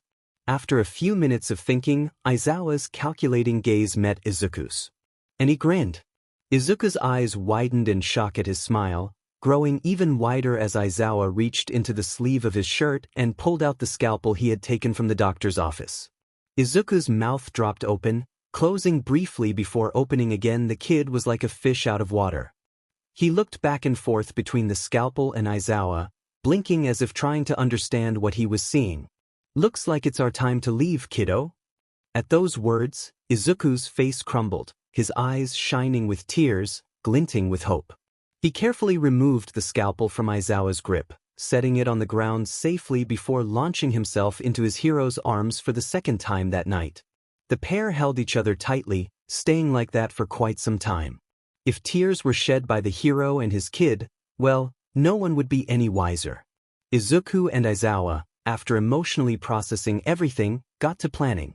They both committed the map to memory, and Aizawa taught Izuku the very basics on how to wield a knife without getting hurt. Or in this case, a scalpel. Aizawa didn't plan on Izuku needing the skill anytime soon, but he wanted to be prepared. Once the quick lesson was out of the way and the pair had the map practically imprinted in their brains, they talked strategy. I'm going to take the lead on things, Aizawa signed, making sure that Izuku understood. I want you to follow me and be prepared to run if things go to shit. While I know you can handle yourself, I'm not going to risk it if I don't have to. Izuku nodded hesitantly, his lips pursed and his brows furrowed. But you're in more danger than I am after today. What do you mean? Looking troubled, Izuku elaborated. They needed you for your quirk. Now that I have your eye, they don't need you anymore. If things go bad, they're not going to kill me only as a last resort. They still need me. If they can give me a quirk, a working quirk, and then remove it, then their experiments will be complete. I'm just scared about you, that's all. Aizawa thought about that for a moment. Izuku wasn't wrong, necessarily. Out of the two of them, Aizawa was by far more expendable in their eyes. Still, there are other quirkless people in the world. They won't hesitate to kill you if it comes down to it. Don't make any stupid moves, okay? Zawa, I think there's something you should know. I don't think I'm the only quirkless one. I mean, I am now, but I think I'm the only one left alive. I think there were more before me. Izuku looked at Aizawa, his eyes dark and his hands shaking. What Izuku said was true. He couldn't get Eseki into that line of thought. He had to focus. We'll worry about that later. Right now, we have to make a plan. Just remember to be careful. Aizawa gave Izuku a meaningful look, trying to get through to him. Wait. Okay. Trying not to think too hard about all of that, they continued on to making the actual plan.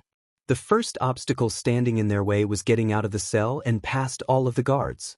They talked for a bit about how to actually do this. They considered waiting until the doctor needed them for another examination to play the long game, but that was too risky.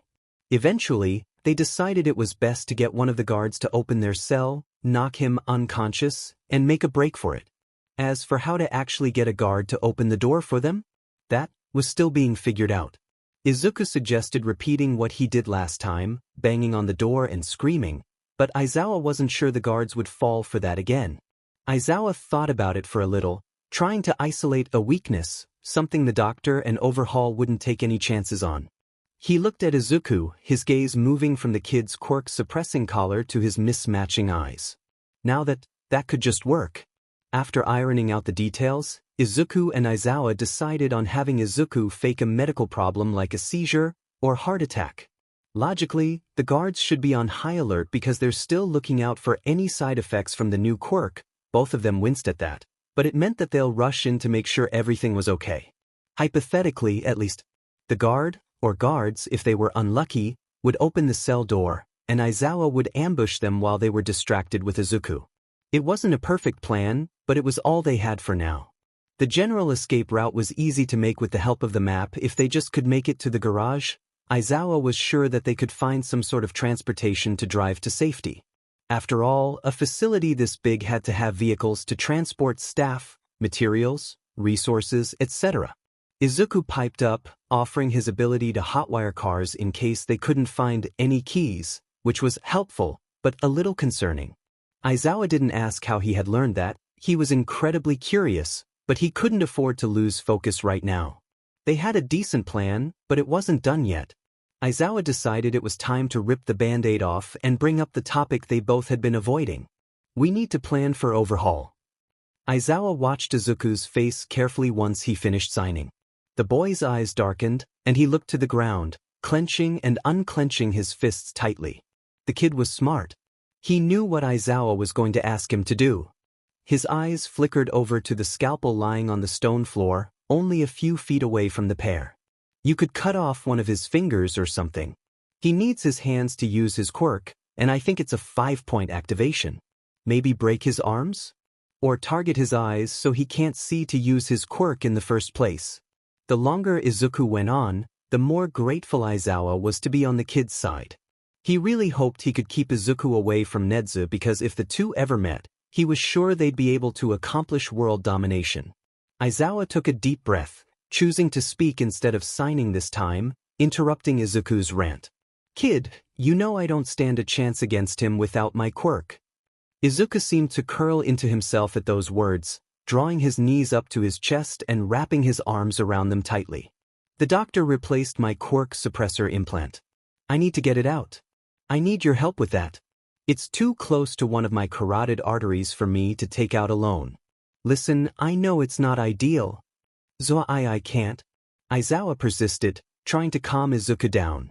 I'll be guiding you through it the entire time. I promise you won't be hurting me, kid. It's scary, but... Scary? This is your life. You can't seriously expect me to cut into your neck with a FING scalpel. I could kill you. I'm not doing it, I won't do it. Izuku's tone was desperate, his chest heaving. Aizawa took a step forward, his hands raised, pleading. Izuku, we don't have a choice. We can't beat Overhaul without my quirk, it has to be done. Izuku clutched his head in his hands, pulling at his hair as he muttered something, too quiet for Aizawa to hear. Aizawa was getting worried now, almost frantic. If Izuku wouldn't remove the suppressor, there was no way he'd be able to win against Overhaul. He had to protect the kid, had to make sure that Izuku made it out of this alive. Kid, please. Aizawa reached forward, putting a hand on Izuku's shoulder when Izuku's head snapped upwards, his eyes a blazing crimson, his hair floating around his head. "Stop it!" Izuku's teeth were bared in a snarl, his gaze wide and unfocused. He glared at Aizawa as if he were an enemy. As if he were the doctor or overhaul. The thought had Aizawa struggling to breathe, recoiling his hand from Izuku's shoulder quickly. His stomach churned with guilt. He had pushed Izuku too far, that much was clear. With his intelligence and maturity, it was too easy to treat him as if he were older, but Izuku was a child. One who had undergone too much emotional and physical torture to be fully stable. Triggers, panic attacks, PTSD, dissociation textbook outcomes of any trauma, let alone torture like this. Aizawa should have known better. He should have seen the warning signs at the beginning of the conversation. He cursed himself, stuffing down his own emotions as he tried to focus on the situation at hand. Aizawa moved to back away, to give the kid some space, but Izuku flinched at the motion, flinging himself against the wall behind him and slamming his fists against the stone as if trying to break through it, sobbing as he hit the wall again and again and again. Jumping into action, Aizawa wrapped his arms around Izuku so he couldn't hurt himself anymore, gritting his teeth as the kid clawed and scratched and tried to push Aizawa away. "It's okay, kid, you're safe, Izuku, you're safe," he assured Izuku through his cries, trying to contain any damage to himself rather than his kid. It took a few minutes for Izuku to tire, eventually relaxing into Aizawa's hold as he trembled uncontrollably, now silent, still dazed and non-responding. The sight had Aizawa blinking away tears. He had triggered something, had made his kid scared and angry and panicked and... Izuku blinked a few times, hands squeezing Aizawa's arms. Aizawa pulled back quickly, keeping his hands on Izuku's shoulders as he searched the kid's face for any fear, any anger. All he found was confusion. Izuku looked down to Aizawa's hands, eyes widening at the reddening scratches littering his skin, disappearing under his sleeve. Upon closer inspection, some were even on the man's face. Did I do that?" Izuku gasped, pulling up Aizawa's sleeves frantically to see the extent of the marks. He looked back up at Aizawa, brows furrowed and mouth agape. Did I activate erasure?" Aizawa hesitated for a moment, not wanting to upset Izuku any more than he had already. It was all the confirmation that Izuku needed. "I am so sorry, I swear I thought I wasn't trying to hurt you, I'm so sorry." Izuku was crying now, scrambling backwards in an attempt to put distance between himself and Aizawa.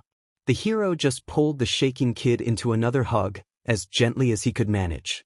Hey kid, it's okay. It's okay. You didn't do anything wrong. It was my fault, it was all my fault." Aizawa's voice broke slightly before he managed to get it under control, his fingers brushing through Izuku's hair idly. They sat there for a while, Aizawa holding Izuku as the boy cried until his pleas of, "I'm sorry, I'm so sorry," died out. The kid was still trembling, but not as violently as he had been before. Aizawa promised himself to do better, to be better. He was a hero for FS sake, he needed to act like one. Izuku finally pulled away, giving Aizawa a serious look. "I'll do it. Just not right now. My hands, they aren't steady enough." Of course. "Thank you, kid." Aizawa's voice was heavy with gratitude and guilt. He wished it didn't have to come to this. His kid didn't deserve any of this. The room fell silent, thick with anxiety, with dread. Or maybe that was just Aizawa's headspace, honestly, he couldn't tell at this point. "Hey, Zawa?" Izuku mumbled after a moment, his expression changing suddenly. Aizawa hummed to show he was listening, gaze flickering up to Izuku's thoughtful face. "I just activated erasure. With a quirk suppressant cuff on." Izuku's voice was quiet, his tone level as if he wasn't fully aware of the magnitude of that statement. It quickly caught up to him. "I just activated erasure with a quirk suppressant cuff on." He turned to look at Aizawa with bright eyes, meeting the hero's equally amazed gaze.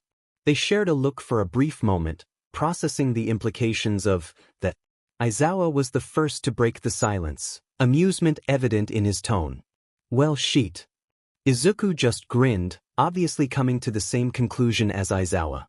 Beating overhaul without erasure was near impossible. Even with one erasure user, stealing the win would be hard. But with two of them? Overhaul was going down. Neither Aizawa nor Izuku slept that night. After finalizing their escape plan and discussing the last of the details, Izuku was eventually stable enough to remove Aizawa's quirk suppressor. Dozens of apologies and a few breakdowns later, the suppressor was out. As Izuku wrapped Aizawa's shoulder with a part of one of their torn blankets, hands shaking, Aizawa activated his quirk for the first time since his eye was taken.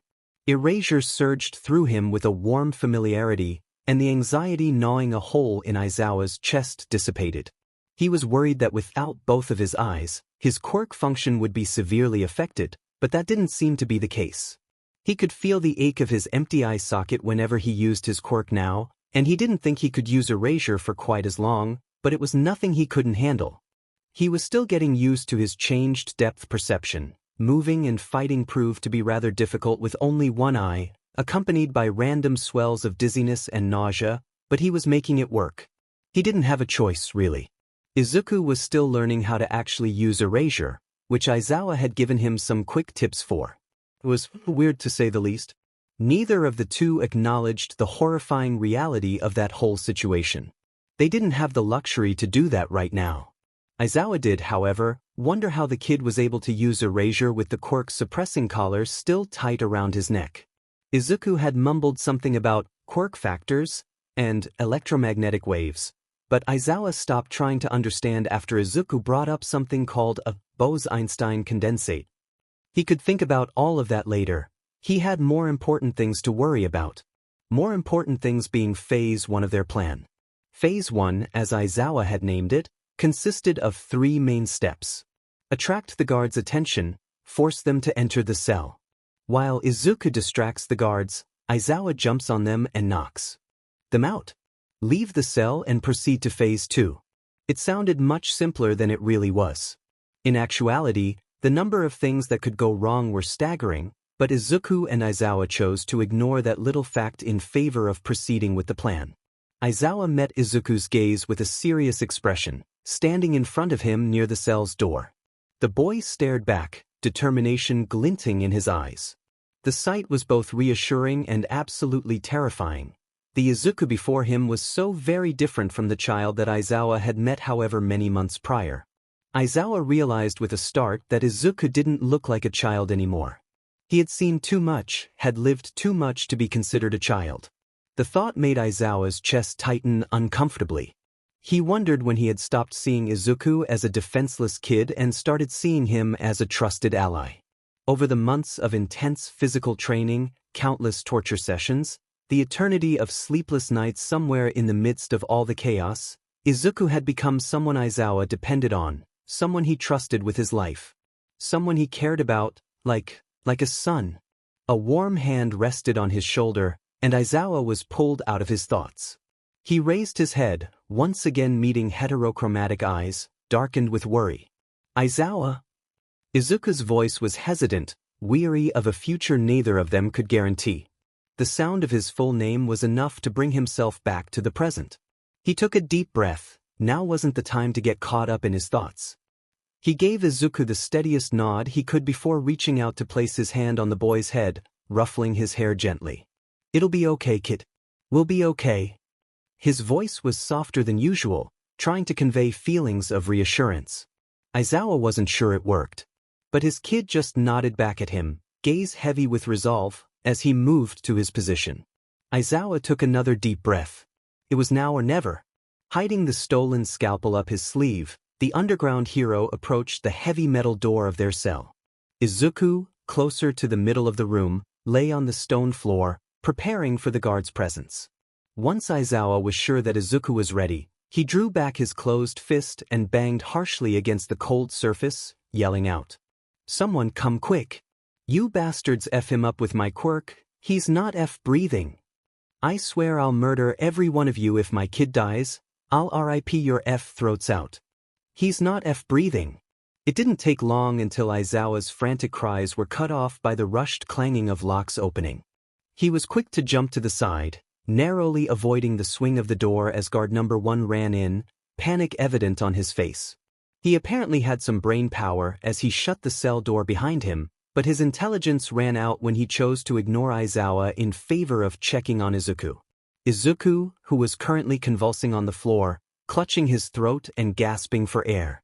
If Aizawa hadn't already known it was fake, he would have rushed to give the kid medical attention. Tucking his appreciation for Izuku's acting skills in the back of his mind, he lunged at the guard's exposed neck, slamming his elbow into the man's Adam's apple and rendering him breathless before quickly twisting his body and delivering another blow, this time to the guard's temple. The man hadn't even had time to cry out before he crumpled to the ground, unconscious. Aizawa was just glad it was quick. He really hadn't wanted to use the scalpel, not in front of Izuku. After confirming that the guard was down for the count, Aizawa quickly searched his person for anything he could use in his favor. He found a taser, a walkie-talkie, the keys to the cell, and an ID card, all secured to a utility belt strapped around the man's waist. The lack of any type of firearm was odd, but Aizawa supposed that the guards were able to win most fights through brute strength alone. Stripping the guard of his belt and its accessories, Aizawa secured the scalpel into one of the empty pockets after tightening the belt around his own waist. He also took the man's shoes off, ignoring the strange look that Izuku gave him as he put them on. They were a little too big to fit him properly, and they smelled like absolute shit, but they were better than nothing.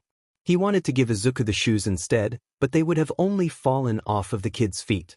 The thought might have been funny if they weren't in a life-or-death situation. With the guard still unconscious and his possessions now added to Aizawa's collection, they were ready to move on.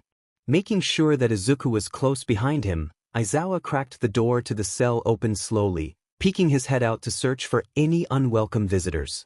An empty hallway stretched before him, silent and looming.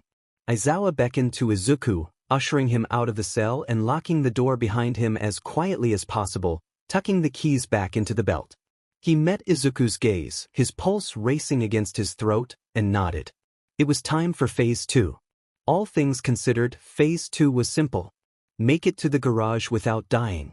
Izuku and Aizawa had spent hours making detailed plans on what to do for any and every roadblock they may encounter on the way, but Aizawa thought that making it to the garage without dying captured all of those plans rather nicely. If anything were to go horribly wrong, it would be in this phase. They were essentially going in blind. They had no idea where the doctor or overhaul were, didn't know if the facility had more faculty or guards that they weren't prepared for, didn't know the extent of the security measures taken.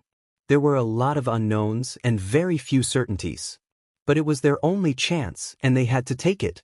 If they didn't, well, there wouldn't be another opportunity, of that Aizawa was sure. Keeping that pleasant thought in the back of his mind, Aizawa led Izuku down the hallway outside of the cell, keeping close to the walls and never standing still for more than a second. He had long since taught Izuku how to walk without making any noise. The key is to step with your toes first, then your heels, so the pair were being rather sneaky if you ignore the fact that the hallways were illuminated with bright, luminescent lights that left them in plain sight if anyone were to come across them. They made their way down this hallway before taking a right into the next, Aizawa mentally tracking the upcoming route. 2 hallways down, for more to go. After that they would pass the doctor's office, another 3 hallways, and hopefully reach the garage in one piece. Aizawa stuffed down the nausea swimming in his stomach, clenching his teeth as they rounded another corner. They were doing it. He was going to get Izuku the F out of here. All they had to do was stay undetected. If they stayed undetected, then everything was going to be okay, and Aizawa froze in place, reaching out a hand to stop Izuku behind him. The kid looked at him, confused, but Aizawa just shook his head. The hallway was eerily silent, but just barely Aizawa could hear the telltale scuffling of footsteps coming right towards them. Aizawa and Izuku make quick eye contact, exchanging a terse nod before getting into position. They had planned for this situation, for someone to find them while they were escaping. They couldn't hide, since the hallway had no accessible vents or closets. So they chose to attack first. The 2 had very little going for them, but they did have the element of surprise. The footsteps were even louder now. Aizawa's mind raced, trying to focus on the approaching noise. Footsteps too light to be over 200 pounds, Too careless to be overhaul, not frantic or rushed, which means that no one had found the guard's body yet, and as the figure turned the corner, he jumped into action. Darting forward, Aizawa swung his right leg in a sweeping arc headed towards the man's. The doctor's, Aizawa noted bitterly, head. His foot, now armed with steel-toed boots courtesy of guard number 1, slammed into the doctor's skull, throwing him into the wall face first. The man cried out in pain, a crack echoing throughout the hallway as blood began streaming from his nose. He scrambled to right himself as his eyes widened in confusion, darting from Aizawa's steadying figure to Izuku's. "How did you?" the doctor tried to ask, his voice nasally and strangled, but Izuku was already springing into action, moving in tandem with Aizawa, who jumped back, just as they had practiced if Aizawa wasn't able to knock someone out on the first try. Izuku lunged toward the man in front of him, pulling his elbow back and smashing it into his temple, a devastating blow that had the doctor crumbling to the floor, the arm that had been reaching for a walkie-talkie now limp against the ground. The whole exchange hadn't lasted more than a minute. Aizawa and Izuku took a second to catch their breath, standing above the unmoving figure of the man who had tortured them without mercy for months. If Aizawa had his way, he'd gladly see the BSTRD rot in Tartarus for the rest of his life. But he settled on restraining the doctor with his own bunched-up lab coat, choosing not to reprimand Izuku for aiming a kick at the man's gut. He may have even slipped in a kick of his own. Maybe even two. Who was really counting anyways? Aizawa had to force himself to keep moving, leaving the unconscious doctor behind him as he steered Izuku onwards, faster than before. It was only a matter of time until someone found the doctor's body, and they needed to be long gone when that happened. Another right turn, down the hallway, lift. Past the doctor's office, more hallways, right? Aizawa's chest tightened, and he forced himself to breathe. They were getting close to the garage, and the panic was starting to settle in now, the crippling fear of failure looming over his shoulders. He glanced behind him briefly, taking in Izuku's determined expression, the beads of sweat dripping down the boy's face. He grit his teeth, focusing on the path ahead of him. They were going to get out of this place. He was going to get Izuku to safety. So far, everything was actually going to plan, much to his surprise. Aizawa led Izuku past another turn, the fluorescent lights flickering above them. The facility was quiet, almost calm. He could just barely hear Izuku breathing behind him, the warmth of his body close to Aizawa's back. It was a comforting presence, one that helped keep the hero grounded, helped to pacify his anxiety if only a little. Just a few hallways left, and then a screeching alarm blared throughout the building, red lights flashing on the corner of every wall. Alarmed voices cried out in the distance, the sound of pounding footsteps echoing down a nearby hallway. Aizawa swore, turning around and grabbing Izuku by the shoulders in a quick moment of reassurance, his gaze trying to convey something that he couldn't put to words. Izuku just stared back, his eyes wide and scared, so terribly scared, but he placed his hands over Aizawa's and held them tightly, his mouth pursed as he nodded. They had planned for this, they were going to be okay. They would make it out, they had to. The two broke eye contact as the footsteps rounded the corner at the end of the hallway ahead of them, leaving them no chance for gaining the element of surprise this time. Both Izuku and Aizawa dropped into a fighting stance. Aizawa tried to step in front of Izuku as best as he could, but he knew it wouldn't help much. His heart dropped at the sight ahead of him. The other two guards were racing towards them, imposing and furious, batons at the ready. If the crackling of their walkie-talkies were any indication, it sounded like there were more henchmen on their way. It wasn't looking good, to say the least. That didn't stop Aizawa and Izuku from meeting the guards head-on, however. As Izuku lured guard number 2 farther down the hallway, dodging his baton attacks like a fing rabbit, the kid was incredible. Aizawa faced guard number 3. His plan was to incapacitate the man as quickly as possible so he could rush to Izuku's aid. Which, unfortunately, was easier said than done. The guard was over 6'5" with the body of a pro wrestler, and Aizawa had spent the past few months being tortured, malnourished, and without the intensive training he had grown accustomed to as an underground hero. To add to that clusterfuck, they were in a goddamn hallway, which meant that Aizawa didn't have the room to make any mistakes. He barely had the room to dodge the wild swings of the man's baton, for FS sake. Aizawa ducked under the guard's baton, darting around and behind him before kicking out his knee, forcing him to the ground. Before he could get back up, Aizawa jumped on his back, wrapping his elbow around the man's throat and holding on tight. It was a move he would never use on the field, but Aizawa was getting desperate. All he wanted to do was knock the beach out. He wasn't going to kill him, not if he didn't have to. But even as the guard gasped for air, the baton clattering to the floor, the man was strong. He grabbed at Aizawa's elbow, trying to force it to unclasp, before reaching up to the hero's wrist and squeezing. He could feel his wrist shatter before hearing the crack, gritting his teeth to stop himself from crying out. Aizawa pressed down harder on the man's throat, but his grip was weaker now, unstable. Panic surged through his body as he racked his brain for something, anything. With his left hand he scrambled to grab the scalpel out of the utility belt, bracing himself as he drew back his arm and plunged the blade into the guard's left eye, drops of blood splattering on his hand, his wrist. The man screamed, releasing his hold on Aizawa in favor of clutching his face, his eye. Aizawa didn't take the moment for granted. He jumped off of the guard's back and rolled into a dismount, putting what little distance he could between them. His wrist ached, deep and intense, and his vision blurred for just a moment as he reached back into the belt around his waist. The taser! He could use the taser!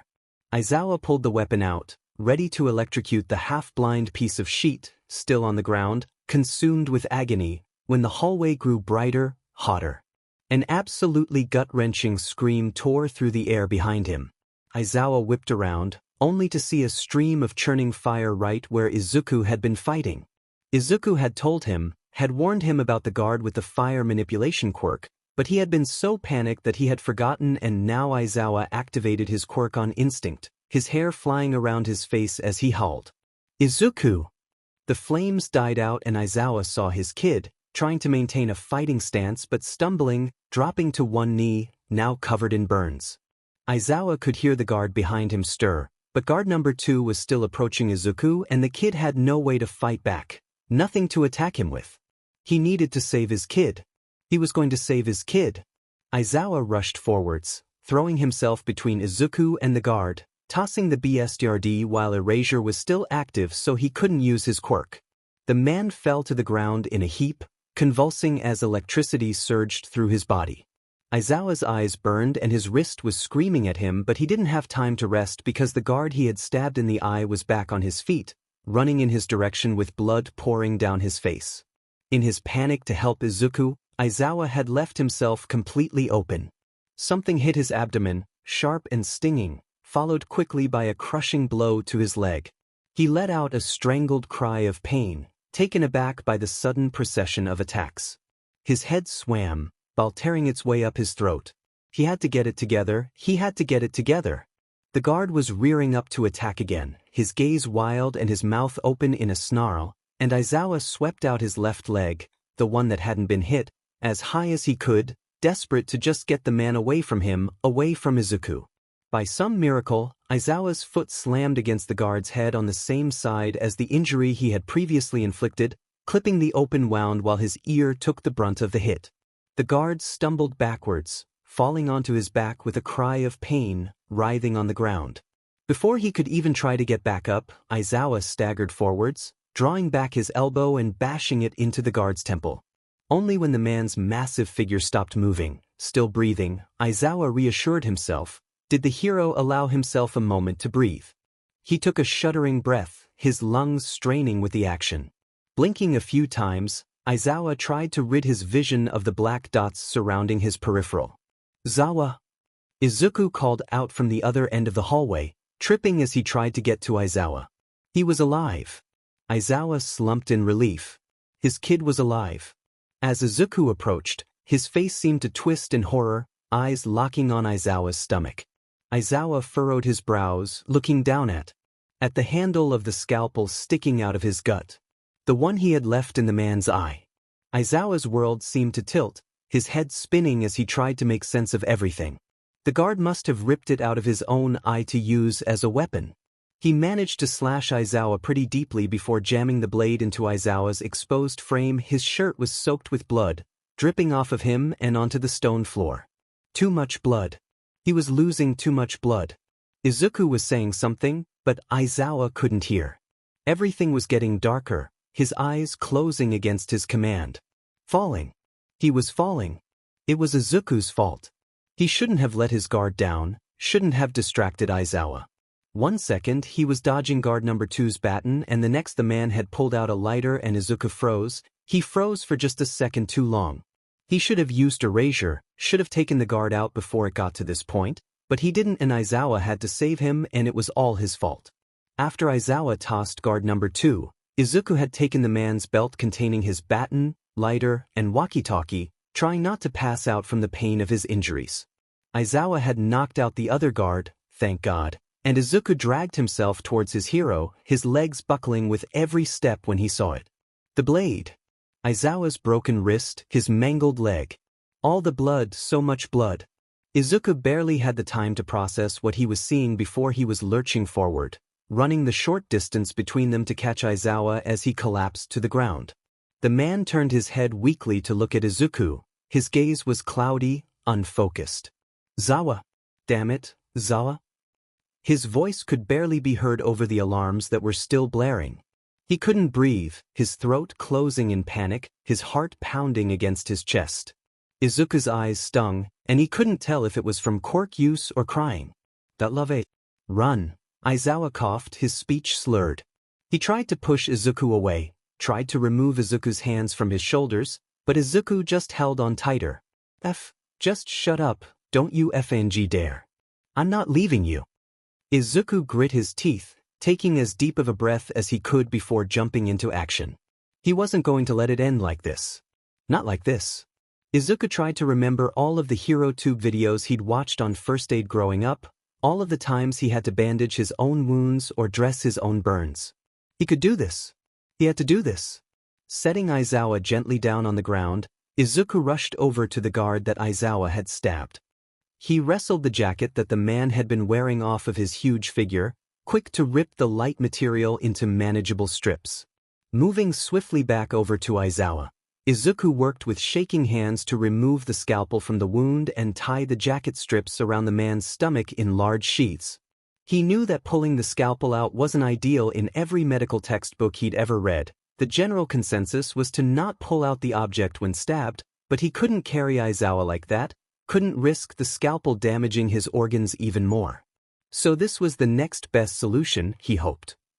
Izuku pulled the makeshift bandage taut, drawing a wince out of the semi-conscious Aizawa. He bit back an apology. Now wasn't the time. After ensuring that the wound was dressed as well as it could be given the current circumstances, Izuku turned his attention to Aizawa himself. The man's eye was lidded and hazy, but still open.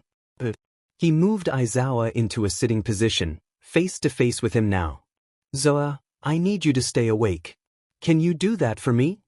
Izuku fought to keep the tremble out of his voice. It was a losing battle. Aizawa grunted as a response, his fingers twitching against Izuku's shirt. It was good enough.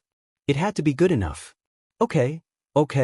I'm going to help you stand now, okay? We're going to the garage and we're going to make it out, okay? Another grunt. Desperation made itself known in the twisting of Izuku's stomach, the pounding of his heart echoing through the burns on his figure. Reinforcements were sure to be sweeping the building right now. It was only a matter of time before they caught them. He needed to move, and fast. Mustering up the strength he had left, Izuku heaved Aizawa upwards, stumbling to support the weight of the man. Luckily, Aizawa wasn't very heavy, otherwise, this would have been impossible. Taking a deep breath to calm his nerves and focus his racing mind, Izuku wrapped one hand carefully around the hero's waist, avoiding the wound as best as possible, and used his other hand to support Aizawa's shoulder. Aizawa was leaning against Izuku's left side now, practically being carried by him as they began their slow journey down the hall. Even in his injured state, Aizawa tried to drag himself forward, his feet scraping against the ground. Izuku carried on, shouldering Aizawa's weight, and half-shuffled, half-walked down the hall. Slowly, far too slowly, the pair made their way into the direction of the garage.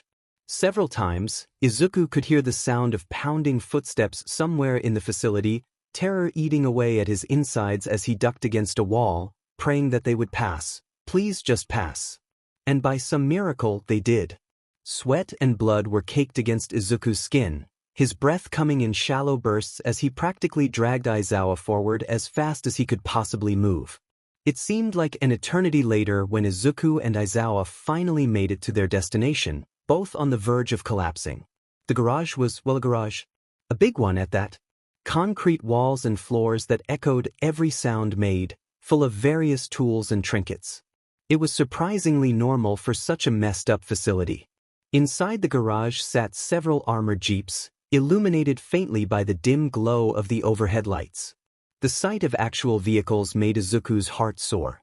He was quick to maneuver Aizawa and himself into the garage, letting the door separating them from the facilities fall closed with a quiet click. The alarm blaring in the facility was quieter out here, muffled and almost inaudible. But they weren't out of the woods yet. He still had to get Aizawa to safety. Izuku's eyes searched the room for anything he could use to hotwire one of the cars. He'd never officially hotwired a car before, but he'd read lots of books and watched dozens of videos on the subject. He was confident he could make it work. As he looked around, his eyes stopped on the wall to his left. Hanging on hooks were several sets of car keys, each numbered and neatly placed. Izuku swallowed his shock, hope blooming in his chest at the sight. He shuffled over to the key wall, still supporting Aizawa, and grabbed the key ring with the number 1 on it. Upon closer inspection, the smooth concrete floor was marked with white paint where each car sat, corresponding numbers labeling the vehicles. It was oddly well organized, but Izuku wasn't going to dwell on that. Car number 1 was closest to the pair, and gave a little chirp when Izuku clicked the unlock button on the key ring. Izuku and Aizawa made their way over to the back doors of the car, which Izuku opened quickly before helping Aizawa lay down on the leather-clad seats, his heart clenching as the man groaned in pain. He needed to get him help. He was going to get him help. Shutting the door firmly, Izuku was about to hop into the driver's seat when something caught his eye. Sitting on the floor in the corner of the garage were several gallons of gasoline, glinting innocently under the overhead lights. The guard's lighter was still in the too-big belt hanging loosely around his waist. Izuku made a split-second decision. He couldn't bring himself to regret it. Driving furiously away from the facility at a breakneck speed, barely able to reach the gas pedal because the seat was so far back, Izuku could hear the faint booms of cars exploding in the distance. He was terrified. He was tired. His body hurt so horribly, and he was scared for Aizawa, still heavily wounded in the back seat. Izuku couldn't stop the tremor of his hands or the pounding of his head, and he didn't know where he was going or if he was out of the clear yet. But as he watched the facility rise up in flames, growing ever smaller in the rearview mirror, he couldn't stop the feral grin that spread across his face at the sight. "What do you mean, gone?" Overhaul gripped the phone tightly, ignoring the hairline fractures that were beginning to appear on the screen. He couldn't contain his fury even if he tried to, at this point. "Well, sir, they seem to have escaped." It looks like a faint explosion could be heard on the line, followed by unintelligible screaming. The phone call ended. Overhaul let his eyes fall shut. He took a deep breath in. He opened his eyes, fury only temporarily sated. He had a child to find, after all. After being on the road for about an hour, Izuku could confidently say that he was getting the hang of the whole driving thing. As intelligent as he was, Izuku was. Technically still a child, he didn't exactly have his driver's license. Now, he knew enough about driving to get the car moving, turn the key, shift gears, and slam on the gas. Luckily for Izuku, that was about as much as he needed to know at the moment. The facility he was currently speeding away from was in the middle of nowhere, with the only other inhabitants on the abandoned dirt roads being the occasional snake or two. There were no stoplights to stop at or cars to squeeze around, so Izuku was able to speed as much as he wanted to. And speed he did. Currently, the boy was racing at about 115 miles per hour, dust flying up under the wheels in a whirlwind behind the fast-moving vehicle. He would go faster, if he could, but the gas pedal wouldn't go any further down, no matter how hard he tried to push it. So Izuku just pressed on, racing underneath the afternoon sun with Aizawa in the back seat behind him.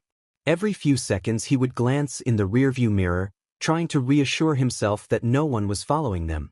That, along with his frequent, bordering obsessive scrutinization of Aizawa's breathing, kept him quite preoccupied. The car hummed around him, bumping and jostling Izuku as he hit rocks and uneven patches of dirt. With every jolt he grit his teeth, trying not to focus on Aizawa's groans of pain, on his unmoving form. He hated causing the man such agony, but he couldn't slow down, couldn't afford to stop right now. It was going to hurt like a beach, but they had to keep going. The engine spluttered. Once, twice, 3 times. Izuku looked around frantically, trying to identify the problem, his heart pounding in his chest. There was no one behind them, no one in front of them. All the tires seemed fine, the road was relatively even, and the fuel gauge's red pointer was moving closer and closer to empty. He had been so concerned with checking behind him, with making sure that Aizawa was still breathing in the back, that he hadn't even been paying attention to the FING fuel gauge. Izuku couldn't breathe. This wasn't happening. This couldn't be happening. The vehicle lurched forward, shuddering, slowing down more with every second that passed. Izuku tried to press down on the gas pedal, tried to will the car to just move, to speed up, but it was no use. The car had stopped completely, the hum of the engine shutting off and leaving Izuku to sit in silence, only the sound of Aizawa's uneven breathing reaching his ears. A dirty haze surrounded the car in clouds, kicked up from the tires, blocking the sun's rays from reaching through the windows. You're kidding me. This is a sick effing joke, or Izuku grabbed his head in his hands, pulling until strands of his hair came loose beneath his fingers. This isn't possible. He slammed his fist against the steering wheel. Again, here. Izuku let out a growl, which turned into a full-throated scream. His eyes stung with tears, the burns covering his body aching with a vengeance. He was shaking so hard that the world around him seemed to move, trembling as if the earth was opening up beneath him. They had escaped the facility. They had beaten the guards, stolen this goddamn car, lit the place on fire. After over a year of being tortured and beaten and killed and stuffed back together again, Izuku was out, he was finally out, and yet, here he was. Stopped, in the middle of nowhere, just waiting to be found by overhaul and dragged back into that nightmare. And it wasn't because he wasn't strong enough, or smart enough. It was because their escape car ran out of FING gas. The thought made Izuku chuckle humorlessly, which turned into a hysterical laugh. Tears were streaming down his face, and he was sure that he looked absolutely insane right now, but he couldn't bring himself to care. Aizawa was passed out in the back seat, losing far too much blood. Their car was out of gas and they were stuck in the middle of nowhere. Izuku was alone. He laughed even harder, voice cracking and throat burning at the action. He felt something inside of him, whatever hope or bullshit he had been so foolish to believe in, snap. So he laughed. He cried. He screamed. He cursed and hit the steering wheel and wished to be dead. Izuku felt so useless. For a moment he thought of Bakugo. If Bakugo had been in his situation, he would have used his quirk on the guards, and Aizawa wouldn't be hurt, and then they wouldn't be stuck. But Bakugo wasn't here. It was just Izuku. Maybe he was a Deku. Maybe he should just end it. Here and now, at his own hands. It would be better than overhaul finding and killing him, right? He would be free. He would finally be free.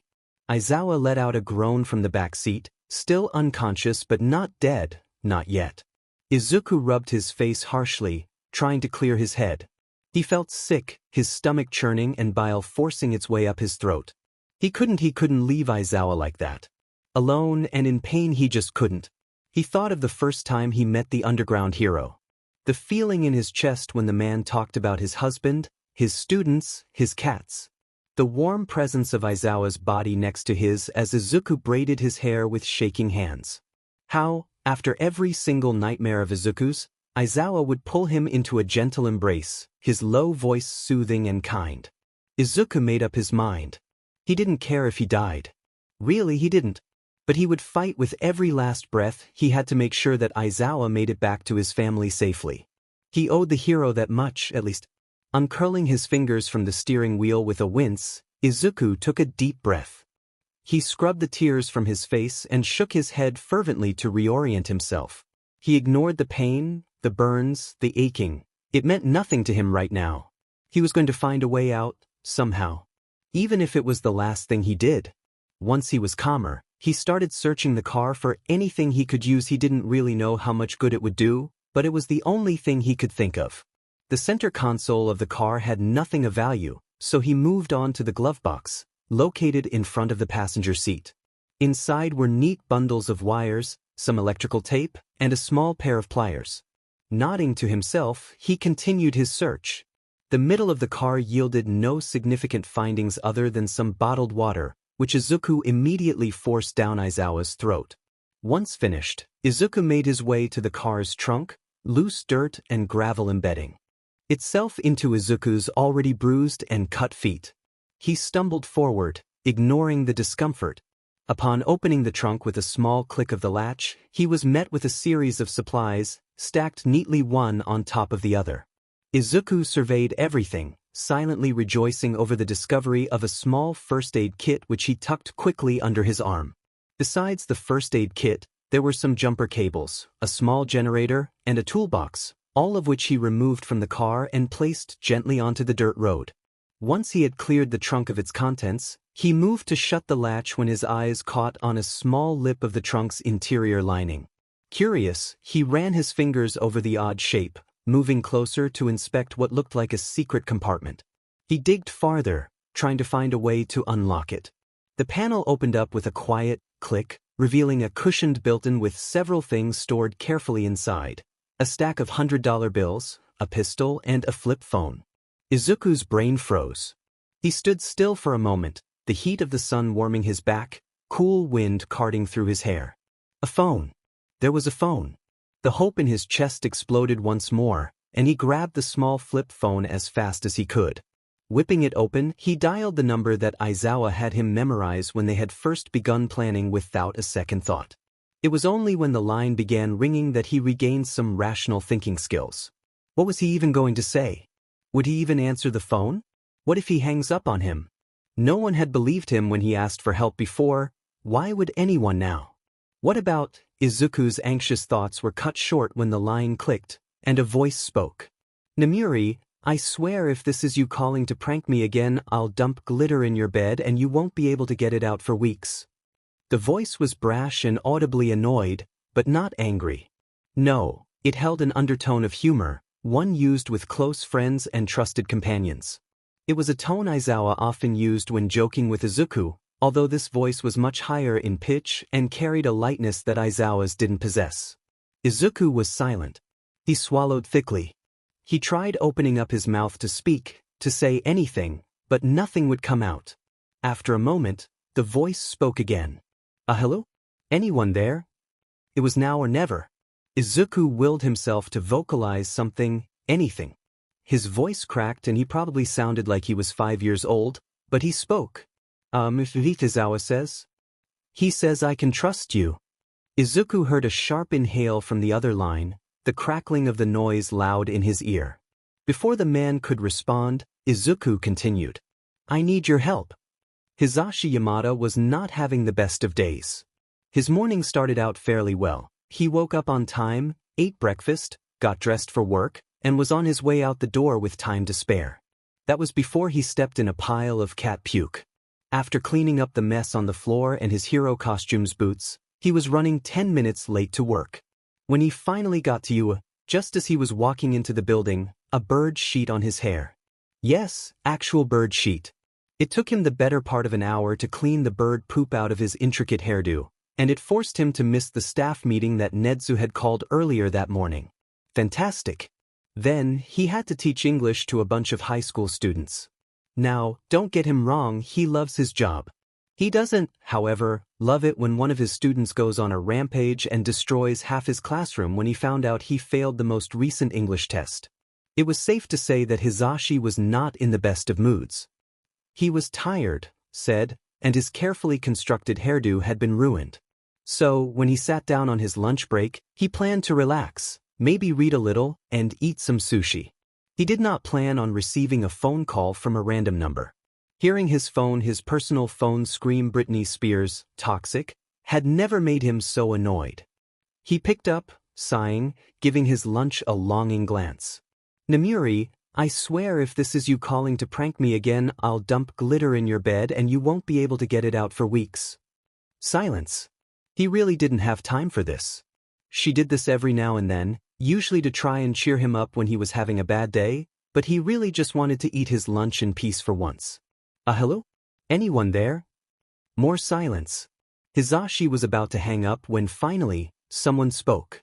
It was not Namuri. Aizawa says. He says I can trust you. Hizashi's breath caught in his throat. This was not what he was expecting. He was about to demand an explanation for what the hell was going on when the voice, it sounded like a child, spoke again. I need your help. Hizashi Yamada had not been having a good day. It was about to get much, much worse. As Izuku carted through the first aid kit, looking for a needle and surgical thread, snippets of the recent phone call echoed through his mind. Who is this? What the hell do you know about my husband? The man's voice was commanding, almost threatening if not for the slight tremor. My name is Midoriya Izuku.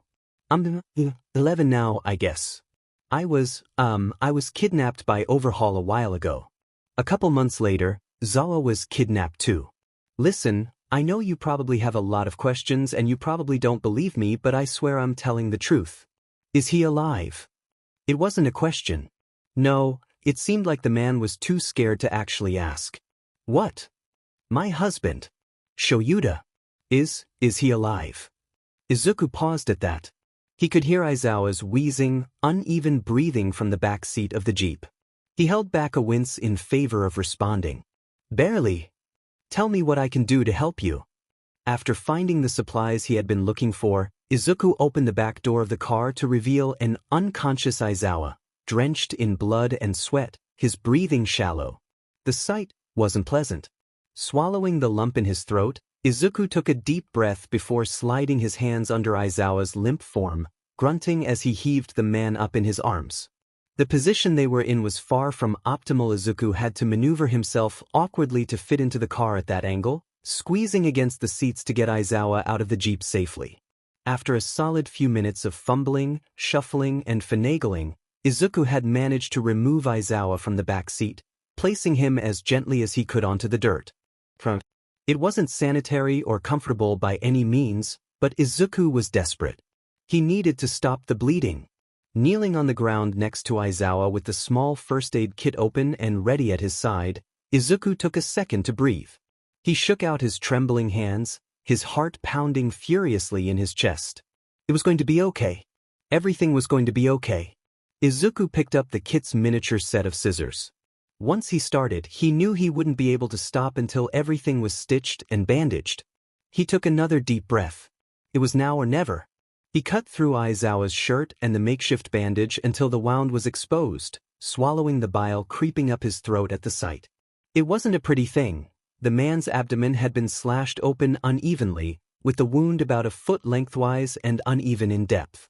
Aizawa's shirt, his stomach, Izuku's hands, everything was stained crimson. The skin surrounding the gash had been torn away when Izuku had removed Aizawa's shirt, causing fresh blood to mix with dried blood and clumps of peeling skin. Izuku took another deep breath. It was just blood. He had seen blood before, he knew what it was made of and how it worked. He tried to pretend that this was just medical training for hero students. It helped a little. Working as quickly as he could, he uncapped the bottle of rubbing alcohol that had been in the kit and poured its contents over Aizawa's wound, as well as over his own hands in an attempt to sanitize them. He opened the small pack that the hooked needle came in, already threaded, thank F, carefully pulling it out with a pair of forceps. Lining up the needle to the edges of the wound, saying a quick prayer to a god he didn't believe in, Izuku began the tedious and painstaking process of stitching Aizawa's injury closed. Now, Izuku was no medical professional. He had read plenty of health textbooks and watched dozens of videos on first aid, as well as how to stitch up a wound, but that was almost 2 years ago, and his memory was fuzzy at best. After the longest 25 minutes of his life, Izuku was left with some relatively uneven, sloppily tied sutures, and a severe case of heartburn. But the wound was closed, and Izuku could finally breathe again. He poured the remaining rubbing alcohol over the stitched-up gash, wrapping Aizawa's abdomen carefully in the single roll of bandages the first aid kit had contained. Only when Izuku had ensured that the injury was completely covered did he relax slightly. The sight of Aizawa's rising and falling chest helped to soothe his anxiety immensely. But he wasn't done yet. His thoughts returned to his talk with Present Mike, to what was still left to do. Izuku explained the situation to the best of his abilities, stuttering and terrified, while on speakerphone, Hisashi had moved to Nedzu's office, gathering Midnight and the principal while Izuku spoke. Nedzu, listening carefully to Izuku and Aizawa's predicament, was quick to track the location of Izuku's phone while he was talking. Unfortunately, Nedzu wasn't able to track the pair's exact location. Apparently, the signal was too weak to do so, which made matters a little more complicated. He was, however, able to locate the general area of the call. While it wasn't perfect, it was a good start. Immediately the mammal arranged a team of pro-heroes to search the newfound area, consisting of Mirko and Fatgum, the closest heroes who were available and qualified, along with Midnight and Present Mike, were to be sent to the general location to search for Izuku and Aizawa. He had also requested Recovery Girl's services for emergency medical support on the go. It was Nedzu who had asked Izuku, still on speakerphone, for a small favor. Well, maybe not small exactly. Izuku, yes? I was able to identify your general location, but not your exact coordinates. That's where you come in.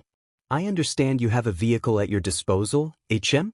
Would you, perhaps, be able to create some sort of explosion for us to be able to find you and Eraserhead more easily? I, of course, am more than willing to walk you through how to make a bomb out of car parts. The principal was cut off by Izuku's surprisingly calm-sounding voice. Oh, that's easy. I can do that. Is there anything else you need me to do? The line fell silent for a moment as the heroes looked at each other in surprise. Nedzu quickly continued, making a note of it for later. Wonderful. We'll begin our journey to your location as soon as possible. It seems like you're about 3 hours away by car. If we take my personal jet, however, we'll be there much sooner. Izuku, please detonate the bomb in approximately 35 minutes. We will be ending the phone call now to preserve your phone's battery life. If anything goes wrong, immediately call us again. I presume you have this number memorized. Why, sir? Good. Any questions? Izuku paused. When he spoke next, his voice was heavy with vulnerability. This isn't a joke, right? You're actually coming to save us. Another moment of silence. The heroes didn't know what to think, what to say. Little listener, this isn't a joke. We're coming to help, I promise. Just hold on tight for us, okay? You're being so brave. Thank you for staying with Sho. You're going to be okay. Hisashi's voice broke. Izuku didn't know if it was due to emotion or distance. Thank you. The call ended. The heroes jumped into action. Exactly 35 minutes after the phone call had ended, and approximately 10 minutes after Izuku had finished stitching up Aizawa's wound and promptly dragging him far, far away from the jeep, Izuku set off the car bomb with a resounding boom. Rigging the bomb was surprisingly easy. The car itself was already pretty flammable, even if it wasn't full of gas. With the extra wires from the glove box and the parts of the engine accessible through the popped hood, Izuku was able to make a simple, yet effective, explosion. He had all those hero support item books to thank for the knowledge. Bakugo had laughed at him, telling him that he would never use that sheet in the future. Look who's laughing now, Kaken. Izuku stood several yards away from the burning car, next to still unconscious Aizawa. On the ground by his feet lay the half-empty first aid kit, the stolen pistol, baton, and the flip phone. As he watched the roaring inferno ahead of him, eyes wide and tear-filled, he didn't try to stifle the hope rising in his chest. It was time to leave. It was actually time to leave. He let out a laugh. Holding his head in his hands. He'd pinch himself to make sure it was real, but he didn't want to aggravate any of his burns. He didn't even know how long he had been trapped there, or what he would do when he finally returned to the normal world. He knew he wanted to read as many books as possible and catch up on all of the new heroes. Izuku wondered who was in the top 10 now, if he would even recognize any of the names. He thought of his mom, and if she would even want him home. The thought seemed to cut through him like a knife, dulling the happiness that had permeated his being. He was excited to leave. He wasn't going to think about that right now. He'd start somewhere fresh if he had to, live on the streets, anything. Anything would be better than how he'd been living, surviving, not living, for the past however long. He would be okay. It was all going to be okay. In the distance, Izuku could see an enormous cloud of dust moving closer and closer to where he was, darkening the sky as it grew. At first, he thought it was a dust storm. And then he heard the noise. The sound of a helicopter. Izuku's heart soared as he scanned the horizon. There, in the clouds, was a helicopter speeding towards him and Aizawa. Izuku grinned, his heart pounding, adrenaline coursing through his veins. He jumped up and down, waving his arms wildly in the direction of the approaching aircraft. It was slightly childish, but he didn't care. He laughed, the sound drowned out in the deafening roar of the helicopter's blades.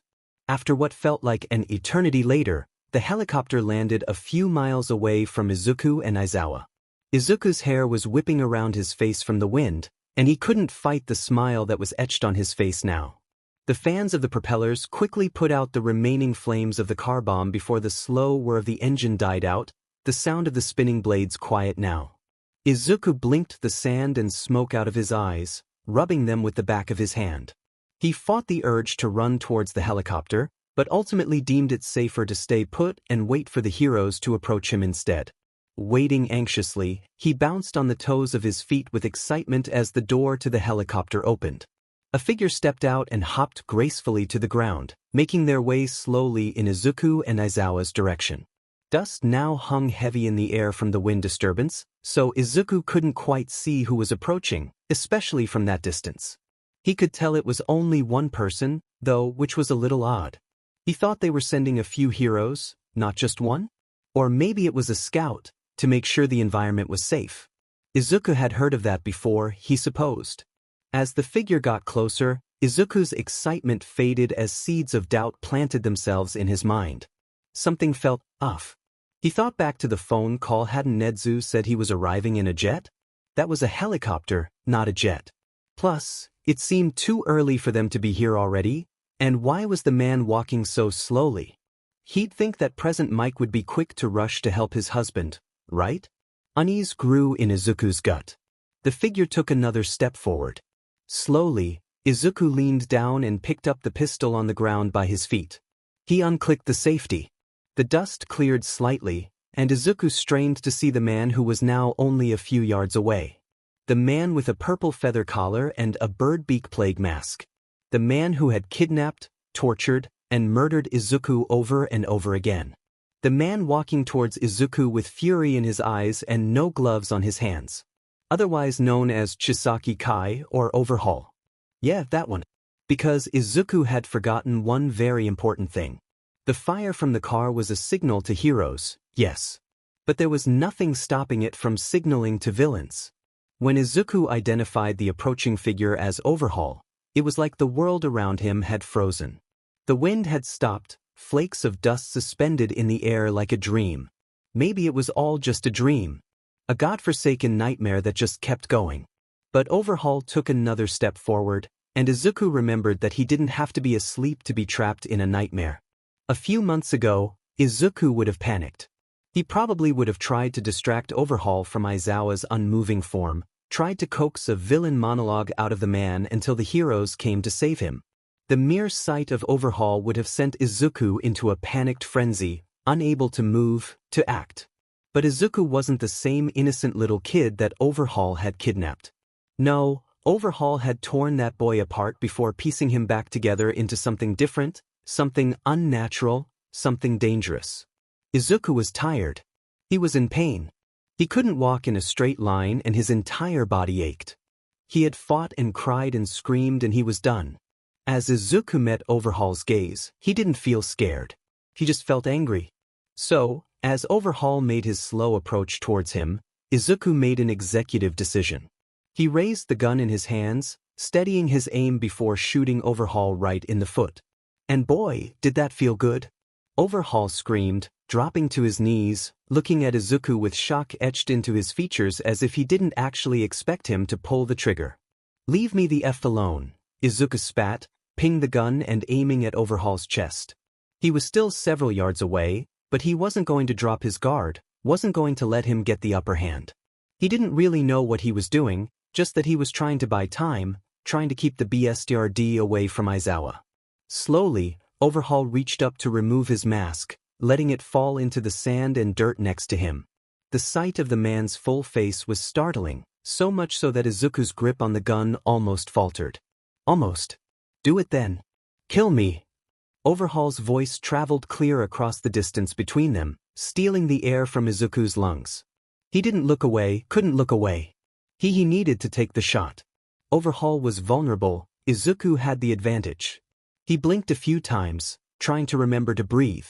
If he killed Overhaul, Aizawa would be safe. He needed to protect Aizawa. But could he take another person's life? Could he watch as the spirit drained from the eyes of a man, even one as evil as Overhaul?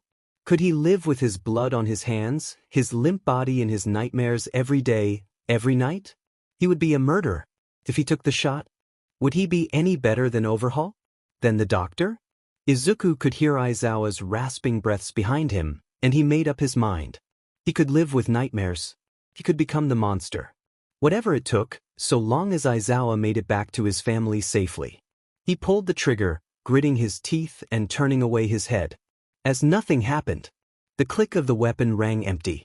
No bullet left the chamber. For a moment, everything was quiet. And then it wasn't. Overhaul launched himself forwards with a laugh as Izuku's heart shattered into a million pieces. His eyes widened in horror as he tried to brace himself, to remember Aizawa's training, but Overhaul had already closed the distance between them, tackling Izuku to the ground. The wind was knocked out of his chest as the man threw him into the unforgiving ground, his wounds screaming at the contact, the gun flying out of his hands. When facing an opponent stronger than you, bigger than you, whatever, you have to play to your strengths. Fight dirty, claw their eyes, bite them, avoid getting pinned down. Got it? Aizawa's words echoed through Izuku's mind as he tried to roll out of Overhaul's grip, dirt and rocks embedding themselves into the exposed burns on his limbs.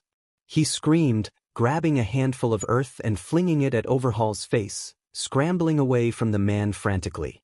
It bought him a few seconds, but Overhaul just growled, hands latching around Izuku's ankle, nails digging into the skin. Izuku kicked at his hand, trying to dislodge the hold, to break a finger, anything. Overhaul just grabbed on with another hand before he yanked Izuku backwards, dragging him against the ground, skin and burns catching on the uneven terrain. Izuku's vision blurred, while choking his throat. His whole body spasmed, and he tried to keep kicking, to do something, but for a terrifying moment he couldn't move and Overhaul was getting back up and he couldn't move and Overhaul was reaching for his wrists. It couldn't end like this. It won't end like this.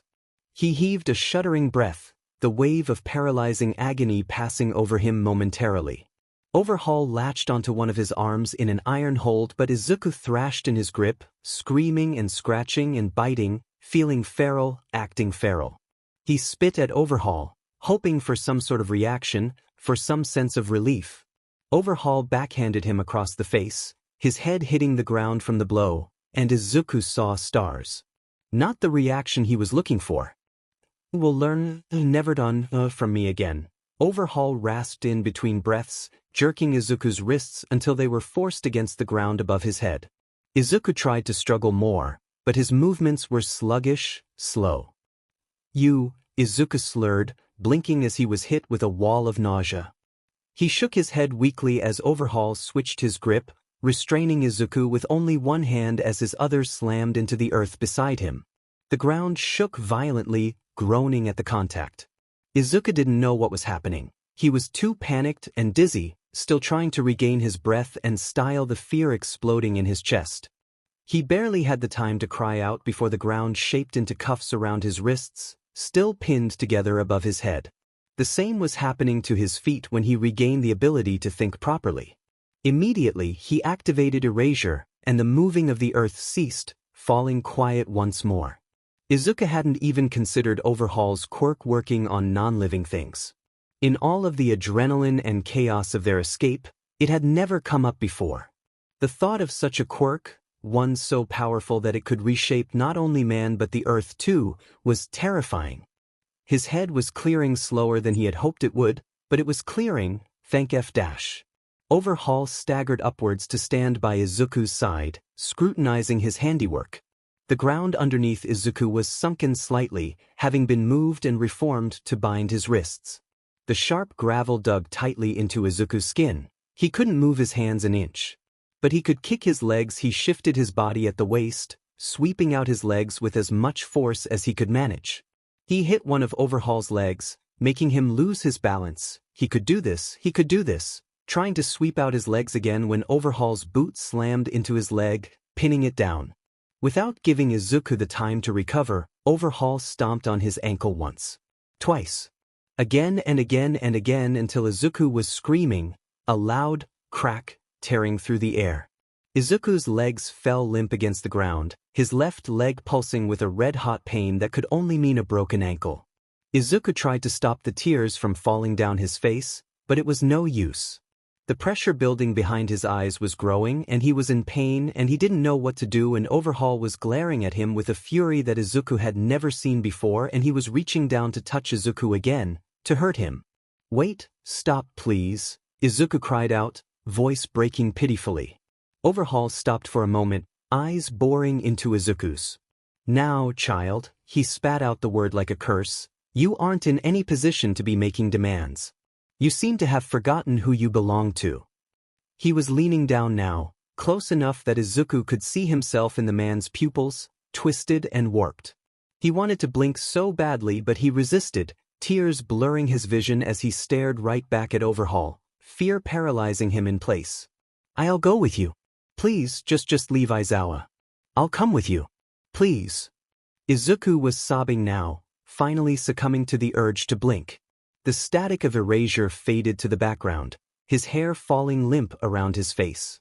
His entire body was shaking, devoid of the energy to fight back anymore. He just wanted to save Aizawa. If he could save Aizawa, that was all that mattered. "Please, just spare Aizawa." For a moment, Izuku was sure that Overhaul would refuse. Was sure that he would kill him right then and there to save himself the effort. That was before the man reached down to Izuku's right foot and touched exposed skin.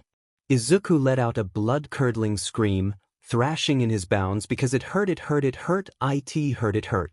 The pain stopped abruptly. Izuku had, unknowingly, activated erasure for a second time. His eyes strained and burned with the effort, but it was nothing compared to the blinding agony of his foot, now a mess of muscle and flesh, and God, there was so much blood. The earth around his hands shifted. Once more, eventually dissolving back into the earth from where they came. Izuku's wrists were bloody and bruised, but he could move them now. It didn't make much of a difference, though. His left ankle was broken, and his right foot was disassembled. He wouldn't be able to get away now. He was trapped. The thought had Izuku crying even harder. Overhaul, satisfied that Izuku wouldn't be able to run anymore, slid his hands under Izuku's arms and heaved him over his shoulder in a fireman's carry. Izuku just hung limply. Overhaul was surprisingly strong, seeming to lift Izuku with little to no struggle, but Izuku got a little satisfaction seeing the man limp slightly because of the bullet wound in his foot. As Overhaul made his way back to the helicopter, Izuku's arms swinging uselessly in the air, he watched Aizawa's unmoving figure grow further away, lying motionless in the dirt. He would miss him. So much. But he would be safe. And that was enough. Right? He thought of warm hugs and laughter and cats, of late-night movies and hero training and braided hair, of help with homework and inside jokes, and he pictured a future that he had never been allowed to even hope for, one that he was being carried away from as he watched it crumble, disappearing before his very eyes. He wanted it. He wanted to feel warm, to feel loved. Izuku wanted to go home. He wanted to have a home. It was those thoughts, that tiny voice in Izuku's head, that prompted his next actions. Because on the ground lay the discarded baton, forgotten by Overhaul. It was now or never. Izuku felt the life returning to his body and he writhed in Overhaul's grip, just enough to dislodge himself. He fell to the ground in a heap, gasping in pain, but was already reaching out to grab the baton. Overhaul whirled around in indignation, ready to use his quirk on the boy once more, but was instead met with a baton knocking out his kneecap. He crumpled to the ground, choking on a scream. There, lying on the dirt, was Izuku. He had propped himself up so he was in a sitting position and, having grabbed the baton in a two-handed grip, swung as hard as he could at Overhaul's knee. Overhaul fell to the ground, but Izuku didn't stop his assault. This time, he swung at the man's head. The metal baton collided with Overhaul's temple with a sickening thud. Izuku swears he heard a cracking sound, but he wasn't sure. The blow had thrown Overhaul to the ground face first. The man looked absolutely horrible. His face was bloody and covered in dirt, his knee mangled, facing the wrong way. Izuku could see veins bulging in his neck and forehead, rage burning in his eyes. Somehow, he was still conscious, even after the hit to the head. Izuku pulled back his arms to strike again when the ground exploded into a barrage of spikes, surging towards Izuku, who was quick to activate erasure. The spikes stopped suddenly, crumbling to the ground now that Overhaul's quirk had been erased, but the damage had been done. One of the spikes had pierced Izuku's body, leaving a gaping hole in his stomach. It didn't go all the way through his back, but it was too deep, far too deep. Izuku could barely feel the pain. He was too focused on moving forward, on erasing Overhaul's quirk, on striking. And strike he did.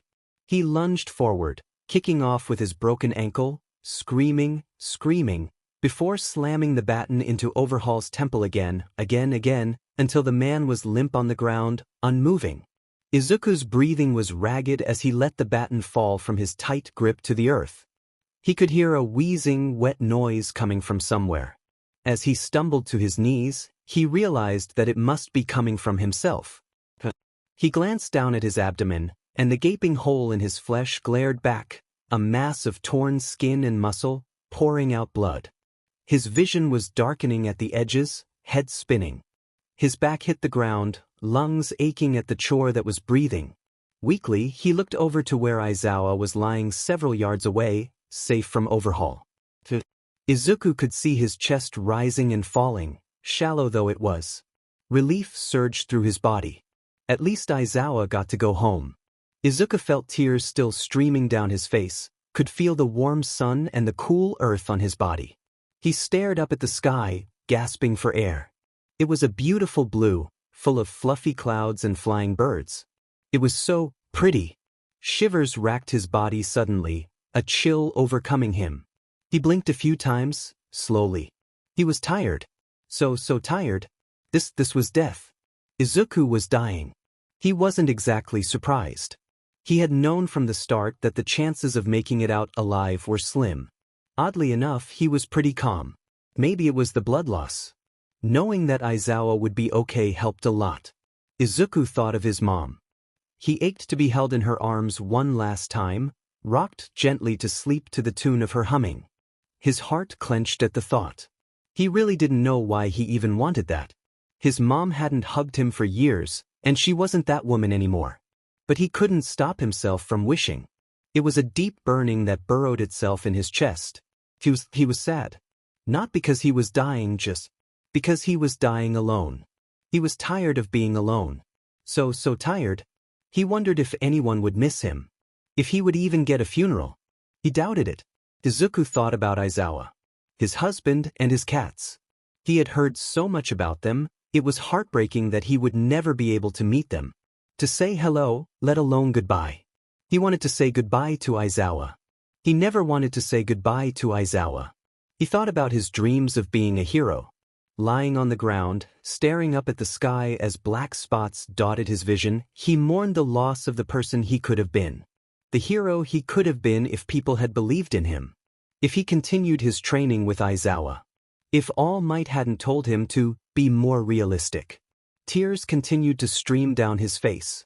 He could hear something in the distance. It might have been yelling, but he wasn't sure. Everything was getting fuzzy. Izuku felt cold. He hated feeling cold. He really wanted to go to sleep. Izuku was just so tired. Maybe in death he could finally rest. Maybe he would finally be free. It was a comforting thought. The sky was pretty. It was a comforting thought. His eyelids were heavy, so heavy. And then there was nothing. When Aizawa Shoyuta stumbled into consciousness, he was confused, to say the least. Before even opening his eye, he knew that he was in a bed of sorts, his entire body stiff and aching. He could feel a light blanket draped over his body, the beeping of a heart monitor sounding somewhere to his left. The smell of antiseptic was heavy in the air.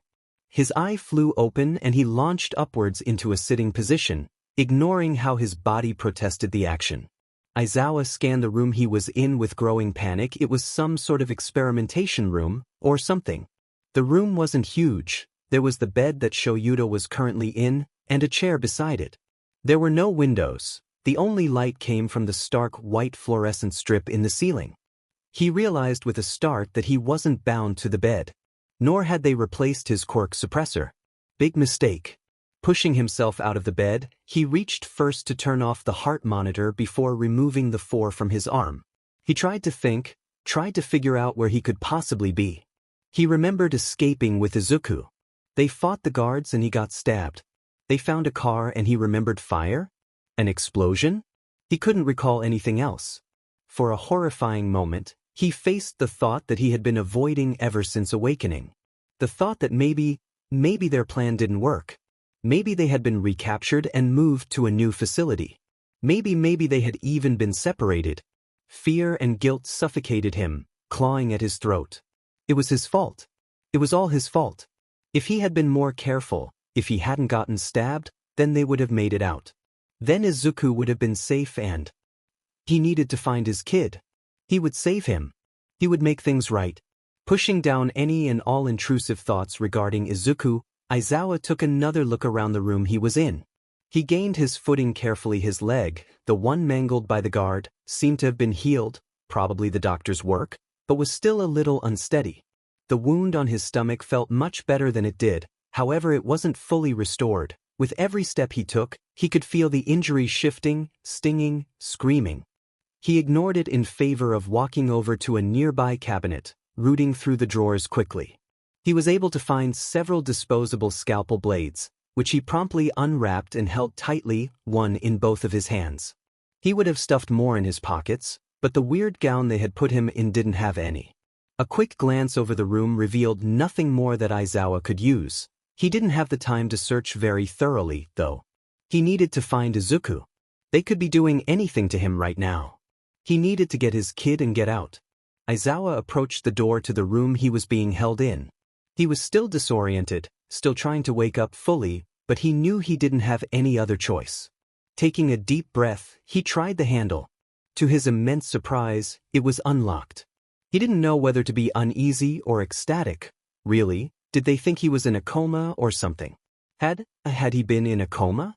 It was almost too easy. He opened the door slowly, peeking his head outside to observe a hallway. Bright, clean tile floors shone in the white lights from the ceiling, and the cream-colored walls were a stark contrast from the usual concrete that Aizawa was used to seeing in the facilities. So they had been transferred to a different location, which wasn't good at all. Upon seeing no unwanted visitors and hearing no approaching footsteps, Aizawa began his journey into the unknown. He went left down the hallway, sticking to the wall while mentally noting the route he was taking. 2 doors to the right, numbered in the hundreds. Just how big was this new facility? Aizawa wasn't sure he truly wanted to know. After only a minute of walking, he was interrupted by the clicking of shoes against tile, quickly approaching his location. His heart pounded against his chest, head hurting so bad he could barely walk in a straight line, but he advanced nevertheless.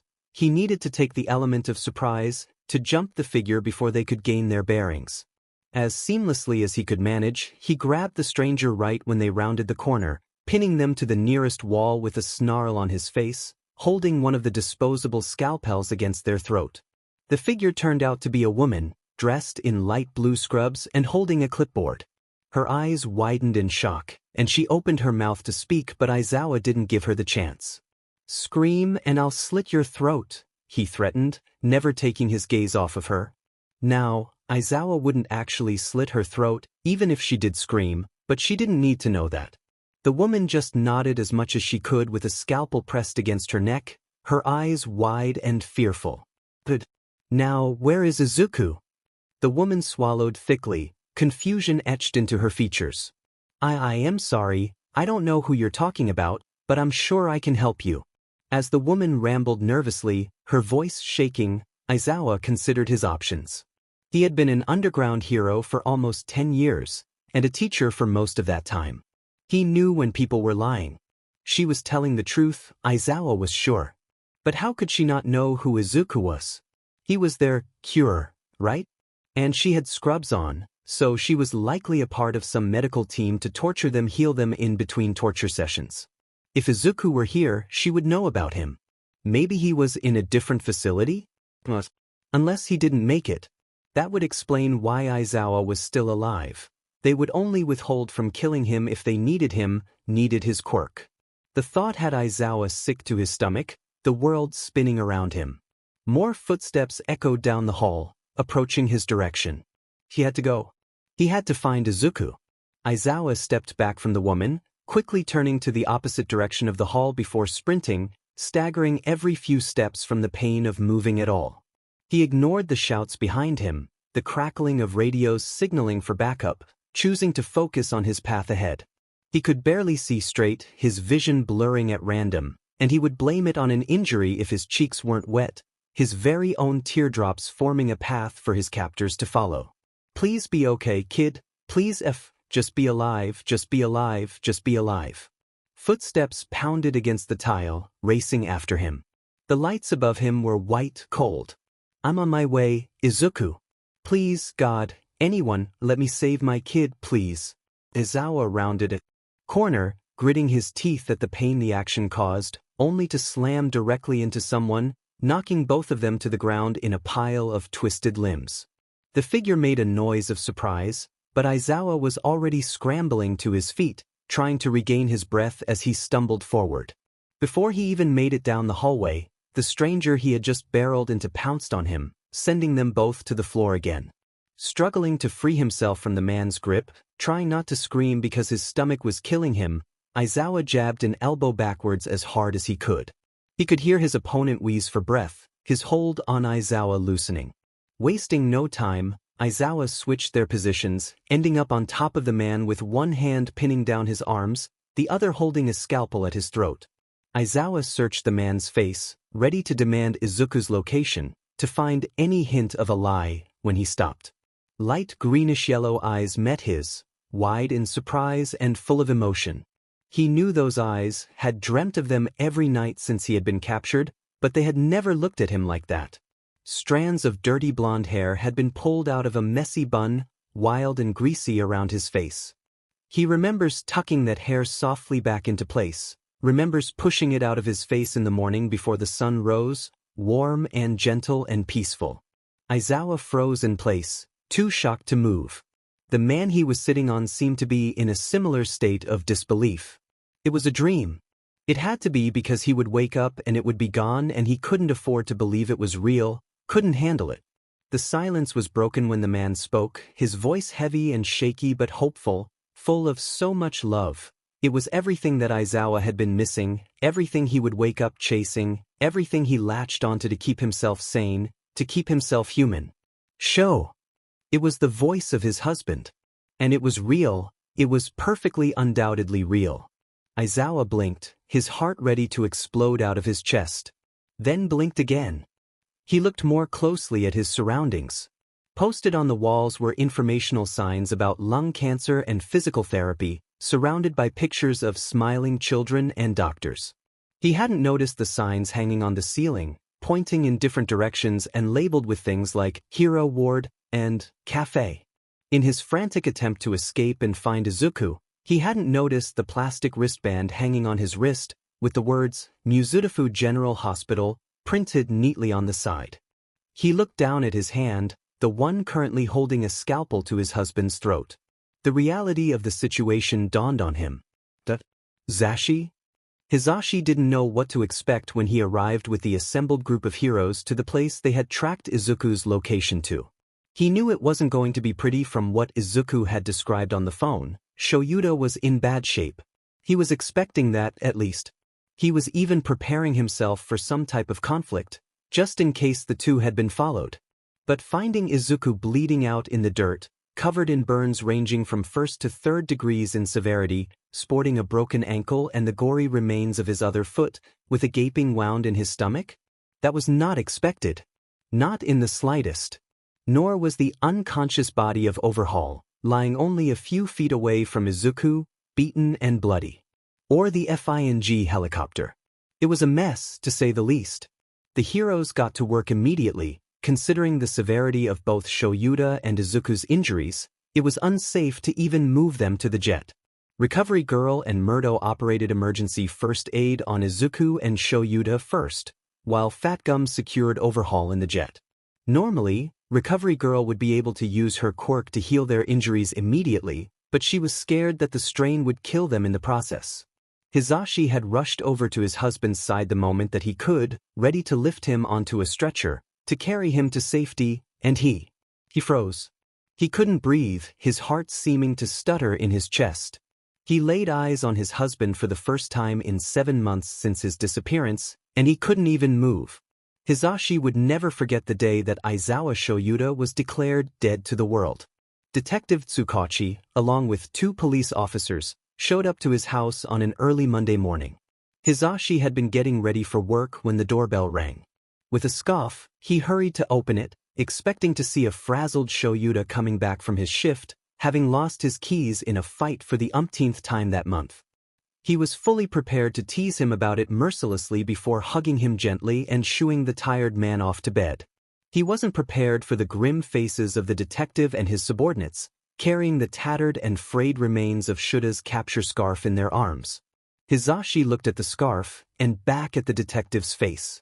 The man's eyes were dark, the bags under them were much more pronounced than usual. The soft grin Hizashi had been wearing was long gone. A black hole of emotion swirled in his chest. Everything was fuzzy. He invited them inside for something to drink, his voice distant, his heart pounding. He didn't end up making them anything to drink, but they did sit down in the living room together, stiff-shouldered and blank-faced. Deep down, Hizashi knew what was coming. Hell, he had been on the other side of this conversation more times than he could count in his hero career. He knew that it was a possibility. It always kept him up at night, wondering if his husband was okay. Like in a dream, the detective handed him the capture scarf. A few parting words and a pass of some paperwork. A heavy hand on his shoulder, an offer to call if he ever needed anything. Then they were gone. And Hizashi was alone, staring at the only thing left of his husband. Mirko was bandaging Shuta's various wounds, checking his vitals as Recovery Girl tended to Izuku. But Hizashi couldn't move. He could just watch. Watch as his husband lay on the ground before him, barely breathing, his skin pale and his body trembling. He looked like he was dying. Probably because he was dying. His shoulder and stomach were covered in crimson-stained bandages, along with his left eye. Long and greasy hair, far past his shoulders, fell around his face in tangles.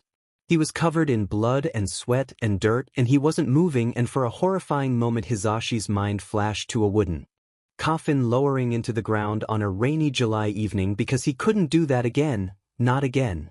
Yamada, I understand that this must be jarring for you. But we need you here with us. Netsu's voice broke him out of his stupor. The mammal was standing by his side, peering upwards at Hizashi with knowing eyes. He took a deep, shaky breath before nodding at Netsu, scrubbing his face furiously. There was a time and a place for a breakdown, and this wasn't it. He approached Mirko, helping her transfer Shuta's limp body to a stretcher, carrying him over to the jet as carefully as they could. Inside the jet, while the rest of the heroes, sans Recovery Girl, who was still tending to Izuku, cleared the surrounding area, Hizashi turned to Overhaul. The unconscious man was handcuffed and quirk suppressed, restrained in the back seat of the plane. Hizashi studied his face carefully. He wasn't going to do anything to him right now, no matter how much he wanted to. Killing the BSRD before he could spend an eternity in Tartarus would be showing him mercy, giving him the easy way out. But Hizashi knew his face. And he was certain that he wouldn't forget it. He was going to make sure that, by the government or from his own hands, Overhaul would pay for what he did. Yamada Hisashi has seen and experienced plenty in his days as a pro hero. He's faced death head-on and won every time. He's been burned and stabbed and thrown into buildings. Getting hurt is literally a part of his job description. Yet being tackled to the ground with a scalpel to his throat, held by his very own husband, has got to be the most painful thing Hisashi has ever experienced. It didn't physically hurt very much, no. The scalpel never even pierced his skin, and he was left with only a few bruises from the tumble. But staring into the eye of the only man he had ever truly loved and being met with nothing. Fear and anger and a feral glint, yeah, but no recognition of any kind. That was true pain. He had felt it in the months when Shoyuta was gone, in the months he spent looking for any indication that his husband might still be alive. He never truly gave up hope. For a brief moment while pinned to the floor, however, his resolve wavered. Hisashi wondered if he had lost his husband. Zashi? A look of horrified realization made its way onto Shuta's face. He threw the scalpel to the ground, scrambling backwards in a panic, but Hisashi stopped him, wrapping his arms around his shoulders and cradling his head in his hands. His husband didn't cry often. Not in public, at least. But as Shuta's tears seeped into the fabric of Hisashi's sweatshirt, he just held him. He held his trembling shoulders, carting his fingers through unkempt hair, not bothering to wipe away his own tears. No further words were exchanged. How could they be? No mere words would ever be enough to describe the heartbreak and desperation and hopelessness of being alone for so long. The feeling of being abandoned. The fact that, every night without fail, Aizawa fell into a fitful sleep wishing to be comforted by familiar early morning singing and cheesy grins and earnest eyes pointed in his direction. The fact that Hisashi had cried himself to sleep most nights missing a warm body next to his and sarcastic one-liners and a monotonous tone that always seemed to soften whenever the two were alone. There were no words to describe the days that felt endless and the gut-wrenching feeling of coming home to an empty house. The indescribable sensation of seeing something funny and turning to relay the joke and remembering that he was gone. The guilt and shame and self-hatred that felt suffocating because I should have been there, should have been strong enough to save him. The crushing loneliness that always resurfaced whenever the kid needed help because if only he were here, he would know what to do. There were no words that would ever be enough for the two of them at that very moment. So, they just held each other. In an abandoned hallway of a hospital on the floor. With shaking shoulders and running noses and broken hearts that had been apart for too long. It wasn't enough to convey all of the hurt, the suffering, the pain. It would never be enough, nothing would be. But they had time to figure it out. It took over an hour for Aizawa and Hisashi to calm down enough to finally get up from the floor of the hallway and make their way back to Aizawa's abandoned hospital room. Hospital security tried to get them to move well before then, but having 2 pro-hero licenses seemed to be effective in combating their efforts. That, along with a little help from a certain principal working behind the scenes, and the two were mainly left alone. Only when Aizawa was back in his hospital bed and reconnected to a heart monitor by a displeased nurse did he grill Hisashi for information. It took a while to explain that yes, Izuku was safe, no, you can't see him yet, he still needs to rest and hasn't woken up from surgery. Yes, overhaul was taken care of. No, nothing was left of the facility except a pile of rubble. No, we didn't find anyone other than overhaul. For the second time, you can't visit Izuku yet.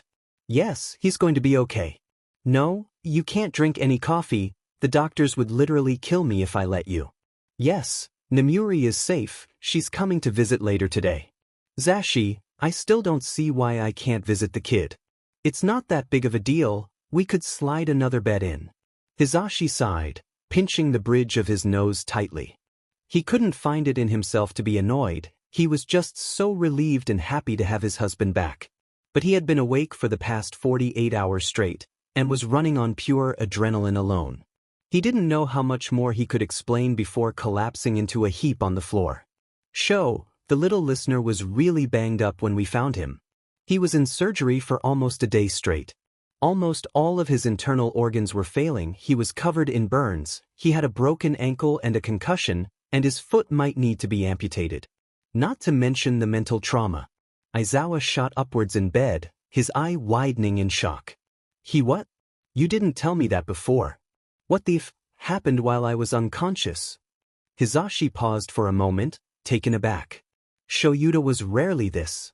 Well, he wasn't one to wear his heart on his sleeve. For him to be so animated was a surprise. We don't really know. All we know is that Izuku is the reason why you're alive right now. If he hadn't stitched you up when he did and fought. Overhaul off until we made it. He fought Overhaul? Aizawa was already moving to turn off his heart monitor again, scrambling to get out of bed. Take me to his room before I threaten to kill another nurse. He stared Hizashi down, as if daring him to argue.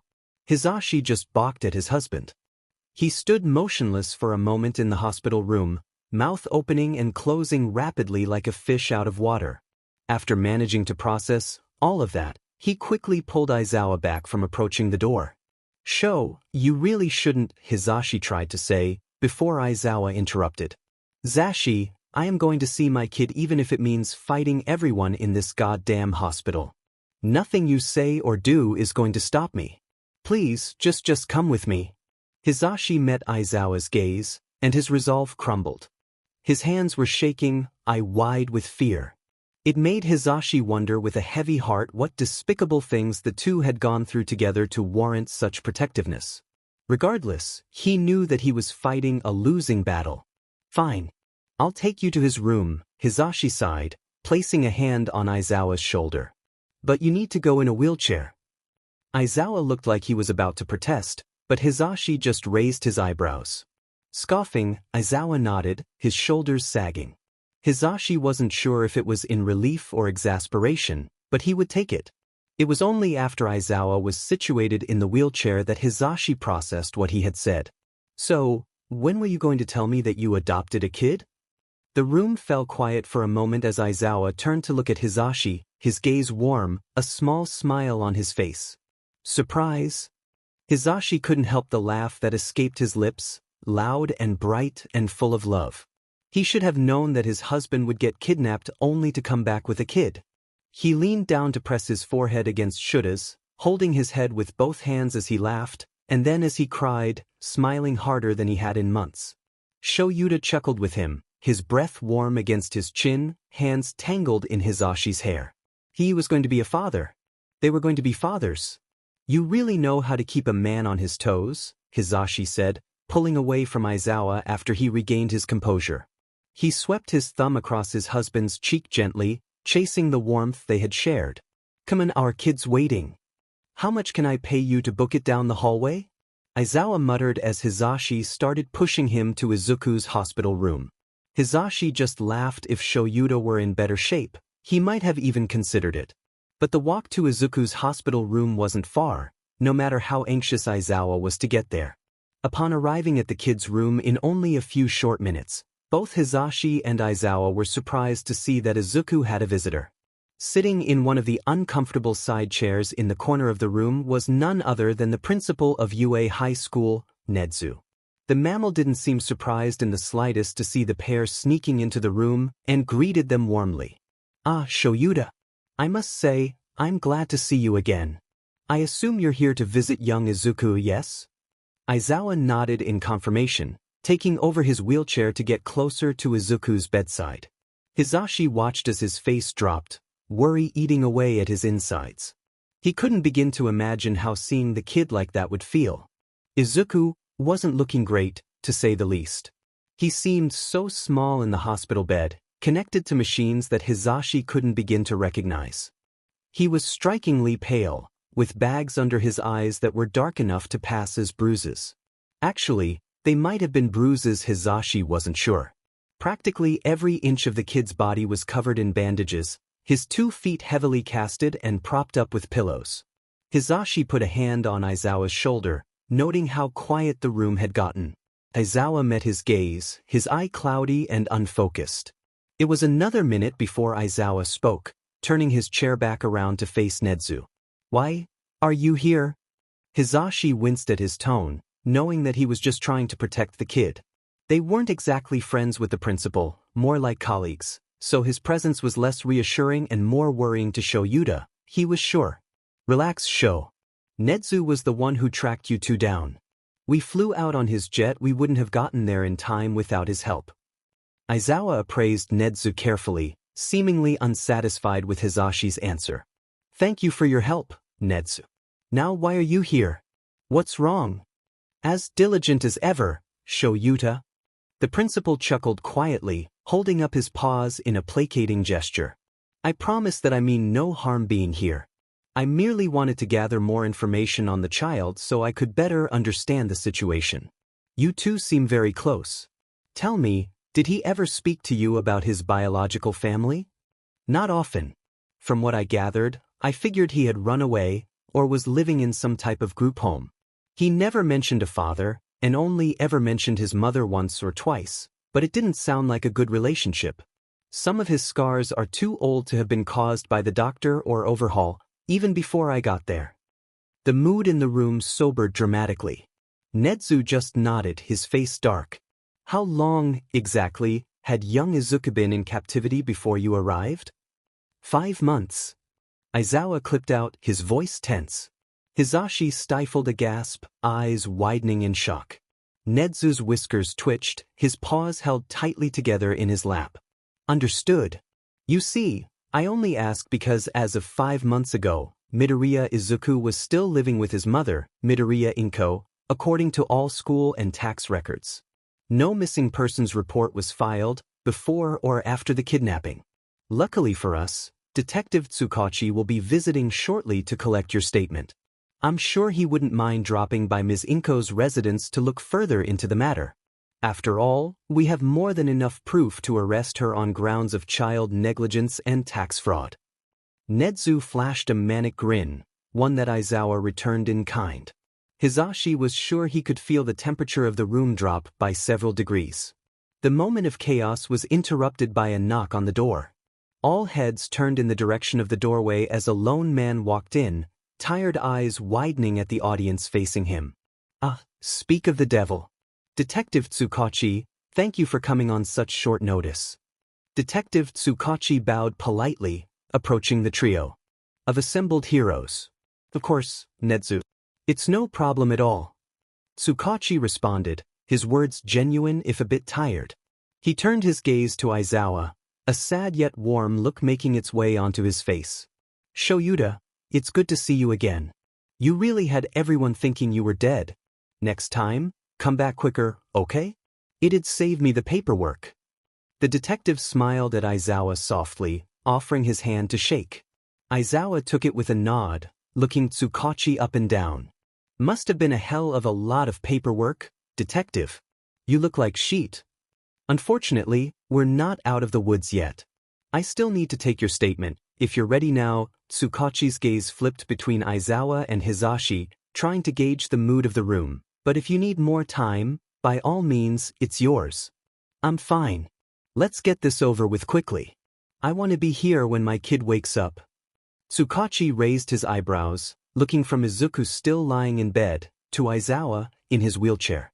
Then, at Hisashi, who simply shrugged with a cheesy smile. The detective just rubbed his temple, holding his head in his hands for a few seconds.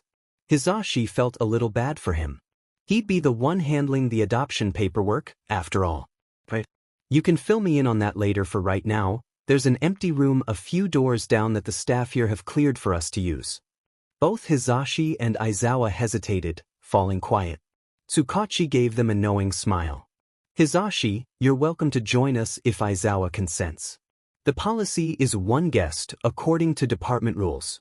Aizawa furrowed his brows, his face darkening. Tsukachi cleared his throat. Just be down the hall whenever you're ready. Room 304E.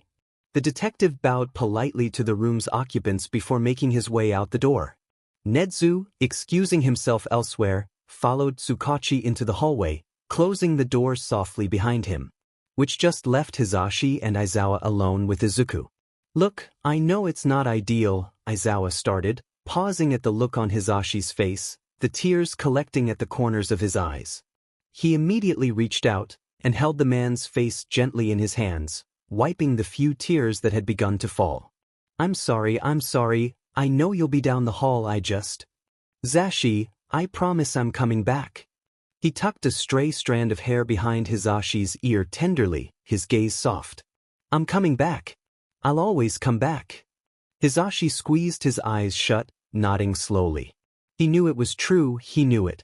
But that didn't make it any easier. He took a deep breath, collecting himself.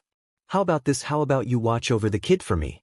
If he wakes up when I'm not here, you'll be able to calm him down. I've already told him everything about you. Opening his eyes, Hisashi looked at Shoyuta, at the love of his life. His love, now covered in scars and missing an eye and barely able to walk by himself. His love, who had just been kidnapped and tortured and was the one comforting him. He wanted to laugh at the irony. Instead, he took another deep breath, hugging Shoyuta gently. Before he let him go, he leaned in closer with a glint in his eyes. Don't you mean our kid, Sho?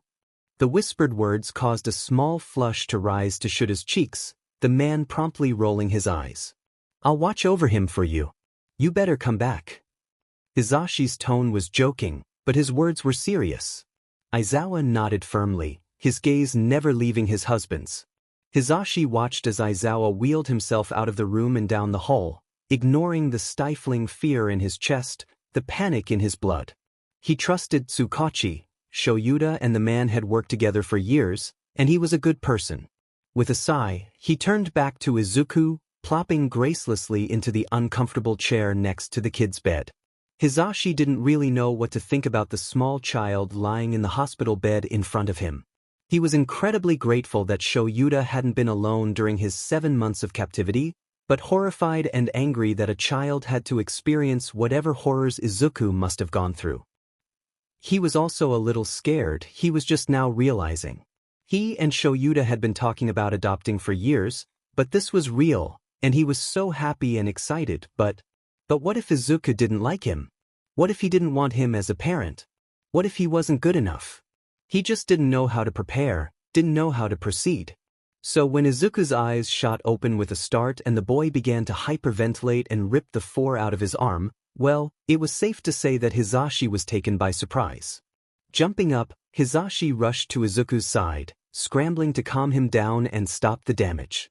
The boy's eyes were wide and feral, his entire body was shaking uncontrollably. Upon seeing Hisashi, Izuku froze. There was fear in his eyes, pure, unadulterated fear. Hisashi swallowed the lump in his throat, ready to use some grounding exercises when fear turned to anger, ruthless and cold. Without warning, Izuku launched himself forward, throwing himself onto Hisashi. The two tumbled to the floor, Hisashi trying to shield Izuku from the brunt of the impact. Before Hisashi could stop him from moving any further, Izuku stumbled off of Hisashi, pulling himself upwards to sprint to the door, but the second his foot touched the ground he collapsed onto his knees with a pained cry. Sheet, hang on kid. You're hurt, please stay still.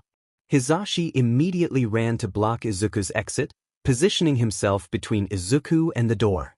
Inwardly he swore because of course this happens while Shoyuta is talking with the detective, of course. Breathing heavily, he knelt down in front of the boy, extending his arms to help him up when Izuku growled at him, lashing out with his arms at Hisashi and scrambling back as best as he could without the use of his feet. Panic welled up in Hisashi's chest because the kid was hurting himself. He was in pain. He pulled his arms back, showing Izuku the palms of his hands. They were scratched and dotted with blood, but he didn't even notice, too focused on the terror in Izuku's eyes, how his small frame shook violently and his face was twisted in agony, how one of his eyes was emerald green and the other was black, a black that he knew. Hey, little listener. I'm not gonna hurt you, I promise. You're in Muzutafu General Hospital right now. My name is Hisashi Yamada. We talked on the phone, remember? Izuku cradled his leg in his hands, his chest heaving and his eyes darting around the room wildly. His gaze swept over the infographics on the walls, the visitors' chairs, the pile of Hisashi's belongings stuffed haphazardly in the corner. And ever so slowly he looked back to Hisashi. Hisashi. Izuku's voice was broken and hoarse and it made Hisashi want to cry, but he just smiled, nodding in confirmation. Yup, that's me. And you're Izuku, right? The boy nodded hesitantly, as if worried he was answering a trick question. Where's Zawa? His eyes flashed with panic, looking around Hizashi to the door like he was about to bolt. Before he could, Hizashi was quick to jump in. Whoa, take a breath there, little listener. Shoyuda is doing just fine. He's gonna come back in a little bit, I promise. He's talking with a detective right now to file a report against the people who did this. Izuku relaxed slightly, but not completely. The darkness in his eyes made Hizashi shiver. Overhaul, he croaked out. What happened? What happened to him? Hizashi's grin fell from his face as he met Izuku's gaze head-on. Tartarus. His crimes have him serving a lifetime sentence. He stifled his own emotions on the matter, his voice softening. You're safe, kiddo. For a moment, the room was quiet. Izuku was searching Hizashi's face, looking for any sign of a trick, any indication that this wasn't real. It reminded Hizashi of Shoyuda. And didn't that just hurt? This was a child, a kid. He shouldn't have that look on his face, those scars on his body. It wasn't right, it wasn't okay. Am I really out? This isn't some type of joke, right? Izuku's voice cracked pitifully. He looked so vulnerable, curled up on the floor, covered in bandages, his small body shaking like a leaf. Something inside Hizashi's chest broke. You're really out, little listener. I promise. Izuku seemed to consider his words, blinking a few times as if trying to understand. He looked happy, then sad, then confused. Tears sprung to the corners of his eyes, and the shaking of his body worsened. He raised a hand hesitantly towards Hizashi. Can I maybe? Hizashi just opened his arms wide, his eyes soft with understanding. Izuku crawled forward into Hizashi's embrace, not touching the tears streaming down his cheeks. He didn't sob or make much noises, he was quiet, trembling, crying. It almost scared Hizashi more than if he were sobbing, screaming, wailing. But he just wrapped his arms around the shaking child tightly, rocking him back and forth. He ran his hand through Izuku's tangled hair gently, whispering little comforts into the air. Izuku tucked his head into the crook of Hizashi's neck, his hands gripping the back of the man's shirt with white knuckles. He didn't want to let go. And he didn't need to. The two of them sat like that for a few minutes until Izuku's tears had dried, until he could finally manage to pull away from the warmth that Hizashi offered. He shifted slightly in the hero's grip, too tired to be bashful. Thank you, he whispered, his voice cracking and his eyes pointedly fixed to the ground. Hizashi just smiled, a sense of peace reaching his heart.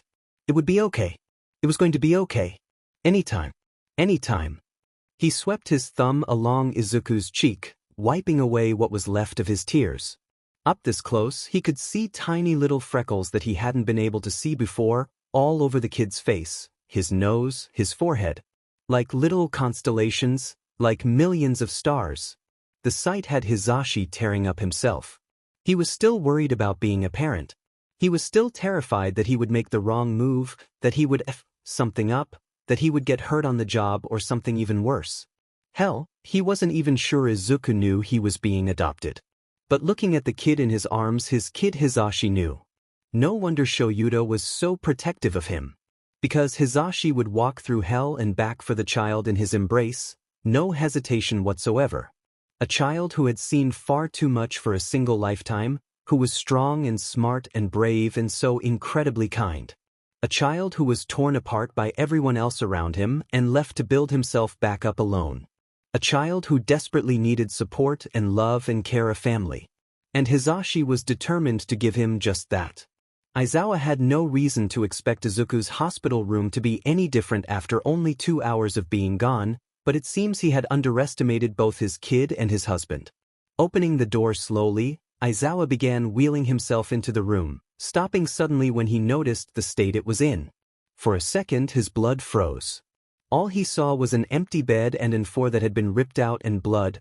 God, there was blood, and for a horrifying moment he thought that Izuku had been taken again, and there was no staying calm or rational because his kid, Izuku, was on the floor. He was sitting on the floor, in Hizashi's arms, both of whom hadn't noticed his presence yet. Aizawa took a deep breath.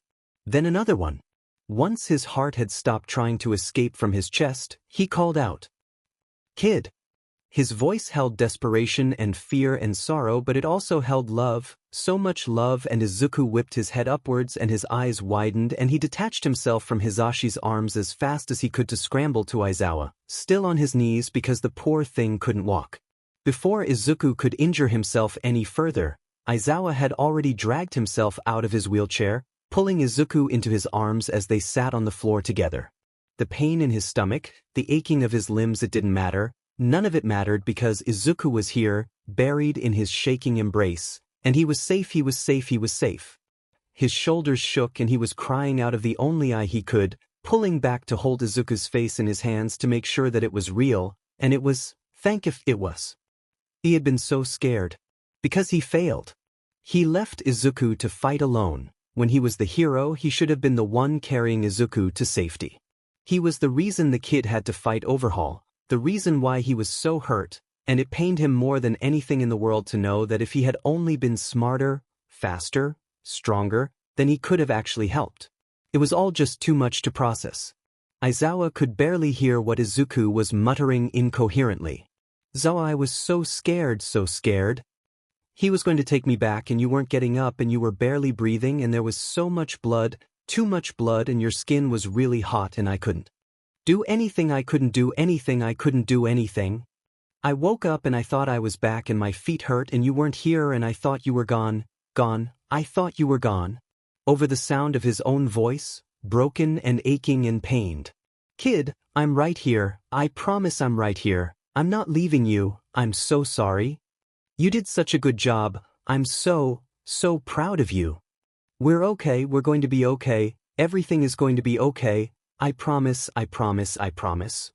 It took the better part of an hour until both Izuku and Aizawa had calmed down, Hizashi sitting on the floor with them and guiding them all through some breathing exercises after the teary reunion. Once everyone was stable enough to function, it was time to clean up the room. Aizawa looked at the smeared blood on the floor, seeping through the bandages on Izuku's right foot. He removed his arms from Izuku's shoulders, looking into Izuku's tired, sunken eyes, still bloodshot from crying, one emerald, one black. He didn't need to ask what had happened. He knew what had happened. He took a deep breath, eyes still fixed on Izuku. Waiting. Izuku met his gaze, his mouth opening once, then closing, then opening again. No words came out. They both knew that he needed medical attention. They knew he needed a doctor. But even the word was enough to inspire fear, deep and piercing. But Aizawa was here, along with Hizashi. And they would fight anything or anyone to protect Izuku, would make sure that if Izuku didn't want to be touched by a doctor, then they would make something work. Izuku knew this. And for once, it did make things easier. So he nodded at Aizawa, slow and certain. Aizawa immediately asked Hizashi to find a doctor to help Izuku, whispering a few things in his ear, fighting back his feelings of unease at the request. Hizashi was quick to jump into action, leaving Izuku in Aizawa's care as he practically ran out of the room to get some help. The pair looked at each other, scared but okay, breathing and alive. Even when lying on the floor of a hospital with debilitating injuries and messed up quirks and far too many scars for any person to have, they knew they would be all right. Because they were together safe, in each other's arms. Finding a doctor to help Izuku wasn't difficult. Actually, Netsu had already paged a doctor. Nobody knows how he got a pager, or how he knew that Izuku needed a doctor, when Izuku had agreed to the checkup. Netsu was also the only reason why a swarm of nurses hadn't stormed the room after their patient had disconnected himself from his heart monitor. The actual checkup with the doctor. Well, all things considered, the checkup went fairly well. After Izuku was carried back to his hospital bed by Hizashi, Aizawa took up residence in one of the nearby visitor chairs with his husband by his side, anxiously awaiting the medical professional. And he didn't have to wait long, mere minutes after Izuku's meltdown. The doctor, an older woman with short brassy hair, knocked firmly on the door before entering. Izuku immediately let out the breath he had been holding. The woman's face was wrinkled and kind-looking, and she wasn't anything like Overhaul's doctor. Her name was Dr. Kikuchi, and she was short and stout but carried with her an authority that Izuku respected a lot. It still didn't do much for his general fear, considering he flinched whenever she would touch him or move unexpectedly, Nor did it quell his panic upon seeing her stark white lab coat moving towards him, but he managed. The pain that arose whenever she poked or prodded his injuries was barely even noticeable, and the examination ended fairly quickly. Straightening from her slouched position, Dr. Kikuchi's gaze swept from Izuku to the two pro-heroes, her eyes dark and her brows furrowed. As of right now, Izuku is in relatively stable condition physically. Our team of doctors included a man with an organ restoration quirk, so the wounds to his abdomen are healing nicely. The severity of his burns was lessened with the help of a tissue de-aging quirk, but some are still expected to scar. Unfortunately, there are two major issues that we weren't able to fix with any quirks. Izuku stiffened, clutching the thin white sheets of his bed tightly. He didn't look at the doctor, didn't look at Aizawa or Hisashi. Honestly, he didn't think he could. So he just stared at his bandaged hands, eyes fixed on a tiny spot of red amidst the sea of white as he tried to focus on her words without slipping away into his own mind. The first is his right foot. We weren't able to salvage enough of it to restore the limb completely. With your permission, we'll amputate what's still remaining of it. We can connect you with some engineers that specialize in prosthetics, if you so choose. That was bad news. Like, pretty bad. Izuku bit the inside of his cheek so hard he could taste blood, fighting down the nausea swelling in his chest. He didn't have the money for the amputation, let alone a prosthetic. He was covered by his mother's insurance, but there was no way she was going to approve that. He bet that she wouldn't even pick up the hospital's phone calls. He had been planning to live on his own, survive in a shelter or something, but this? If he couldn't walk, then he couldn't work, and if couldn't work, then... Dr. Kikuchi cleared her throat gently, and Izuku's head snapped upwards. The room was quiet, all of its occupants staring expectantly at Izuku. He realized with a start that everyone had been waiting on him, waiting for him to respond. Sorry, what else? Izuku managed to croak out, cringing at how pitiful he sounded. He dug his fingernails into his palm, urging himself to stay focused, to pay attention. Well, the woman paused at this, the words sounding hollow and strange. Circumstances, we have been informed that your quirk was, how should I say, transferred to you in both a mentally and physically traumatic exchange. Izuku clenched his teeth at the phrasing. It wasn't his quirk. It was Aizawa's. He didn't ask for this. He never wanted this. Fingers digging into his skull, reaching and pulling as he screamed and thrashed and sobbed. We can transfer the eye back to you, Mr. Aizawa, but doing so is risky, to say the least. Izuku blinked away the memory, his heart pounding against his throat. He stayed silent as Aizawa spoke up, his voice hoarse and his gaze tired. What do you mean risky? For one, Izuku would be left completely blind in his left eye. Simply put, his optic nerve is already fragile. If we were to perform this procedure, it would become too damaged to transmit visual information to the brain, even with another donor eye or the help of any technology. Aizawa shifted in his seat, hands gripping the armrests of the chair he was in. Hisashi put his hand on Aizawa's shoulder, ignoring the way it shook. Dr. Kikuchi continued. That's on Izuku's end. If we were to transfer the eye back to Mr. Aizawa, it is possible that your quirk factor could become strained due to the stress of the operation.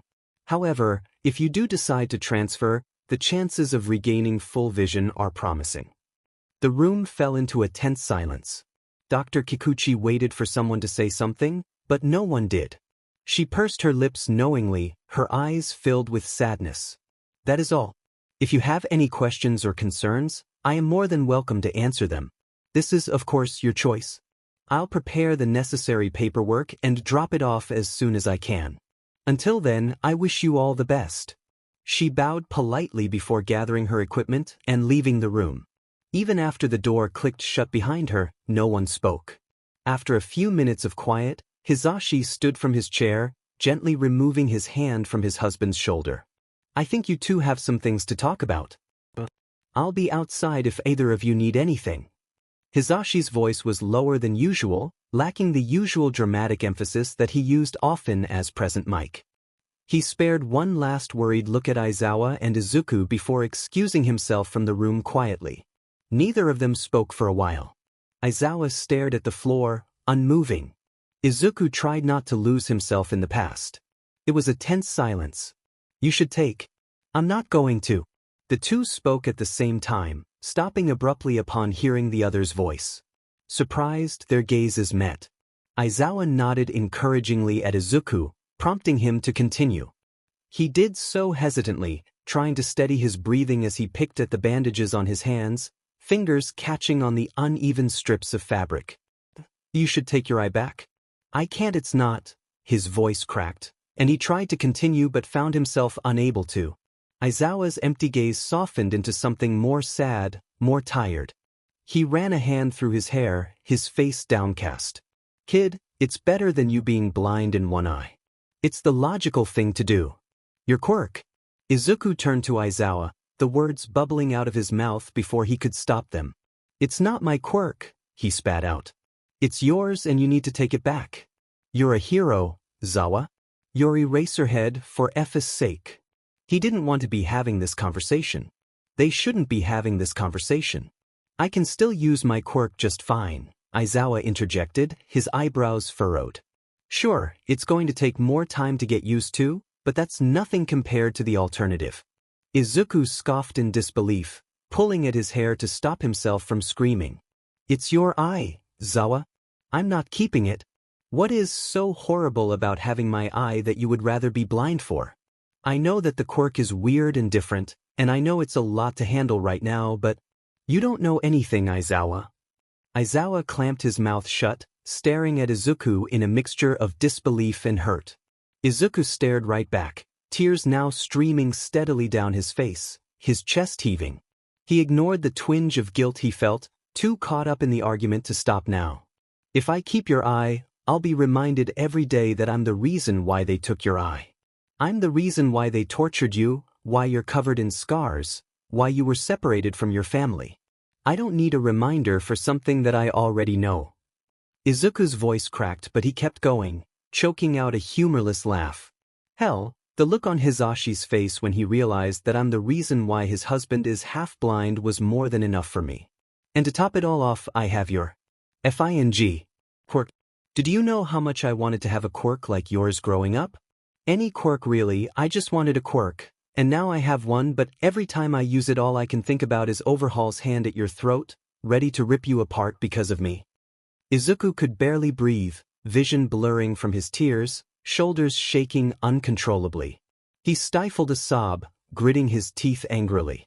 He was tired of crying, tired of feeling like this, like, you think that all of this happened because of you? That this was your fault? Aizawa's voice was quiet, broken. The sound of it had Izuku glancing up, startled. The hero was staring at him with a strange look on his face, somehow more defeated than Izuku had ever seen him look before. He looked like Izuku had just ripped out his heart, and Izuku wished that he had just kept his mouth shut because he heard Aizawa again, as if it were the only thing he could do properly. He didn't respond, couldn't force the lump out of his throat to form the words. Because of course it was his fault. It was always his fault, and he wished so desperately that it wasn't, but he didn't know how to break the cycle, didn't know how to stop hurting everything and everyone around him. Izuku was just one of those people that no one was happy to see. He knew that. When he would join conversations, they would stop or get ugly. When he would try to make things better, he only ever made them worse. So he isolated. He left people to be happy in his absence, happy because of his absence. But then he was kidnapped. And Aizawa came along, and he knew he shouldn't have gotten attached, but he got attached anyways, and Overhaul used that to his advantage, and now Aizawa was half-blind because of it. Aizawa stood up from the uncomfortable visitor's chair, making his way over to Izuku's hospital bed. He stopped when he reached the bed's railing, close enough that Izuku could see the tremor in his hand, could feel the warmth radiating from his body. Look at me, please. His voice was low and gentle, almost begging. Izuku scrunched up his face, eyes still fixed on his bandages. He couldn't. He had raised his voice, and now Aizawa was probably mad at him, or ready to leave now that he had realized that Izuku was the reason why he had gotten so hurt. Aizawa put his hand on top of Izuku's. Izuku, he pleaded, his voice breaking painfully. Izuku braced himself internally before darting his gaze upwards to meet Aizawa's. He expected to find anger, annoyance, maybe even hatred. Instead, he was faced with deep, pure sorrow. The sight had him crying even harder. Aizawa was quick to wrap his arms around Izuku's shoulders, pulling him close as he cried. Izuku sunk into the familiar embrace on instinct, burying his head into the man's neck with a sob.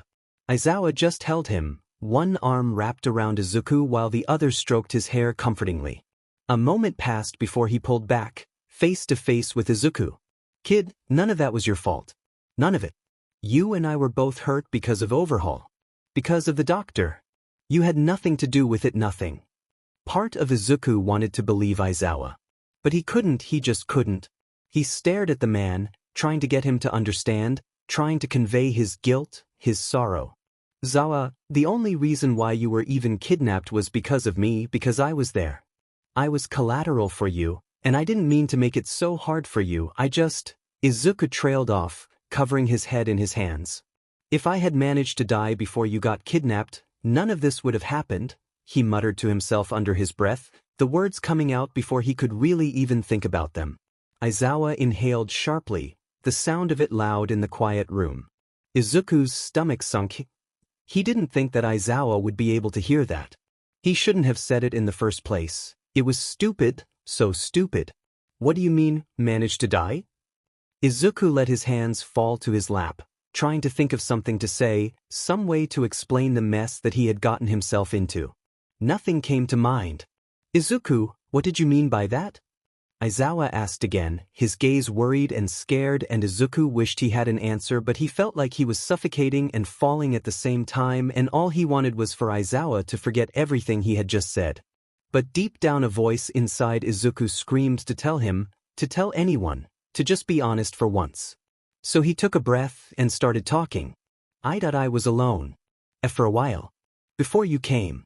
Everything was too dark. Too quiet. I was tired of being alone." His eyes stung and his hands were starting to hurt because of how hard he was clenching them.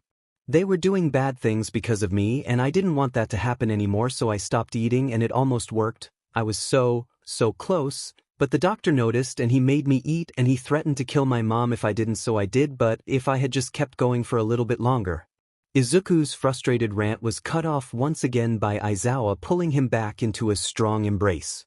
The boy was surprised this time to feel tiny, wet droplets falling onto his hospital gown, the tears not coming from him. He hadn't noticed that Aizawa was trembling, or how quickly the man was breathing until now. "I am so glad you're here, kid.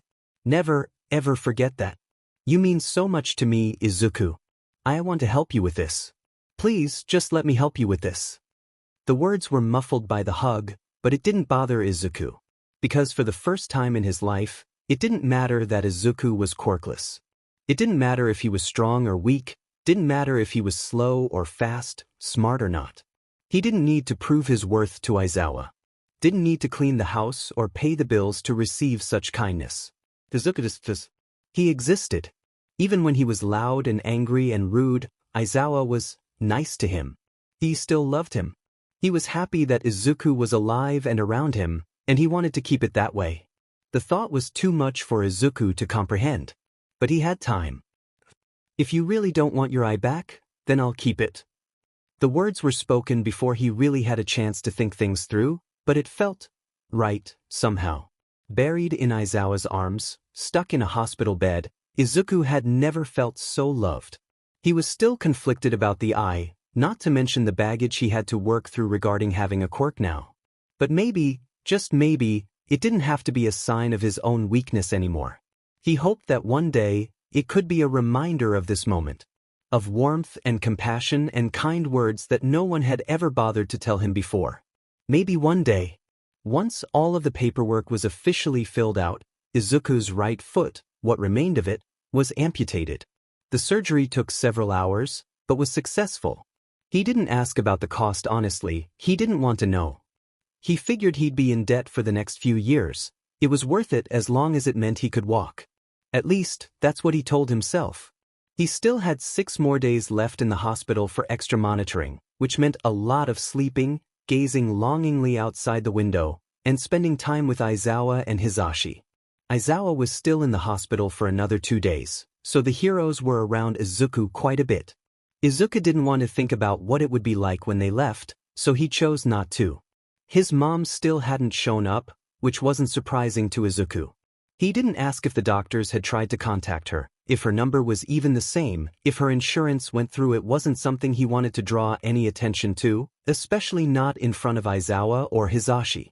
While Aizawa spent some time in physical therapy or in individual meetings with the doctor, Hisashi would often wait with Izuku in the boys' hospital room, talking with him about heroes or fun birds or really anything that popped into his head.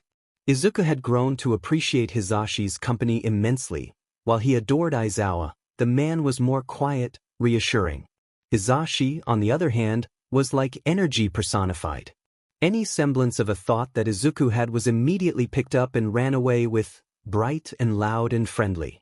After getting over his fear of new people, coupled with his anxiety about talking to one of his favorite heroes in the flesh, Izuku loved spending time with Hisashi.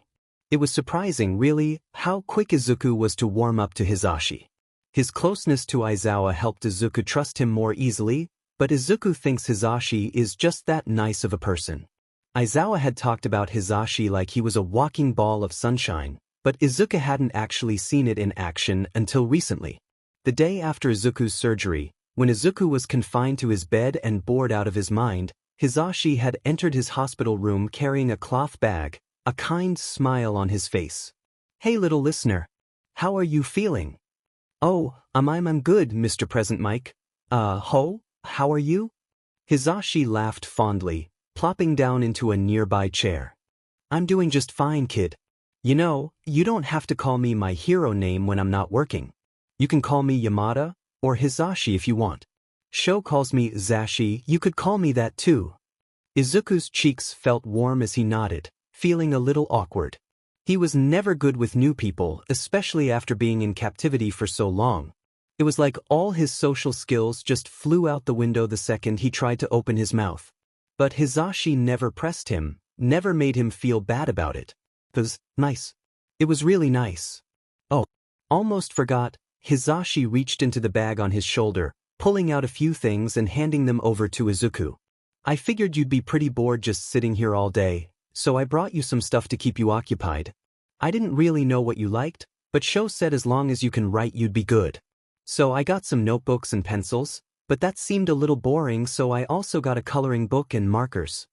As Hisashi rambled on, his eyes bright and his hands waving with every word, Izuku looked at the small pile of things on his hospital bed. The sight had Izuku blinking back tears. He couldn't remember the last time anyone had bought him something. Something picked out especially for him, with his interests in mind, simply to make sure that he wasn't bored. 2 notebooks, a pack of mechanical and colored pencils, a hero-themed coloring book, a case of markers, and... His gaze stopped at a little package of crayons, colorful and unassuming.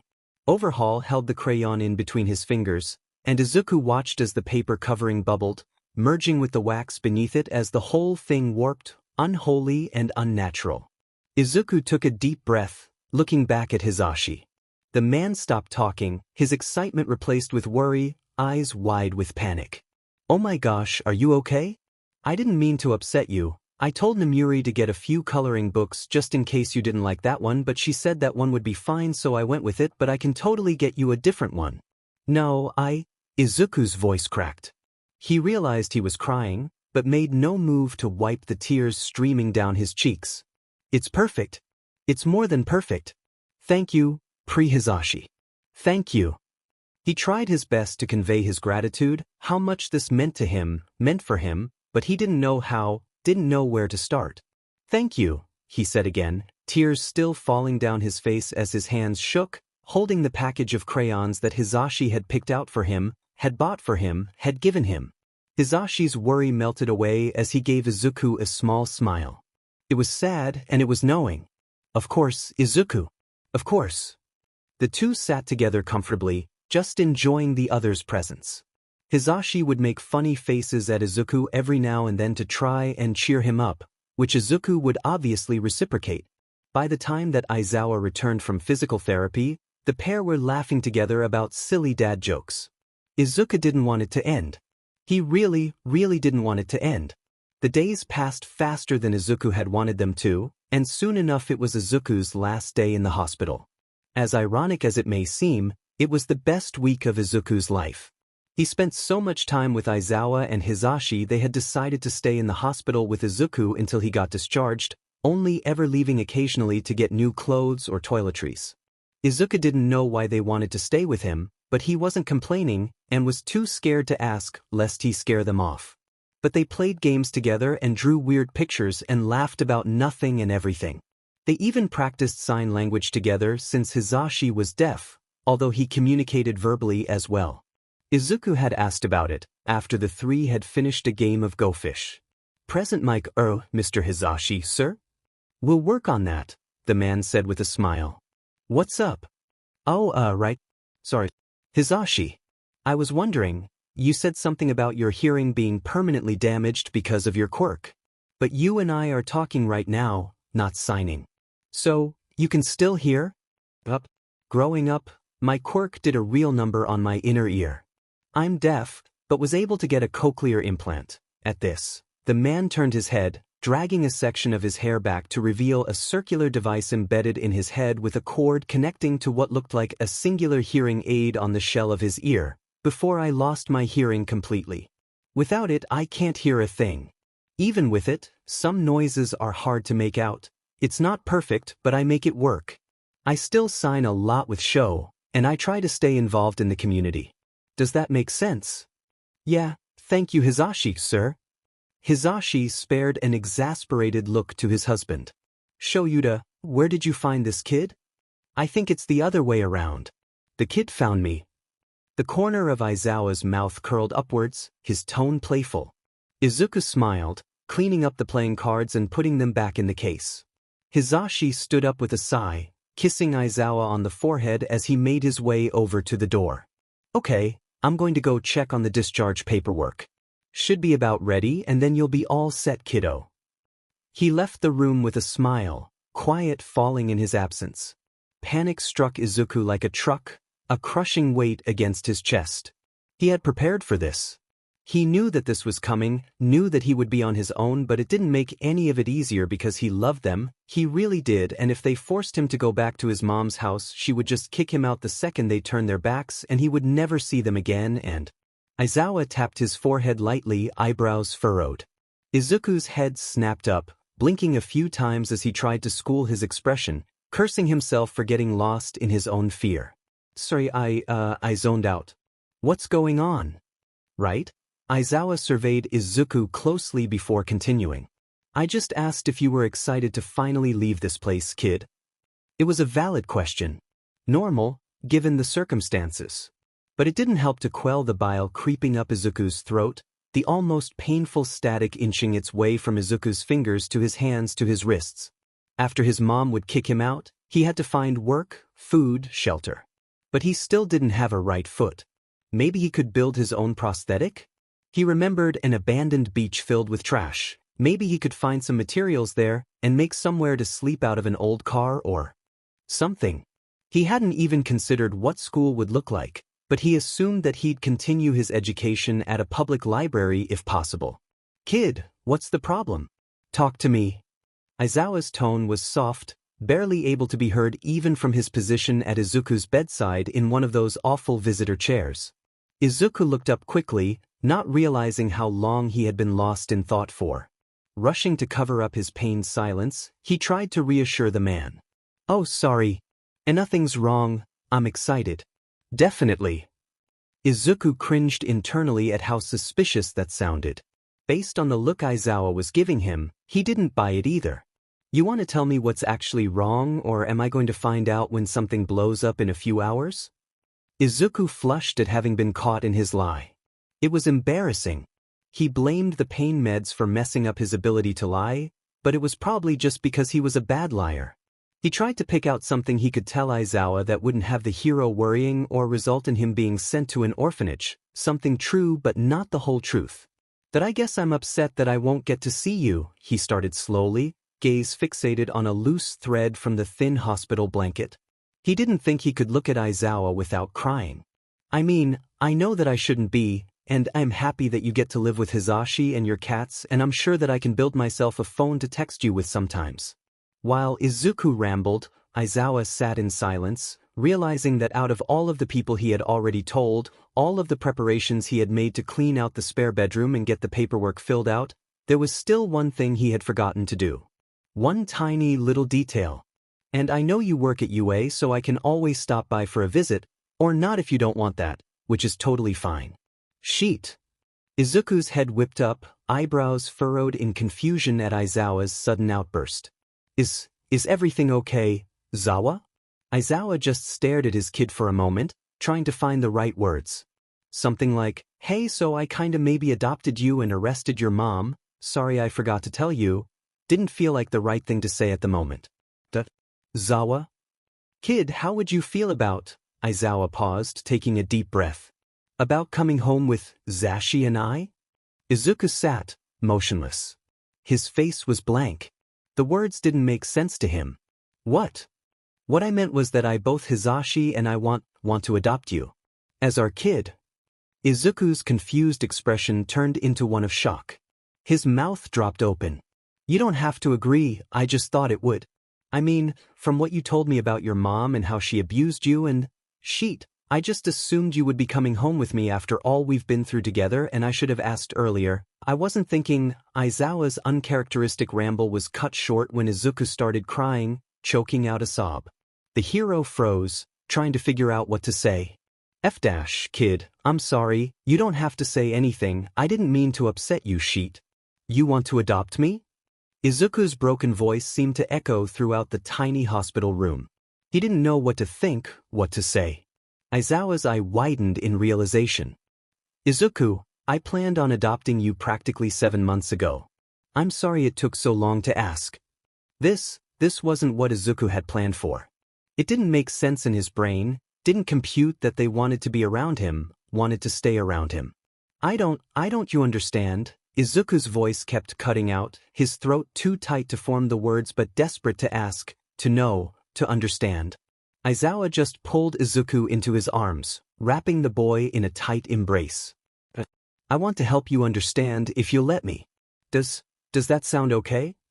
For a moment, a single moment, Izuku was able to breathe. That was all he ever wanted, was for someone to help him understand. To help him understand why he ruined things, why people didn't like him, why everyone always got hurt because of him or hurt him because he deserved it, and Aizawa wanted to help him understand why they wanted to adopt him. Izuku nodded against Aizawa's shoulder. He couldn't say anything, couldn't force the words out of his mouth, but Aizawa knew. He knew. They would work through it together. As a family. The trip to Hizashi and Aizawa's apartment was quick and comfortable.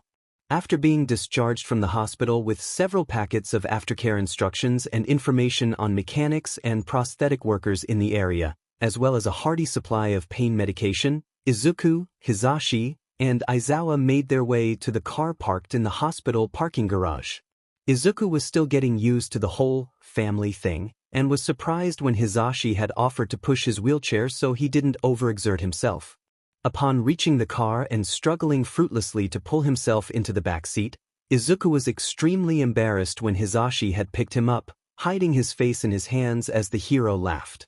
Aizawa had just watched with a grin on his face, looking like a pirate now that he had temporarily covered his missing eye with an eye patch. But Izuku's lingering feelings of embarrassment couldn't stop Izuku's wonder as he saw the outside world for the first time in far, far too long. Aizawa and Izuku both gawked openly at the people, the buildings, the sun, the grass. The car ride was relatively quiet as they took in their surroundings, familiar but distant, like seeing a friend from childhood after being apart for years. Aizawa and Hizashi's actual apartment complex was tucked nicely between what looked like an office building and a small, family-owned grocery store. The building itself was plain and unassuming, but the inside was sleek and modern, armed with high-tech security systems and a secretary in the lobby at all times. It was definitely fancier than Izuku was used to, and he felt entirely out of place wearing his matching neon yellow Present Mic sweatshirt and sweatpants. It was what Hizashi had on hand, and Izuku had insisted that he shouldn't spend money on him. But Hisashi and Aizawa were both in sweats with their hair messy and tangled, and the secretary didn't look at them weird, so Izuku stuffed down his anxiety and just focused on analyzing the new environment, which was really incredibly cool. One elevator ride later, the three all stood, or sat, in Izuku's case, in front of the apartment door. Izuku tried to ignore the way his stomach flopped, hands trembling against the arm rests of his wheelchair. Aizawa rested a hand on his shoulder, warm and comforting, as Hisashi unlocked the door, revealing a cozy, yet bigger-than-expected living room. Slowly, Aizawa wheeled Izuku into the threshold. His pulse was racing, heart pounding against his chest. Meow! A fluffy creature ran up to them, followed closely by two others. The three cats were practically screaming, stepping all over each other in an attempt to get closer to the humans. Izuku's panic was swiftly interrupted as his eyes went wide because they were so effing cute. Hisashi and Aizawa both chuckled as Hisashi picked up one of the cats, showing him to a surprised Izuku. The cat's fur was black and brown, and he had a chunk missing from one ear and a good bit of pudge hanging from his stomach. "This is Cadaver. Cadaver, meet Izuku. He's going to be living with us now." Hisashi moved the cat's arm in a waving motion, eliciting a grin from Izuku and a meow from Cadaver, who quickly jumped out of Hisashi's arms to sniff Izuku's wheelchair. Aizawa pointed to the next cat, a fluffy white one with bright blue eyes and chubby paws. "That one's Sprinkles. Don't let her charm deceive you, she can be a real pain in the butt when she wants to be." Izuku snorted, covering his mouth with his hand, his eyes sparkling. Aizawa ruffled his hair in response, a fond look on his face. "And this?" Hisashi picked up the last cat and by far the largest of the three with a wide smile, plopping him down gently in Izuku's lap, "is Beatty." The cat immediately made itself comfortable in Izuku's lap, curling up closely against his torso. Izuku hesitantly began petting BSTRD's head, looking up in surprise and delight at Hisashi and Aizawa when a loud purring could be heard. Hisashi made sure to take plenty of photos, to commemorate the occasion of course. Moving farther into the house, Hisashi and Aizawa showed Izuku the living room, an open area filled with two comfortable-looking couches, a simple coffee table, a flat-screen TV, and shelves lining the walls, full of various knickknacks, books, and other random collectibles. Right off of the living room was the kitchen, a small but neat area armed with plenty of counter space and a little breakfast nook overlooking the city below. The tour continued down to a hallway off of the kitchen, leading to the master bedroom, bathroom, and an office. All the while, Izuku took everything in like a sponge. Little glimpses at photos and merchandise and cat toys made his heart swell with an unfamiliar feeling. The whole house felt so cozy and warm. It was a sharp contrast to the cold and uninviting space that he used to share with his mother. Izuku shook his head to rid himself of the unpleasant thought. They had reached a new room, a small bedroom with a wide, bright window. The room had a wood-framed twin bed and a matching dresser, as well as a desk and chair pushed up against the far wall. Various hero posters lined the walls, ranging from Midnight to Death Arms, and even including a vintage Present Mic poster, so cool. Noticing that Hisashi had fallen quiet, Izuku turned his head to gaze at the man inquisitively. Hisashi was looking at Izuku with kind eyes, a small, shy smile on his face. "This is your room. I hope you like it. I didn't really have a lot of time to put everything together. Nem helped a lot, and I know you like hero stuff and I had plenty of posters just sitting around." As Hisashi rambled, Izuku turned his eyes back to the room in front of him. His room. He turned to look at Aizawa, the man greeting him with a sly grin and shining gaze. Izuku thought back to the cold, dark cell he had spent over a year of his life trapped in. He remembered all of the lonely nights where, no matter how hard he cried or screamed or begged, no one came to save him. All of the pain and hurt and fear he had felt. The doctor's sick grin, Overhaul's terrifying presence. He thought of his life before getting kidnapped. Of his mom and Bakugu. Of all of the burns and scathing words. The fridge that was always empty, the house that only ever seemed cold. Now, looking at the room in front of him, Izuku didn't feel cold. He wasn't alone. Izuku barely felt the tears rolling down his cheeks, Could barely feel Aizawa's hand on his shoulder or Bisi snuggling into his lap. All Izuku could feel was warm. He felt loved, in a way that he never believed was possible before. It's perfect. Approximately 4 years later, Aizawa Shoyuta loved rainy days. When the sky turned a dark, stormy gray, and everyone stayed inside because they didn't want to get soaked. Beautiful. So it was no surprise that, if you were to ask those close to him where Aizawa could be found on such a day, they would say his favorite place. Where was that exactly? His grave. It was only a few weeks after he and Izuku were discharged from the hospital that he first visited the site. Hisashi was actually the one to give him the idea, although unintentionally. There's an ice cream place by the old cemetery. If you all want to go, we could.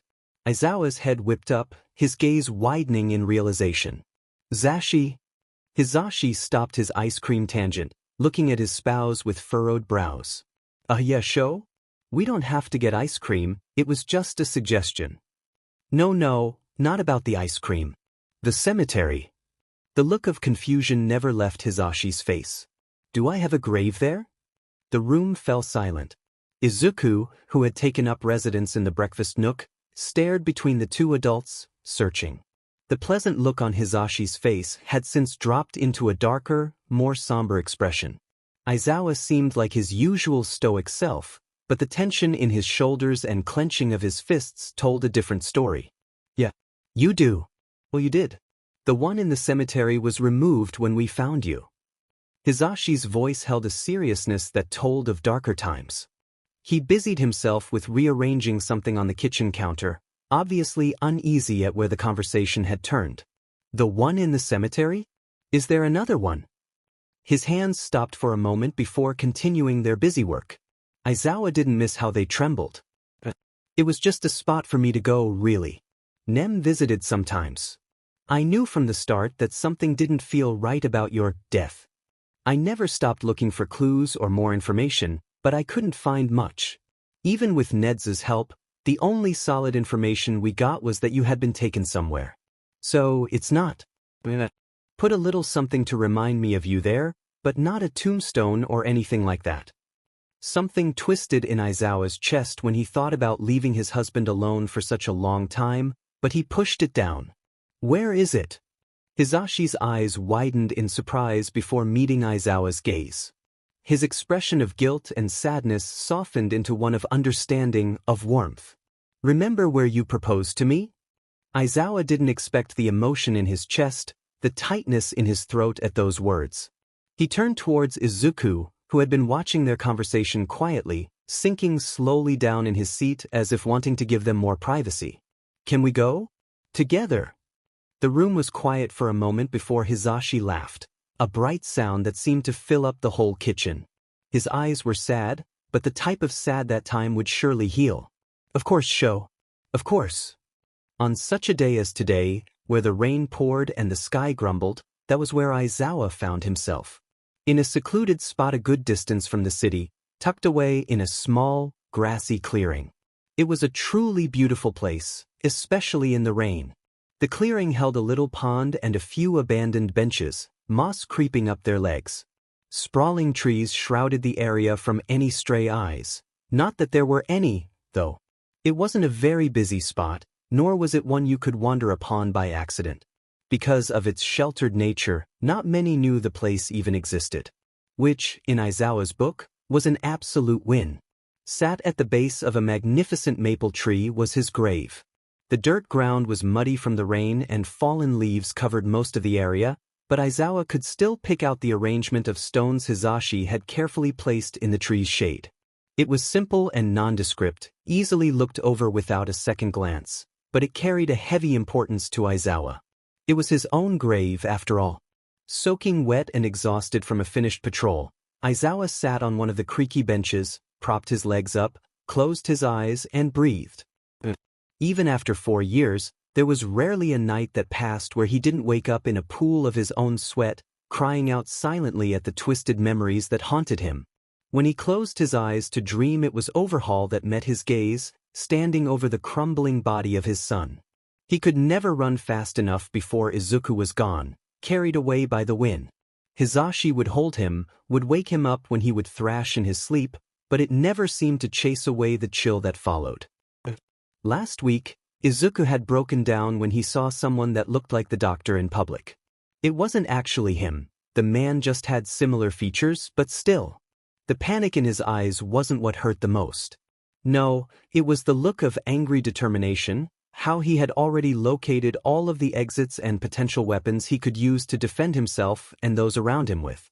It was the way he had to be held back from pouncing on the man to ensure that no one else would ever have to suffer at his hands again.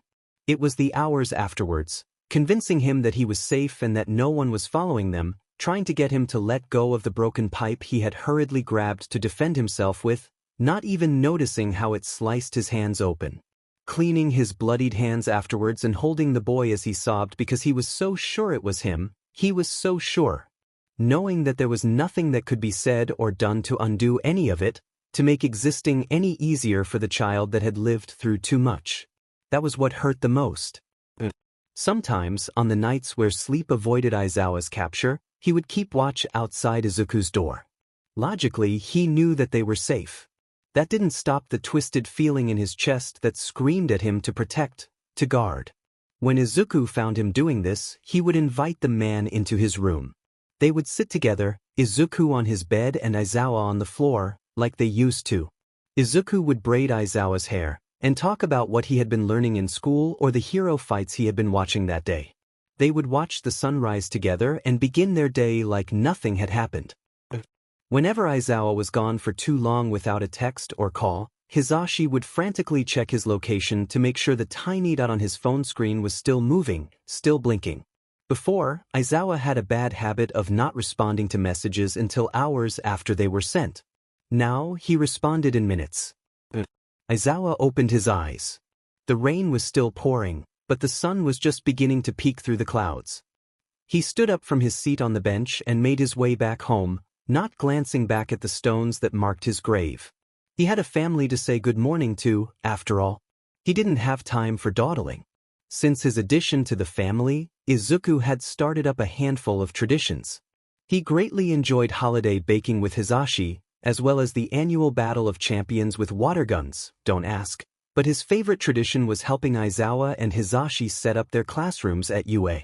A few weeks before the school year began, Izuku and his two dads would arrive at UA in varying states of excitement, looking to make the necessary preparations for the upcoming students.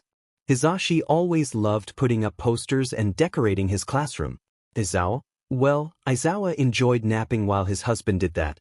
Izuku would normally help Hizashi with his room and pay a visit to Nezu, who had been his tutor for the past few years. Apparently, Izuku's knowledge on how to build a bomb and survive mass murderers was impressive enough that Nezu insisted on teaching the young boy, much to Aizawa and Hizashi's horror. Not that they didn't like Nezu, no. Just that, after every lesson with the mammal, Izuku would come home and talk about what he had learned that day. It was fair to assume that no other preteen was learning how to hack into government databases, or the fundamental steps of world domination. They got used to it, eventually. This year, after stopping by Nezu's office while his parents were still working on their lesson plans and such, Izuku made his way to UA's library. It was a place he was well acquainted with after spending so much time in the school, and one he never got bored of.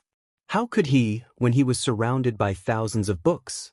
It was literally his dream come true. He burrowed into a corner between some of the shelves with a stack of books at his side. And got to reading. Usually he read up on whatever looked interesting, but today he was reading about quirk theory. Specifically, the science involved in removing or gaining a quirk. See, he had done a lot of research after he escaped from Overhaul. He wanted to understand the experiments better, wanted to know exactly what Overhaul planned to achieve and how he actually managed to do it. Because according to all quirk science, it's impossible to transfer a quirk to an otherwise quirkless person. But Overhaul did. He did it, and Izuku didn't know how. It never failed to keep him up at night, the ramifications of his experiments facing Izuku every single day, every time he looked in the mirror. Erasure buzzed beneath his skin, static and alive and there, yet it shouldn't be possible. Overhaul had failed, time and time again. Tsukachi had looked more into quirkless disappearances after they had been rescued, and he found dozens of missing children in the area within the past 2 years, all quirkless, all presumed dead. Upon returning with a team to overhaul's burned-down facility, Tsukachi found the bodies buried behind the buildings. Or what was left of them. Izuku thought of them often.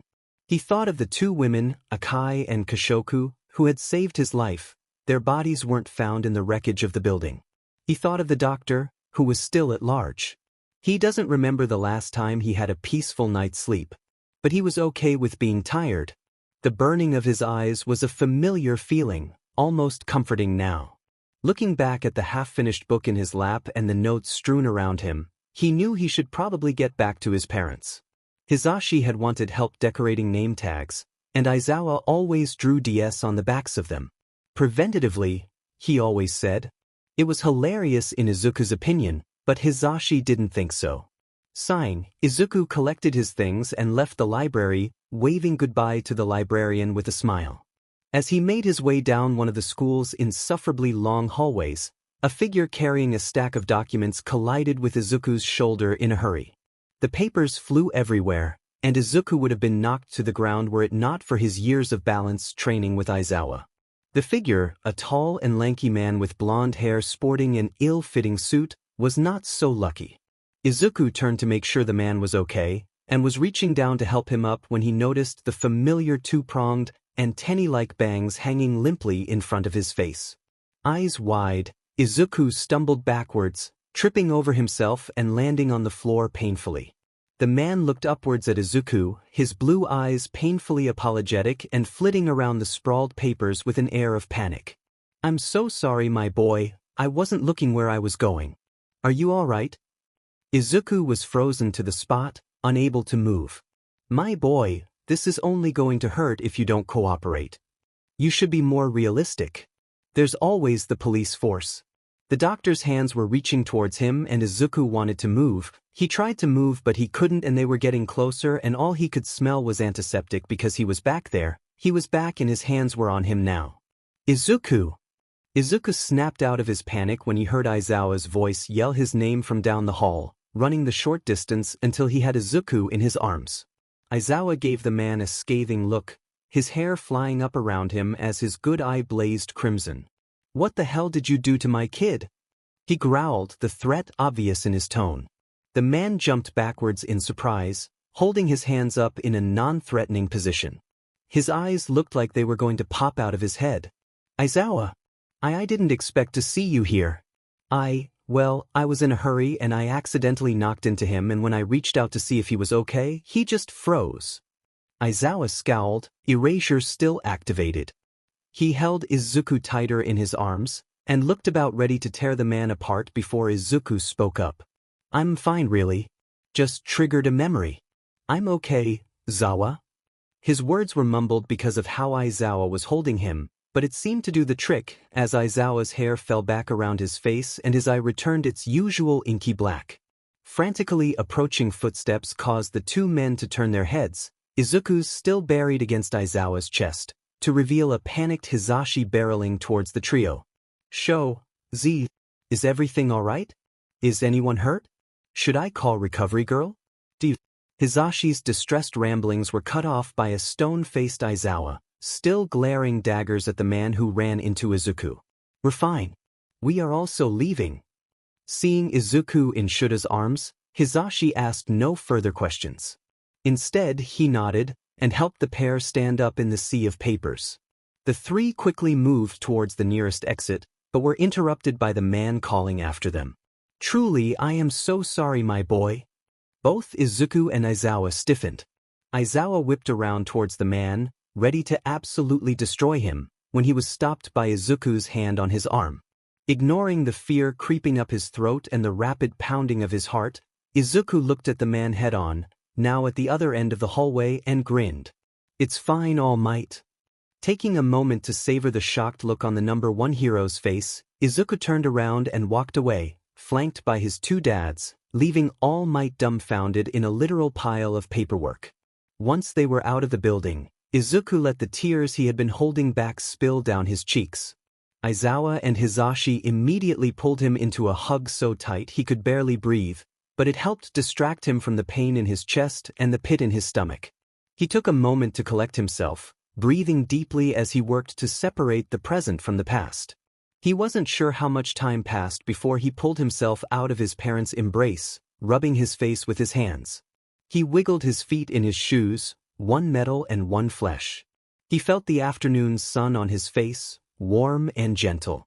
He looked behind him at Yue's tall and mighty presence. Izuku didn't think he'd ever get over the view of the school, the joy that he felt just looking at it. It helped calm him down, his pulse slowing more by the minute. "Are you okay, kid?" Aizawa asked, his gaze heavy with understanding. Hisashi just watched with sad eyes, a firm and comforting hand on Izuku's shoulder. Izuku considered the question. He spared a look at his arms, covered in thin, white scars. He eyed the bit of metal peeking out beneath his pant leg from his sneaker. He felt the wind in his hair, so similar to a day only a few years ago on a rooftop too high up with a hero who didn't think things through. He looked back to his parents. To Aizawa, covered in matching scars and wearing a determined, searching expression, and offered to go beat up All Might if Izuku asked him to. He looked to Hisashi, whose soft, gentle gaze promised to protect and hold him, and to beat up All Might if that's what he wanted. He remembered how they both recommended him into the hero course, how they all celebrated with Katsudon and goofy movies when he received his acceptance letter. He thought of all of the tender hugs they shared, all of the times they had almost said themselves laughing together, or chuckling in Aizawa's case, all of the embarrassing photos taken of Aizawa in his bright yellow sleeping bag with a cat on his head. He thought about Hisashi's early morning solo concerts for the cats because they like music. It makes them happy, see? He is totally smiling. He looked at his family at his school. And he smiled. It was crooked and it might not have reached his eyes, but it was a smile nonetheless. Yeah, I'm okay. As the three walked back to the car, Izuku spared another glance at Yue. The golden sky painted a beautiful silhouette, one he was excited to see every day in the coming year. Leaving the school, he didn't feel sad. He knew he had plenty more sunsets and sunrises over Yue to witness, an abundance of memories just waiting to be made beyond those doors. After all, this was his hero academia. Hello everyone.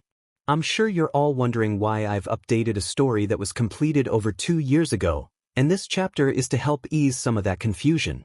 As of 8/8/23, your presence is a dream in this godforsaken nightmare has officially been rewritten. Now, what does that mean exactly, and why did it happen? Well, I chose to rewrite this story for a few reasons. My writing style has changed over the past 2 years, and this fanfiction has always been something close to my heart. I wanted it to be better, both for my sake and for my readers' sake, which is the main reason for the rewrite. I also am still working on the sequel, and wanted the style of writing to match for both. This rewrite mainly included the standardization of POV, to the best of my abilities, deeper characterization, description, and foreshadowing, as well as the addition of some new scenes' minor plot details. While the main plot has stayed the same, as well as the overall sequence of events, I wanted to flesh out everything just a little bit more, both to improve this story and to set some things up more effectively for the sequel. If you liked the original version of this story, I highly recommend reading the rewrite. It's the same story, but does contain a lot of new elements, as well as an additional chapter, that the original did not contain. I hope you all enjoy. I am so grateful for the overwhelming support of this fanfiction, and am excited to keep working on the sequel. I'm going to do some further editing and updating on the sequel in the coming months, but nothing as major as this. This rewrite isn't perfect by any means. I don't have a beta reader and I'm still a novice writer at best, but I am a lot happier with it now than I was with the original. In the following few days I will be adjusting the end notes, formatting, checking spelling, and so on. Please bear with me while I do so. If comments don't make sense for the chapter, or something like that, know that this is because of the rewrite and it's unfortunately not something I can really fix at the moment. Thank you for reading. TB. Also, if anyone is interested, here are the stats for the original versus rewrite. Original stats. Word count 61,018. Chapter count 17. Start end 5/7/21 to 6/22/21. Rewrite stats. Word count 71,273. Chapter count 18. Start end 6/2023 to 8/8/23.